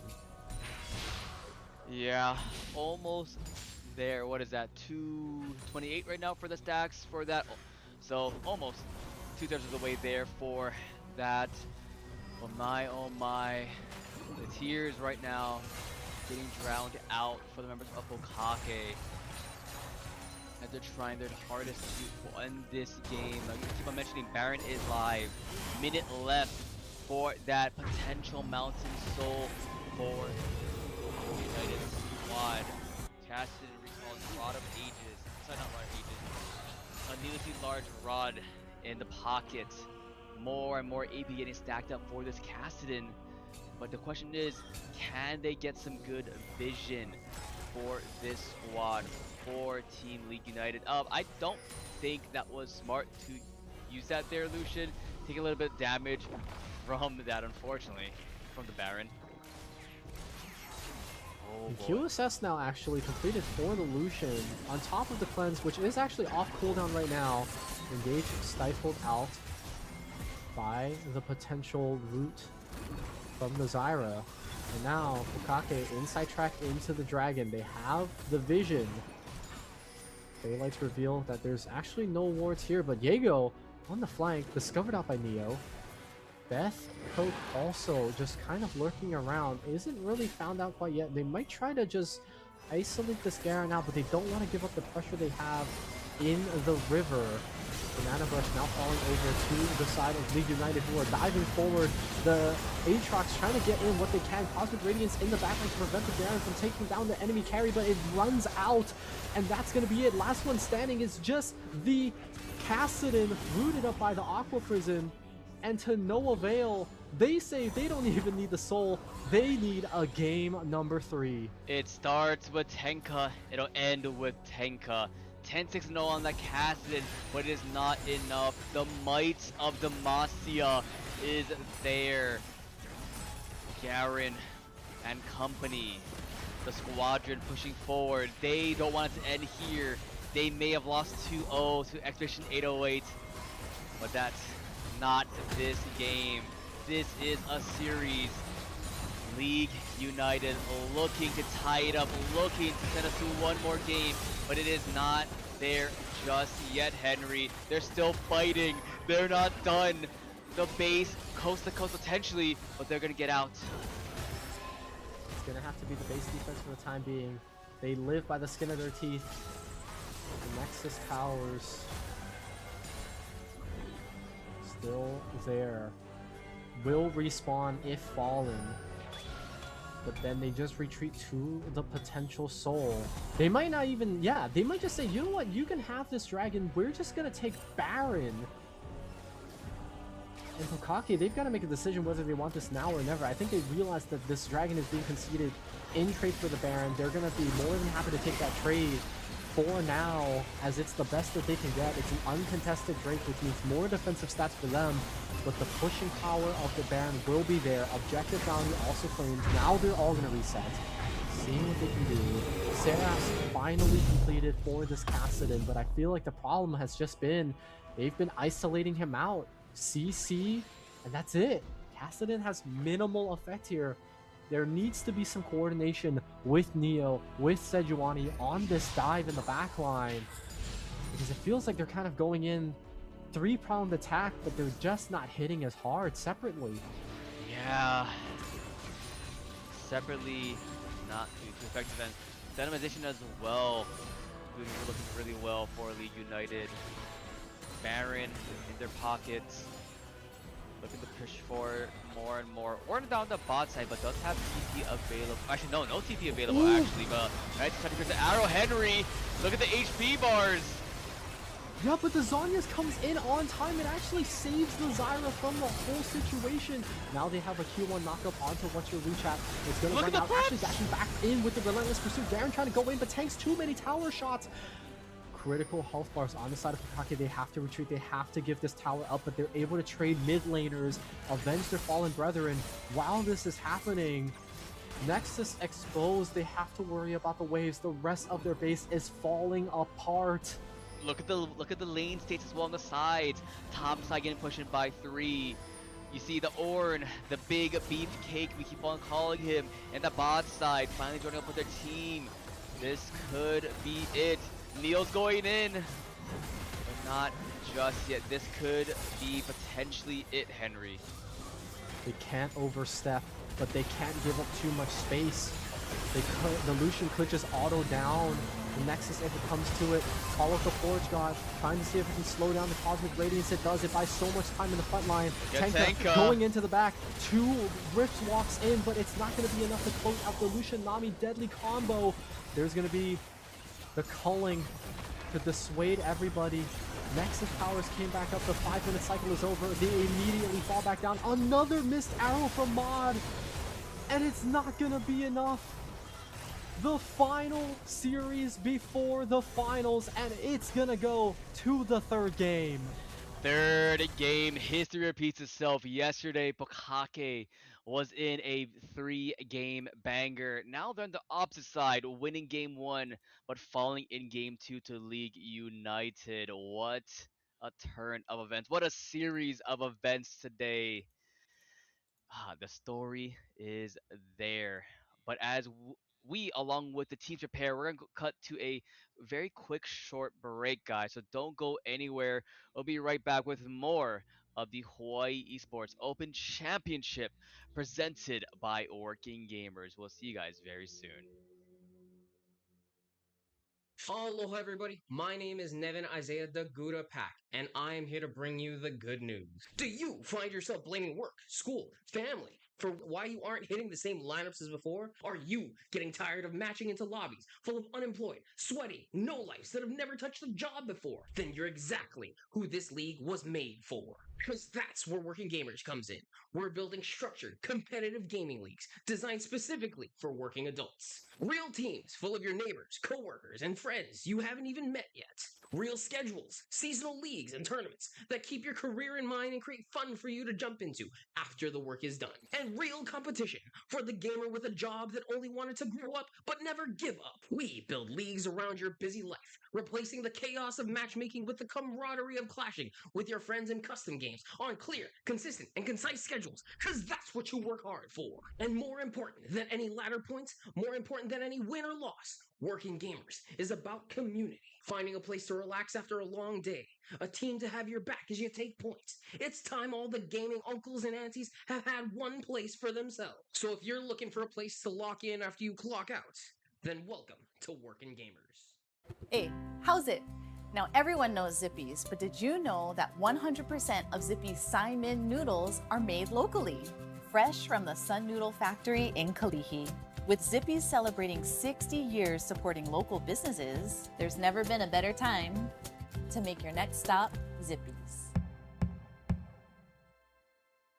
Aloha everybody, my name is Nevin Isaiah the Gouda Pack, and I am here to bring you the good news. Do you find yourself blaming work, school, family for why you aren't hitting the same lineups as before? Are you getting tired of matching into lobbies full of unemployed, sweaty, no-lifes that have never touched a job before? Then you're exactly who this league was made for. Because that's where Working Gamers comes in.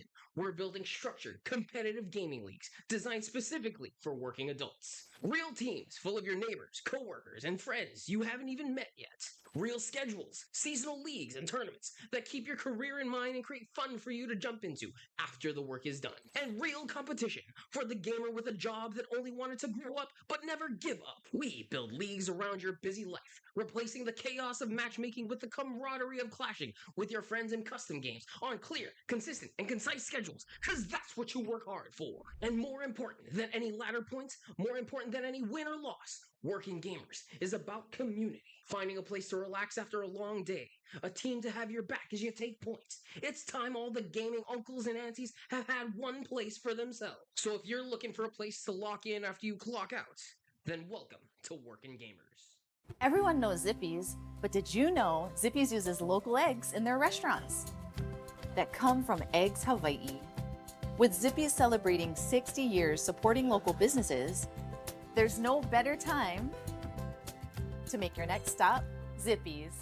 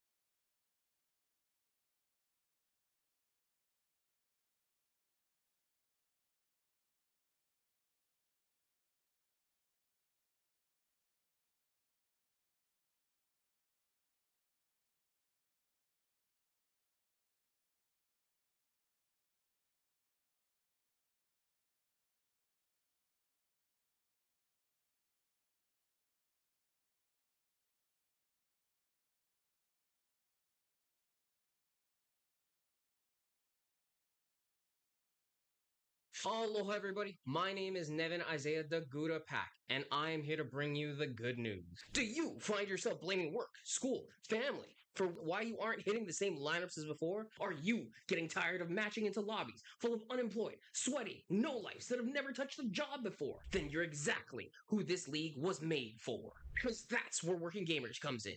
We're building structured, competitive gaming leagues designed specifically for working adults. Real teams full of your neighbors, coworkers, and friends you haven't even met yet.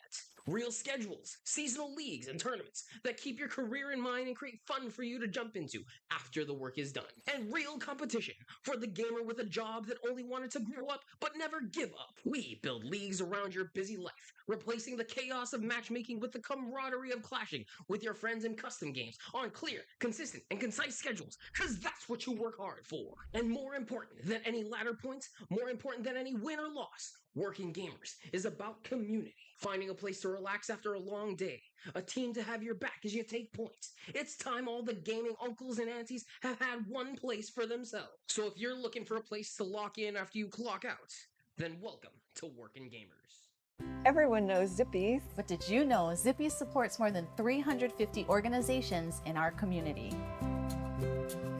Like Hugs Hawaii, who cares for local families with a child facing life-threatening illness.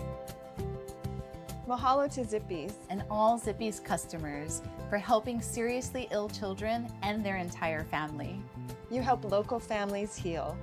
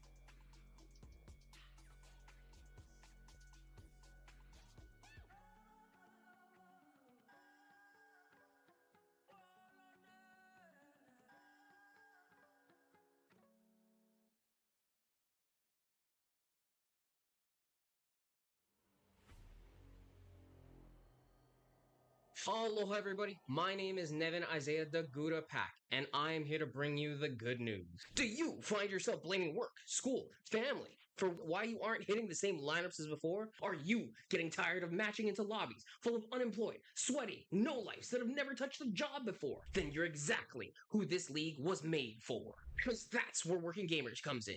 We're building structured, competitive gaming leagues designed specifically for working adults. Real teams full of your neighbors, coworkers, and friends you haven't even met yet. Real schedules, seasonal leagues, and tournaments that keep your career in mind and create fun for you to jump into after the work is done. And real competition for the gamer with a job that only wanted to grow up but never give up. We build leagues around your busy life, replacing the chaos of matchmaking with the camaraderie of clashing with your friends in custom games on clear, consistent, and concise schedules, because that's what you work hard for. And more important than any ladder points, more important than any win or loss, Working Gamers is about community. Finding a place to relax after a long day, a team to have your back as you take points. It's time all the gaming uncles and aunties have had one place for themselves. So if you're looking for a place to lock in after you clock out, then welcome to Working Gamers.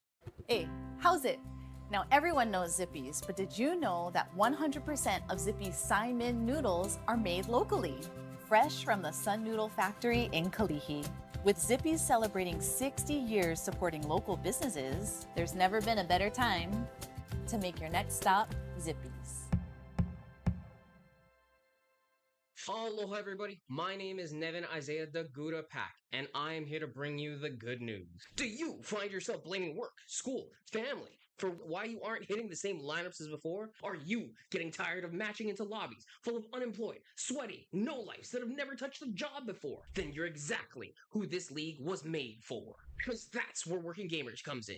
We're building structured, competitive gaming leagues designed specifically for working adults. Real teams full of your neighbors, coworkers, and friends you haven't even met yet. Real schedules, seasonal leagues, and tournaments that keep your career in mind and create fun for you to jump into after the work is done. And real competition for the gamer with a job that only wanted to grow up but never give up. We build leagues around your busy life, replacing the chaos of matchmaking with the camaraderie of clashing with your friends in custom games on clear, consistent, and concise schedules, because that's what you work hard for. And more important than any ladder points, more important than any win or loss, Working Gamers is about community. Finding a place to relax after a long day, a team to have your back as you take points. It's time all the gaming uncles and aunties have had one place for themselves. So if you're looking for a place to lock in after you clock out, then welcome to Working Gamers. Everyone knows Zippies, but did you know Zippies uses local eggs in their restaurants that come from Eggs Hawaii? With Zippies celebrating 60 years supporting local businesses, there's no better time to make your next stop Zippies.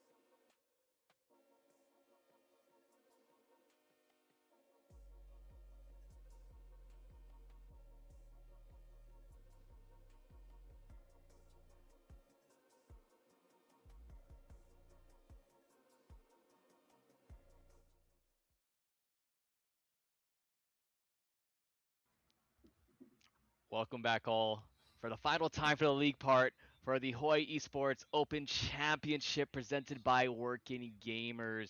I'm Professor Layton, that's Henry, and one last game, Henry. One game more between League United and Pokkake.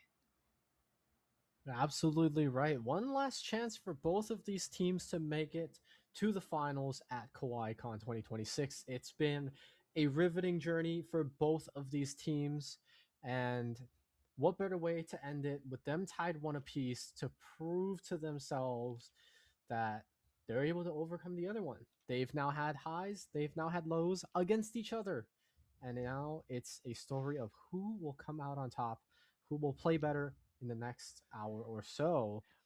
And the other team, unfortunately for them, the end of the line. End of the line, but still potentially they are able to come to Kawaii Kon still and participate in our other events we'll be having on Saturday. Throughout the day, we'll be having some potential King of the Hill tournaments throughout the day, so definitely come on in. Even though if you lose here, there's still other events you can participate in the future, and stay tuned. Join our Discord to see what else future competitions we'll be hosting as well, as we do head into our final draft, Henry. Here we go. Yep, and Rumble, I believe, is going to be an interesting change here from what we've seen thus far. I think we have seen a lot of the jungle priority, that Samira's kind of been a staple there. I wonder if there's going to be a little bit of a decision now to sort of bring down the amount of available champions, the Nocturne and Talon. Again, bans that we've already seen. We now have 20 extra bans from game 1 and 2 combined. My God, that's crazy. So we're gonna have to figure out what the idea is here, because there's a lot of holes in what would be perfect compositions for both of these teams. And I'm interested if Tenka's going to finally decide to bring out one of those weird picks or has another one in store for us.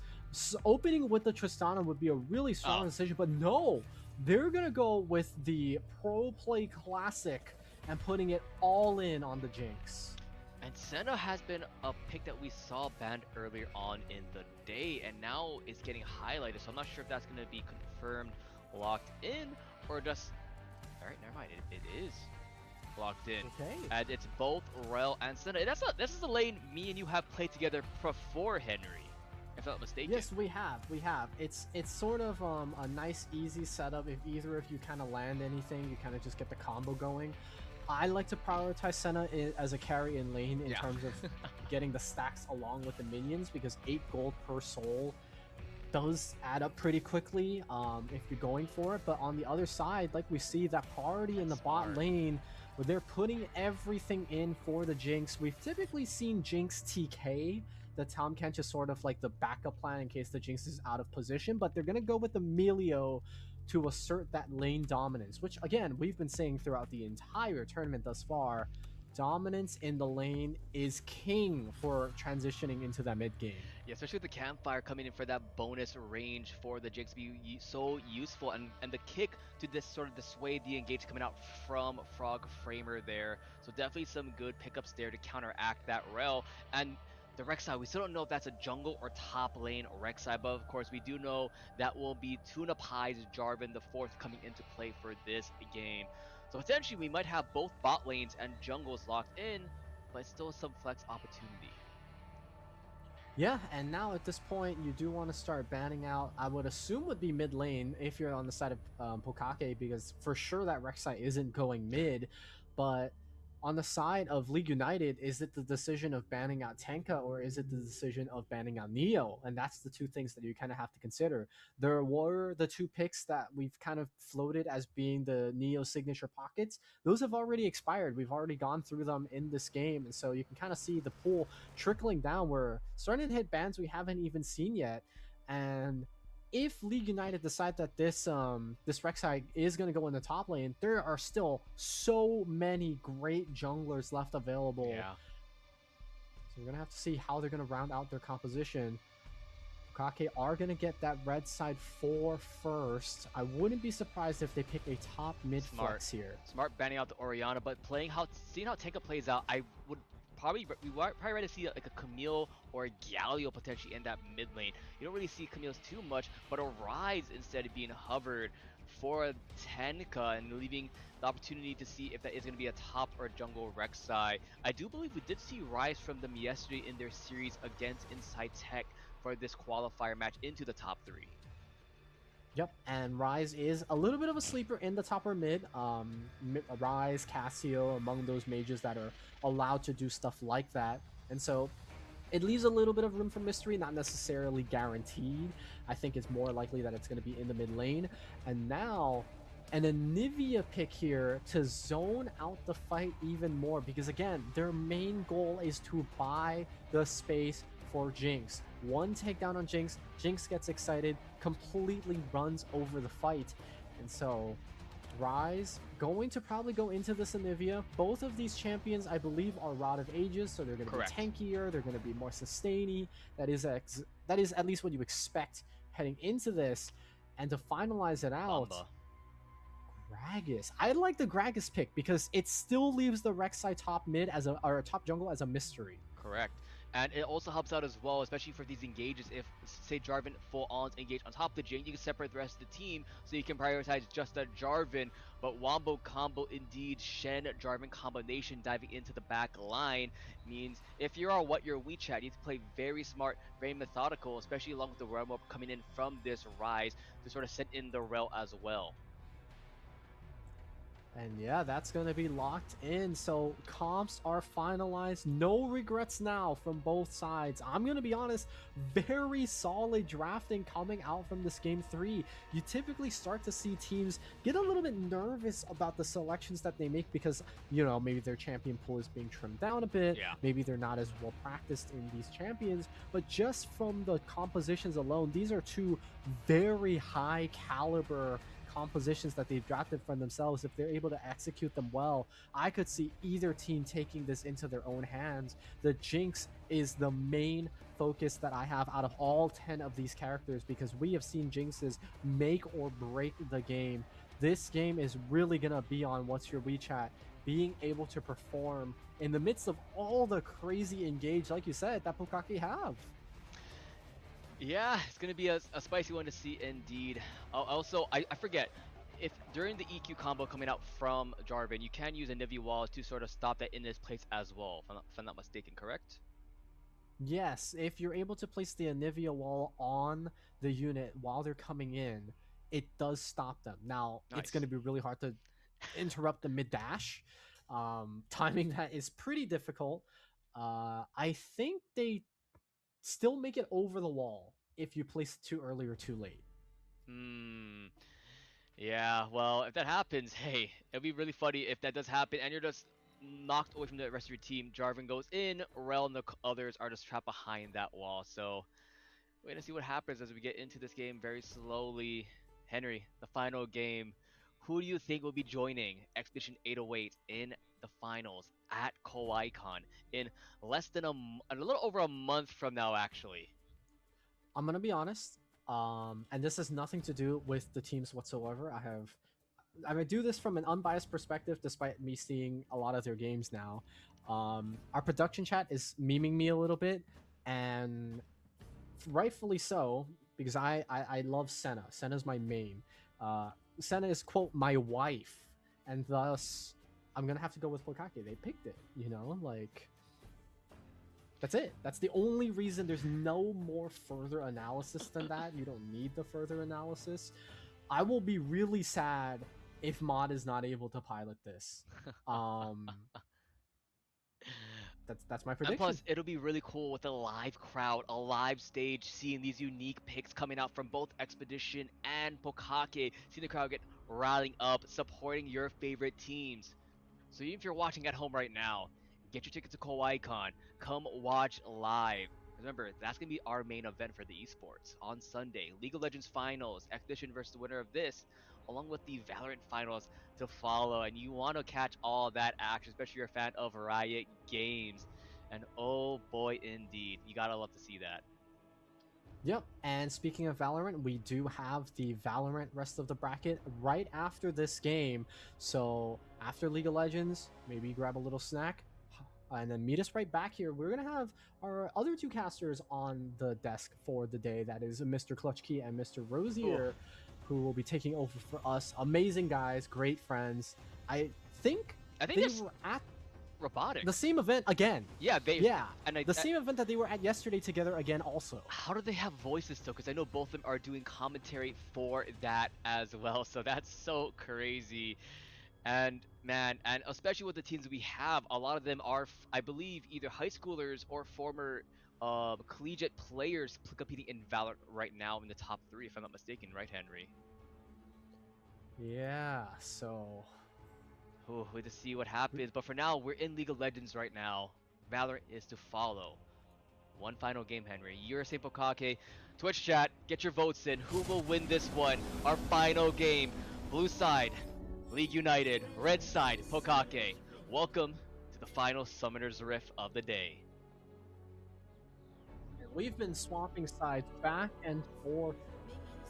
Some teams were like, we like the blue side first pick, it gives us that priority. Some teams were like, we like the red side counter pick, it gives us a good matchup. The strategies have been utilized by both teams thus far, and so now we're gonna see which side comes out victorious here. Senna with the infinite stacking. I would say, from my experience just playing the champion, 3 souls per minute is a pretty okay number to be at. You should feel pretty happy to be at that. You will not hit that just from farming though. Okay. So you're either gonna have to roam and maybe like drive by help your jungler with a camp or scuttle crab, maybe engage in some quick 2v2s.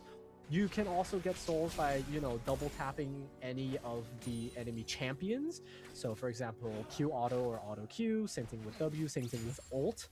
Any combination of abilities and attacks does give you a soul. It's like a 4-second cooldown, so you can keep farming them. But it's going to be a little bit harder because Jinx Melio, pretty long-range champion. Yeah, definitely a lane I played before, especially with the Melio. A lot of times you want to start either level 2, you do want to get the Cozy Campfire to boost the range of the Jinx, so enable them to try and get on top of that Senna, poke them out a little bit more, and saving your kick to when Rel's in that bush to see if you can catch him off guard. And chat, if you want to know how to play Senna, take notes right now. Henry will be saying all these things throughout the entire game, or what little things he can do to make your Senna game even the more better. But why would I do that? I want Senna's win rate lower so they buff her. Like, I don't think you understand. We have it rough out here. Oh, okay. Never mind. Do not take notes. Do not learn Senna. Run into the enemy team. There you go. Oh boy. Ooh, a little bit of a miss there. Forced to crash down on the side of Frog Framer. Yeah, definitely have Both to do that. lanes. Yeah. Both bot lanes really healthy. Senna's actually kind of low on mana. I'm a little bit curious what the secondary is going to be here. Some people have started opting in for a sorcery secondary. You get the mana flow ban going in, so it helps you when you get to your Dusk and Dawn. But yeah, there it is, mana flow ban, and then the move speed to pair with it. So looking to be this uber safe fleet footwork also for Senna, so staying sustained up. That does mean that Tunapie is going to get collapsed on first. Has to flag and drag out of there. And I believe Rek'Sai is the one that secured that Scuttle Crab. So very good, well played by the Rek'Sai, towing their way to victory here. I just love Rek'Sai just like waddling through like the mid lane right there. Pings coming out from both junglers to get that Scuttle. Looks like both of them will have smites. Something to note. There is Ignite for that Bob. Shen, as you see Bob forced to just go away and try to stabilize. Yeah, but the damage is done. That's a double Scuttle start for the side of League United. It makes it that much harder for them to capitalize on anything. Just a little bit of poke damage coming out here from the Rek'Sai. Nothing too crazy. I mean, it's really hard to do anything. You can close a lot of distance and then unburrow for the knockup, but if that's not enough, it's actually really hard to do anything further than that. Okay, like you mentioned, to see how this bot lane plays out. Even in the lane so far, the big thing is this top side. They're just duking it out at every opportunity. Dash, and not for the stun, just auto him once. He's some bloodthirsty, but look at the jungler. Looks like Tunapie is here. Phase Rush available for Bob. I was Nice actually able to run pretty far away. Still had to flash. And already TP'd back to lane. So this is kind of a little bit of a disaster. Bob's going to have to stay here. And the regank is available if they want to do it. What's your Cacao coming in? Does Neo have the taunt? Oh, actually perfect. interrupts it with the Umburrow. Forces the flash out from the Shen himself. And now Tunapie has to use the Debasian Standard to leave the fight. Oh, that is not the best situation there. Oh boy, but they've looked at the itemization coming out from this Rek'Sai. Definitely going more for that more damage threat here. The burrow is there though if they do want to do something. Get a sneaky play on top of Tenka. Flash is available of course, but not a lot of mana in pocket for them. There it is. Yeah, and I'm curious to see. Oh, okay, here's the engage coming out onto the rise. The Q actually lands, but the CC interrupt coming in from Tunapie. They're just gonna walk down this Rek'Sai. One more auto is necessary. The Shen dash, is it gonna be enough? No! Okay. And the Q secures first blood for Pokkake. All right, first blood for Pokkake, but definitely one of the longer first bloods we've seen throughout this tournament, Henry, at nearly 6 minutes. Yeah, it's typically been a bit more bloodbathy. Yeah, no, it definitely has. The game of the pace, I'm sorry, the pace of the game has slowed down quite a bit throughout the series. This is something that you typically do see. Game 1, you want to get the feel of everything, so everybody's just going balls to the wall, throw everything everywhere. As you start to figure out your opponent more and more, which is what happens throughout the series, the state of the game slows down so much. And you kind of, like here, you freeze the wave. Okay, now, you know, Shen is going to need the jungler to kind of answer here. But you can also bring your jungler up and capitalize on this if possible. You already have all of those, look, all those Rek'Sai tunnels. He's waiting for the preemptively ready. Okay, there it is. And that's the cast. Not too bad. Interrupted by the body slam. And that's going to be it. Neo can't do anything. No abilities left. And not only that, the cooldown on the Stand United. That's gotta be like 3 minutes. I don't think you try to Stand United there, especially with the abilities of both Rek'Sai and the Gragas being able to just negate that, CC you, knock you up, so you're unable to actually use that. Vision game coming out from Tenka though, making sure to help out his jungler to see where the opposition is. Of course, Dragon is alive. It is a Chem Tech. So now, let's see what happens as we enter the 7.5 minute mark here. And it looks like this Anivia is not going to be opting in for that Rod of Ages. It's probably going to be going either a Leandries or a Blackfire, one of those burn items. Makes sense if you pair that with the passive effect of your Snowstorm kind of slowing people down. It does provide a lot of damage over time. The zoning field is, again, very prevalent when it comes to buying space for your Jinx. Speaking of supports and 80 carries now with their level 6s available. And both globals available, like you mentioned, level 6. The Senna and the Jinx able to use their ultimates there. But we're hitting for a skirmish, Henry.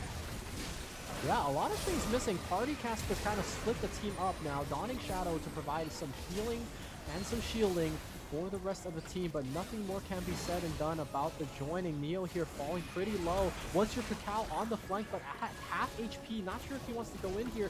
Tenka left alone to dry, and now once your Kakao taking entry in, might just solo Neo out, taunted by the Shen. Ignite ticking, is it going to be enough? The answer is going to be yes. It's a full-on collapse. 4 for nothing in favor of League United. My, oh my, doesn't matter what happens, they're winning out that fight, Henry. Really well played by this team. The flash heal to make sure that Warrior Cal doesn't die, along with to get the little speed boost to claim that final kill. And they'll also be getting, I believe, 2 of the 3 grubs. One of them did go over to Pokkake, but already after that skirmish, a 2k gold lead in their pocket. Yeah, I mean, 4 kills, 300 gold apiece. That's already got to add up to 1,200. Pair that with the CS leads that has been happening everywhere except the Rise. And that's pretty much what you get. But on the other side of things, Pokkake, they are going to say, okay, you get the grubs, that's fine. We are going to give ourselves a little bit of Chemtech Dragon action here so that we can at least save face. Even the mid laner roaming down to make sure that this happens. And this gives Senna 2 souls. I don't know why dragons have 2 souls, but they do. Huh. Yeah, actually, that is as... Oh, Malignance for Anivia, actually. Oh. That's kind of interesting. Most people would build Malignance for the ability haste on the ultimate, but kind of don't really need that if you're Anivia. So kind of just doing it for the extra damage of the field. For the love of the game at that point. Okay, yeah. Oh, nice casket. The bop back forces the Shen to need to dash through this wall if possible. Oh, it's going to have to be a flash. The flash response, the taunt! The casket? Q predicts where it goes, and the bop on top from Bob. It's bobbing time, baby. Oh man, what a guy Bob is. Playing this champion really well. Has been having a really good tournament so far in this top side. Has been doing pretty well for the time being. And it's probably where most of the gold on the side of League United is concentrated. You can see boots completed, just a couple of items for the Shen, but the full proto belt on the Gragas. As here we have an engage, jumping in, 3-man Dawning Shadow, but what's your Cacao just jumping onto the Senna, making sure that they can do anything. Void Rush to close it out. One more auto will do it. Finally traded out. Shen avenging his fallen brethren, but now did Fog Framer extend too far? The Q going in the wrong direction. Cataclysm flashed away from what's your WeChat? And now Jinx excited, looking to finalize the kill here. It's going to be a triple traded for the Gragas' life. Shen getting all of these shutdowns, but look at the kills in the Jinx basket. 3-0-1 for your hyper carry. Role quest just getting complete now, and look at that, a little over 1.5 in the favor of this Jinx now. And oh my god, what it is. And especially like you mentioned, that Shattering Strike coming out from that rail, if that did land on top of Bob early on, that could have been an earlier kill, and it sort of let them stabilize a little bit more, potentially save some lives there, but quite unfortunate. As not the biggest of CS games happening throughout the game, except for Tenka and what your WeChat.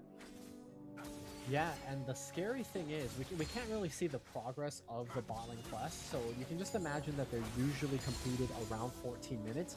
The fact that the Jinx is 2 minutes ahead of schedule, you would probably think, oh, it's not going to mean that much by the time the Senna also completes the bot lane quest. But the bot lane quest advantage now means that the Jinx is getting extra gold for every single minion that she clears between now and when the Senna gets it, because that's gold that the Senna isn't getting as the quest isn't completed, on top of the fact that you get that lump sum of gold when you complete the quest initially, which is why you see the Yuntals already completed for Jinx, so she can start stacking that early.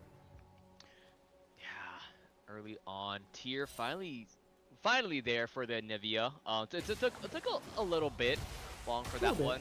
24 stacks so far for that tier, but right now a lot of tiers in the pocket of both Tenka and their team currently sitting down 10-3 in those kills. Oh god, Bob just playing his food right now. Yeah, he's living like Larry, man. 80% KP, 13 minutes into the game is not easy to do. It definitely, you can say that again, Henry. Not the easiest thing to do indeed. Look at the bot lane. Pings coming out from both junglers. Jarvan and Rek'Sai should be here. Keep an eye out, watch Cacao. The ultimate is available, but so is Tuna Pod along with Flash. Yeah, it's going to be a 3v3. What's your WeChat isolated? Is he going to flash the wall? The answer is no, because he doesn't even have it. Completely isolated. Finally, Breath of Life unCCs the Jinx, but the Cataclysm keeps her caged. And now, the onslaught of damage. Tenka killing the Rek'Sai as soon as she leaves the Void Rush. That is the silver lining. Been crazy if the ultimate from Rek'Sai did go through, goes up a rise and escapes.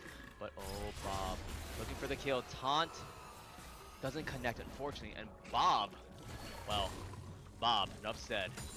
Bob, my favorite minion from this despicable movie.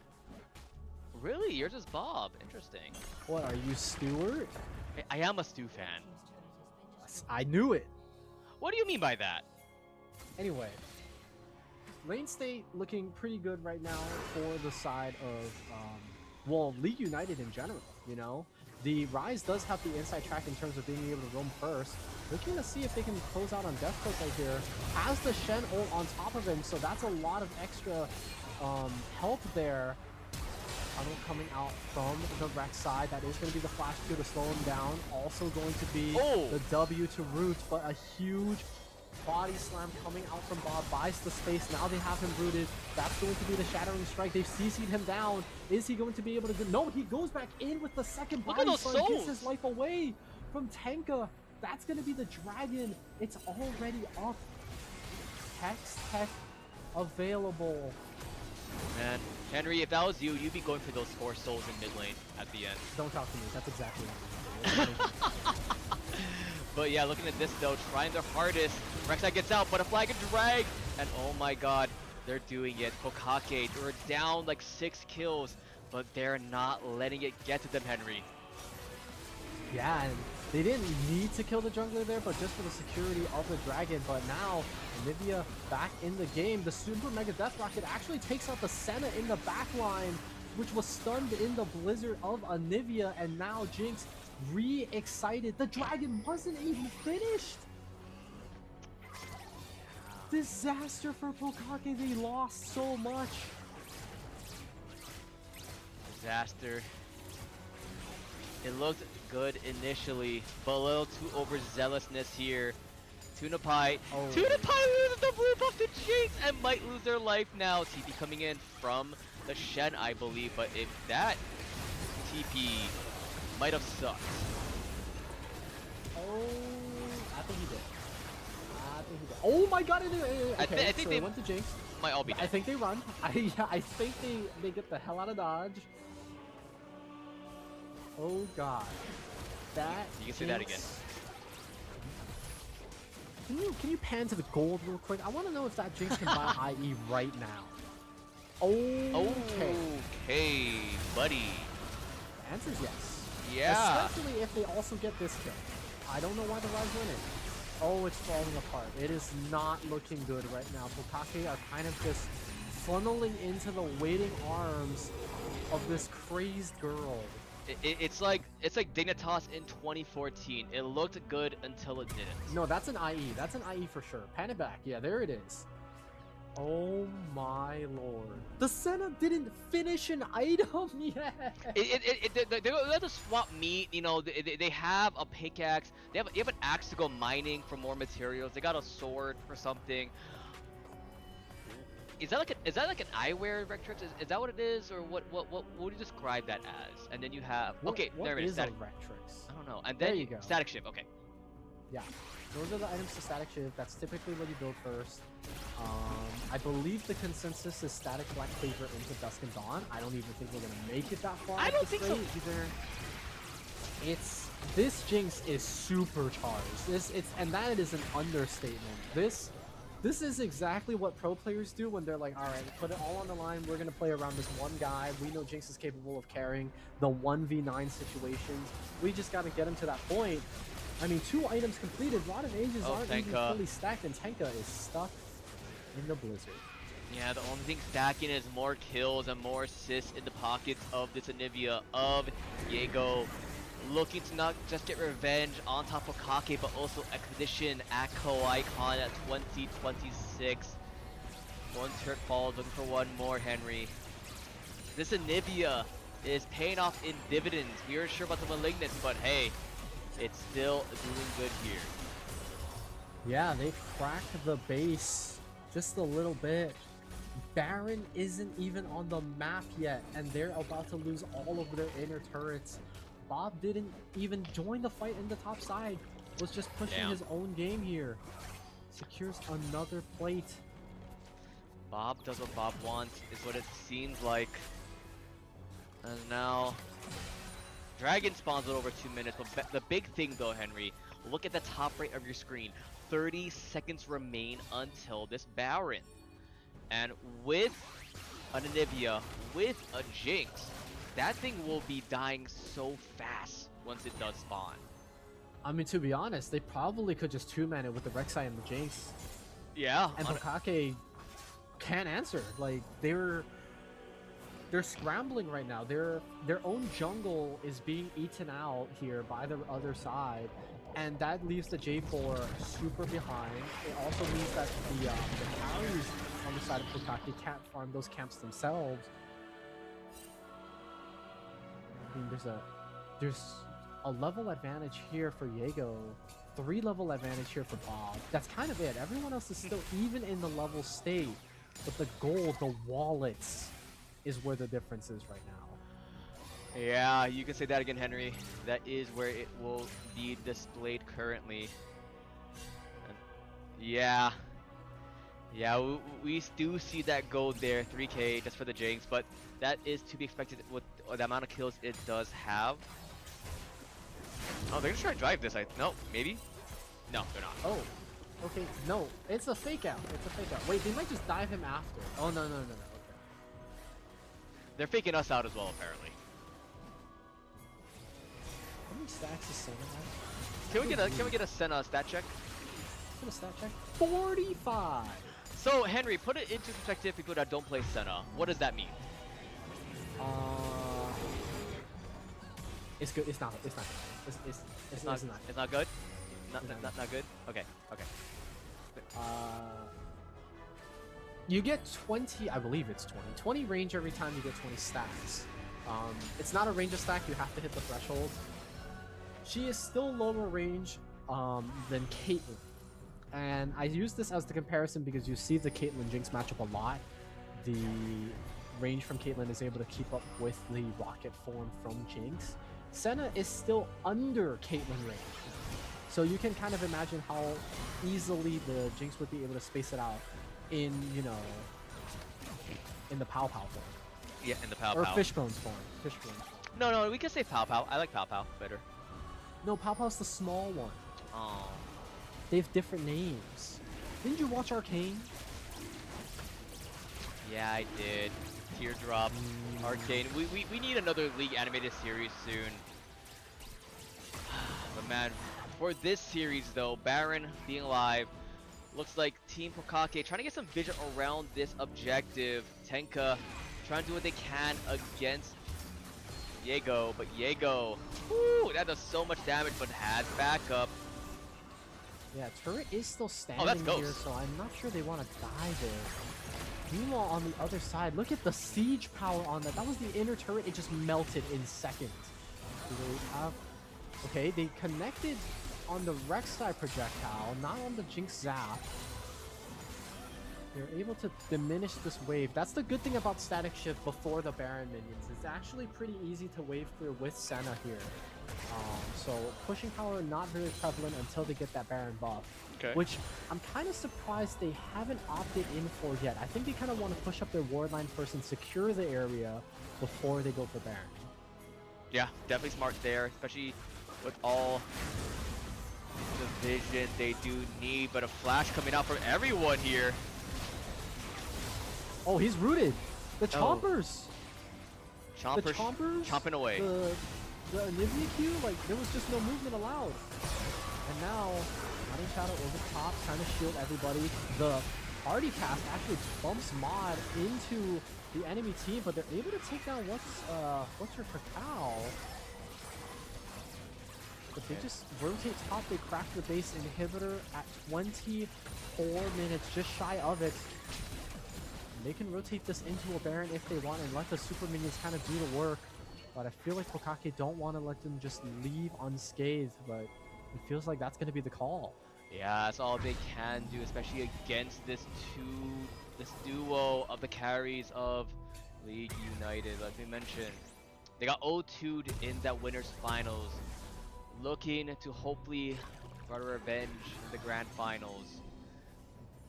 Coming up in a month from now. 3 items strong for this hyper carry. What your WeChat showing why they are trusting him to be that person. Yeah, 3rd item now completed. It's going to be the Runon's Hurricane, another Noon Quiver. I have to imagine that's probably going to be the item that gives you the shield when you get low. I don't remember what it's called right now. There's too many items in this game now, Henry. Let's be real. Very defensive marksman item. You just have to consider it that way. Pretty defensive marksman item. Also provides crit chance. So good on that state of that. And now with that little bit of extra gold, Shield 300 bow. per person. Yeah, shield bow. Now Immortal shield bow. what a supporter brother helping you out there. But now, right now, the supportive ones is definitely going to be Deathcoat this game. 0, 1, and 15. Doing a good job making sure that their carry, what your WeChat, is alive. So, an unsung hero this game. Yeah, I kind of like this identity for Death Coach, you know, taking off the Rakan, taking off, you know, the Hook champions.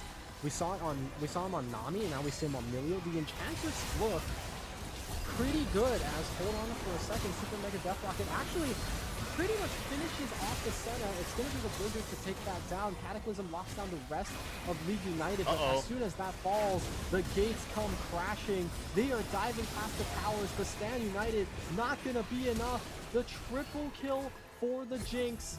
The Shen, the last one standing, but no longer.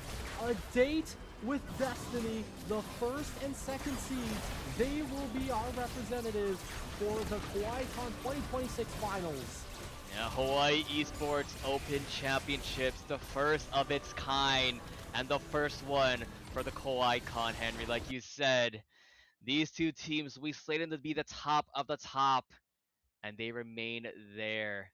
And oh boy, what a tournament this has been for League of Legends, Henry. Absolutely so, and the chips fall where they may. Pokkake with the most valiant effort, just one game away from being telling the haters, you know, the doubters, fourth seed is only a label, but unfortunately for them, their journey ends here. I mean, we hope to see them on, you know, at KCON to experience the events that we have on Saturday and such also, and maybe just to view the finals match live. But you know, they put on such a showing for us. We saw so many of their games on stream. It was a pleasure from start to finish. Yeah, pleasure seeing these 10 or all of these players actually, all 8 teams throughout this Oh weekend yeah. performing in and out. A lot of them being their first time in a competitive format. So we thank you for being a part of this. And of course, a lot of this as well, this broadcast along with the tournament, part of it is brought to you by Workin Gamers. You know that feeling when you finally get on after a long day, queue up, and immediately regret it? Well, you know, they fixed that. Working Gamers is an adult esports league built for people with jobs, responsibilities, and just enough time to still want to compete. Because, you know, we all want to compete in something. So there's no randoms, no guessworks, just real teams, set schedules, and organized sessions so you can actually enjoy the games you're playing again. It's competition without the chaos, and a community that gets what your schedule looks like. So if you still got it, you just don't got that time like you used to, well, Working Gamers has you covered. Check the link tree in chat, or you know, you can also just check out the Discord and socials with the QR code right there, or just get in contact with the Gouda/Working Gamers and they can help you out. But whew, I really hope that we can get an interview with one of these players from this squad from League United because we've spoken to I think almost everyone except for them so far this tournament, Henry. Yeah, we have not been able to watch a winning game or series of them up until now. So this is our opportunity. Not sure who they want to send, but I feel like we have some general questions for the lot of them Oh. about their experiences thus far and how they're going to prep with a month's time between now and that finals tournament. So don't go anywhere. We will be right back with that interview for you. See you soon.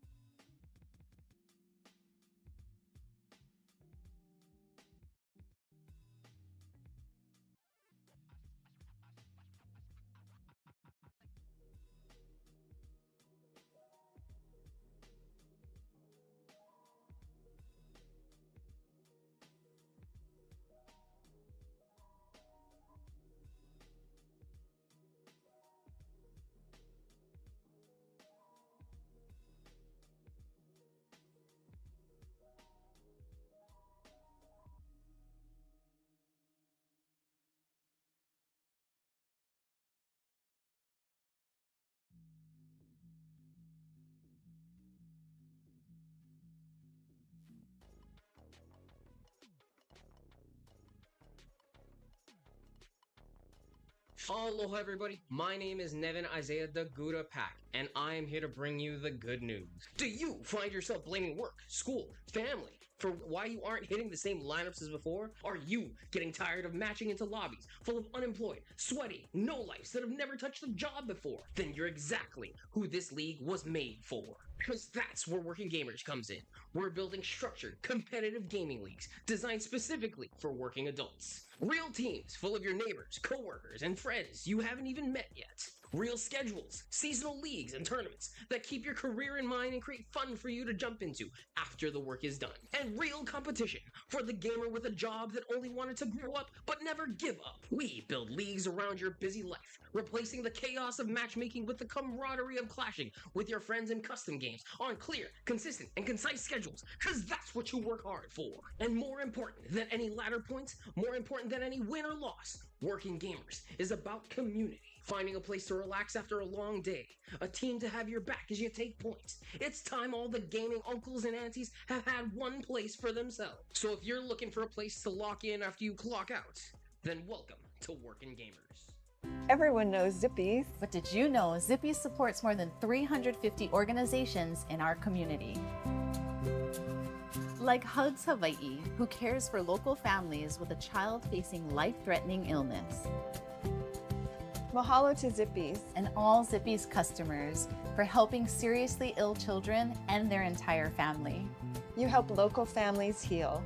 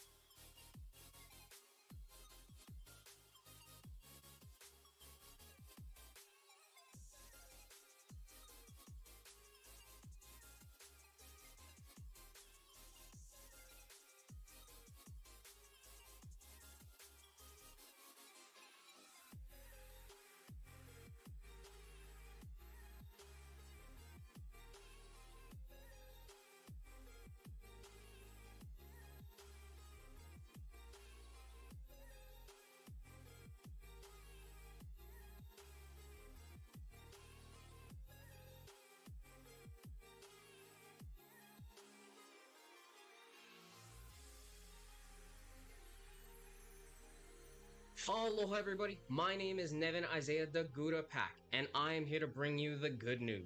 Do you find yourself blaming work, school, family for why you aren't hitting the same lineups as before? Are you getting tired of matching into lobbies full of unemployed, sweaty, no-lifes that have never touched a job before? Then you're exactly who this league was made for. Because that's where Working Gamers comes in. We're building structured, competitive gaming leagues designed specifically for working adults. Hello everybody, welcome back to the Hawaii Esports Open Championship. We have the winning AD carry from Team League United. It is Kelvin, aka What Your WeChat. How are you doing today? Yeah, I'm doing great. Thank you for asking. Nice. So we do want to, this is one of our first times today actually seeing you. Last series on with this series. How'd you guys adapt after that 2-0 loss against, of course, Expedition 808, who you guys will be facing again later on in a month? Yeah, I mean, they were a really difficult opponent. I think we made a few mistakes early game, and they kind of capitalized off of that, and we had a kind of a hard time getting back in after that.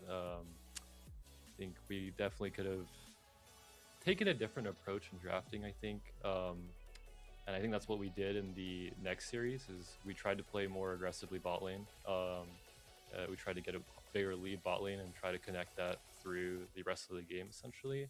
We were kind of playing a little passively in the first series, and I think we kind of learned from that and decided to just be more aggressive in the bot lane.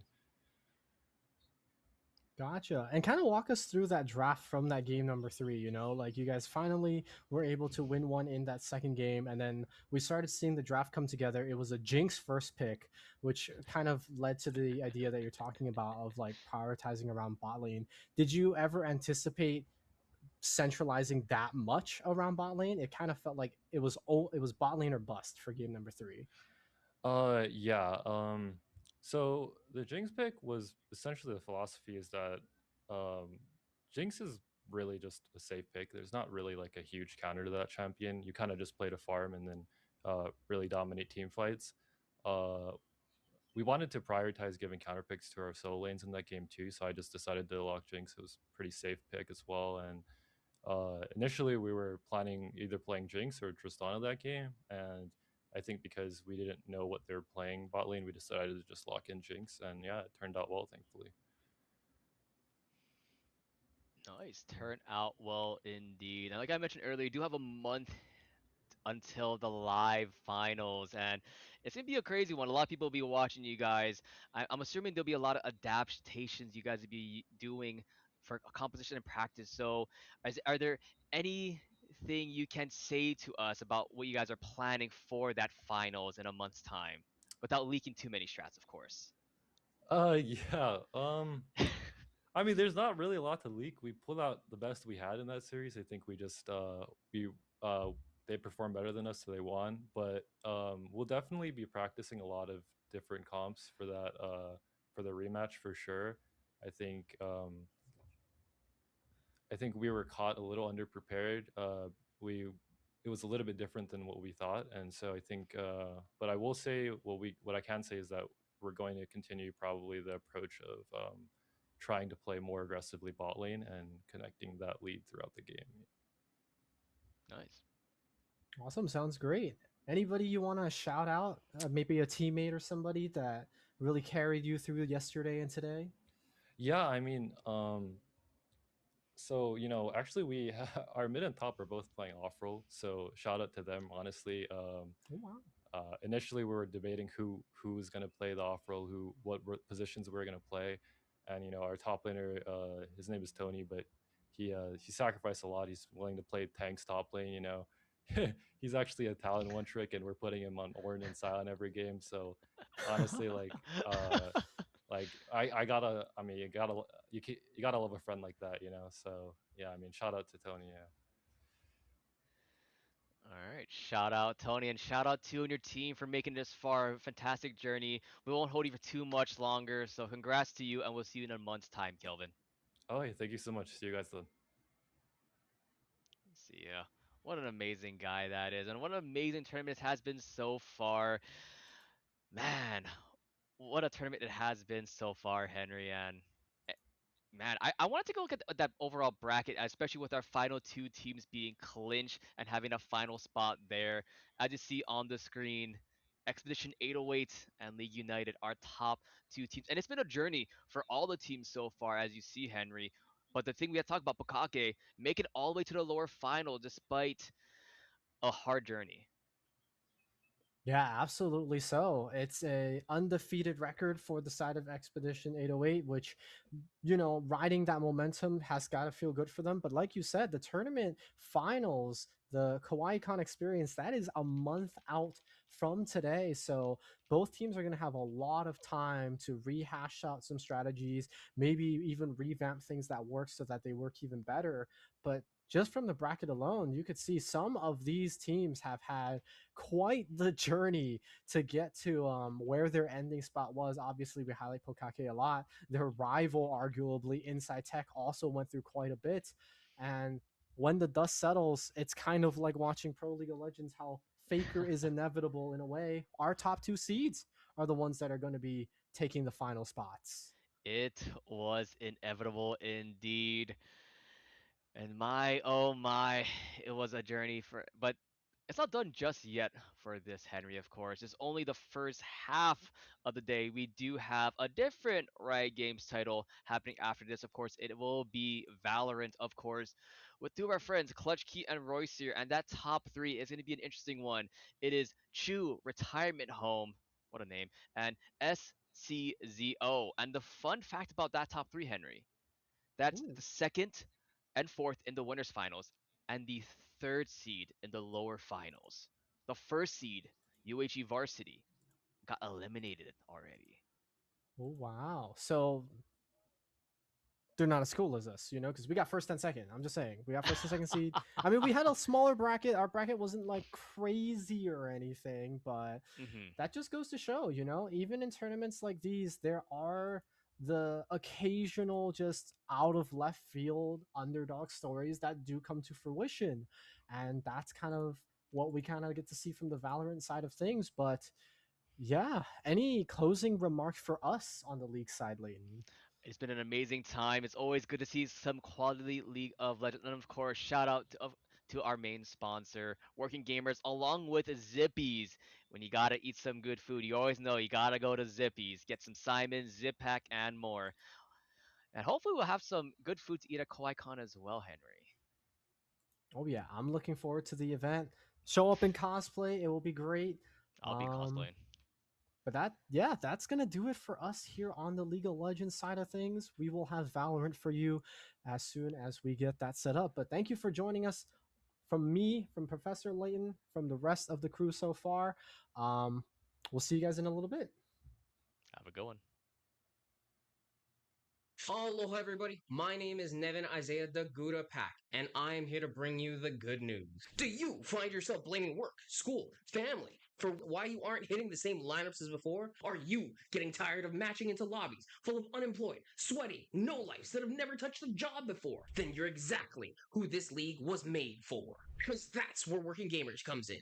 We're building structured, competitive gaming leagues designed specifically for working adults. Real teams full of your neighbors, coworkers, and friends you haven't even met yet.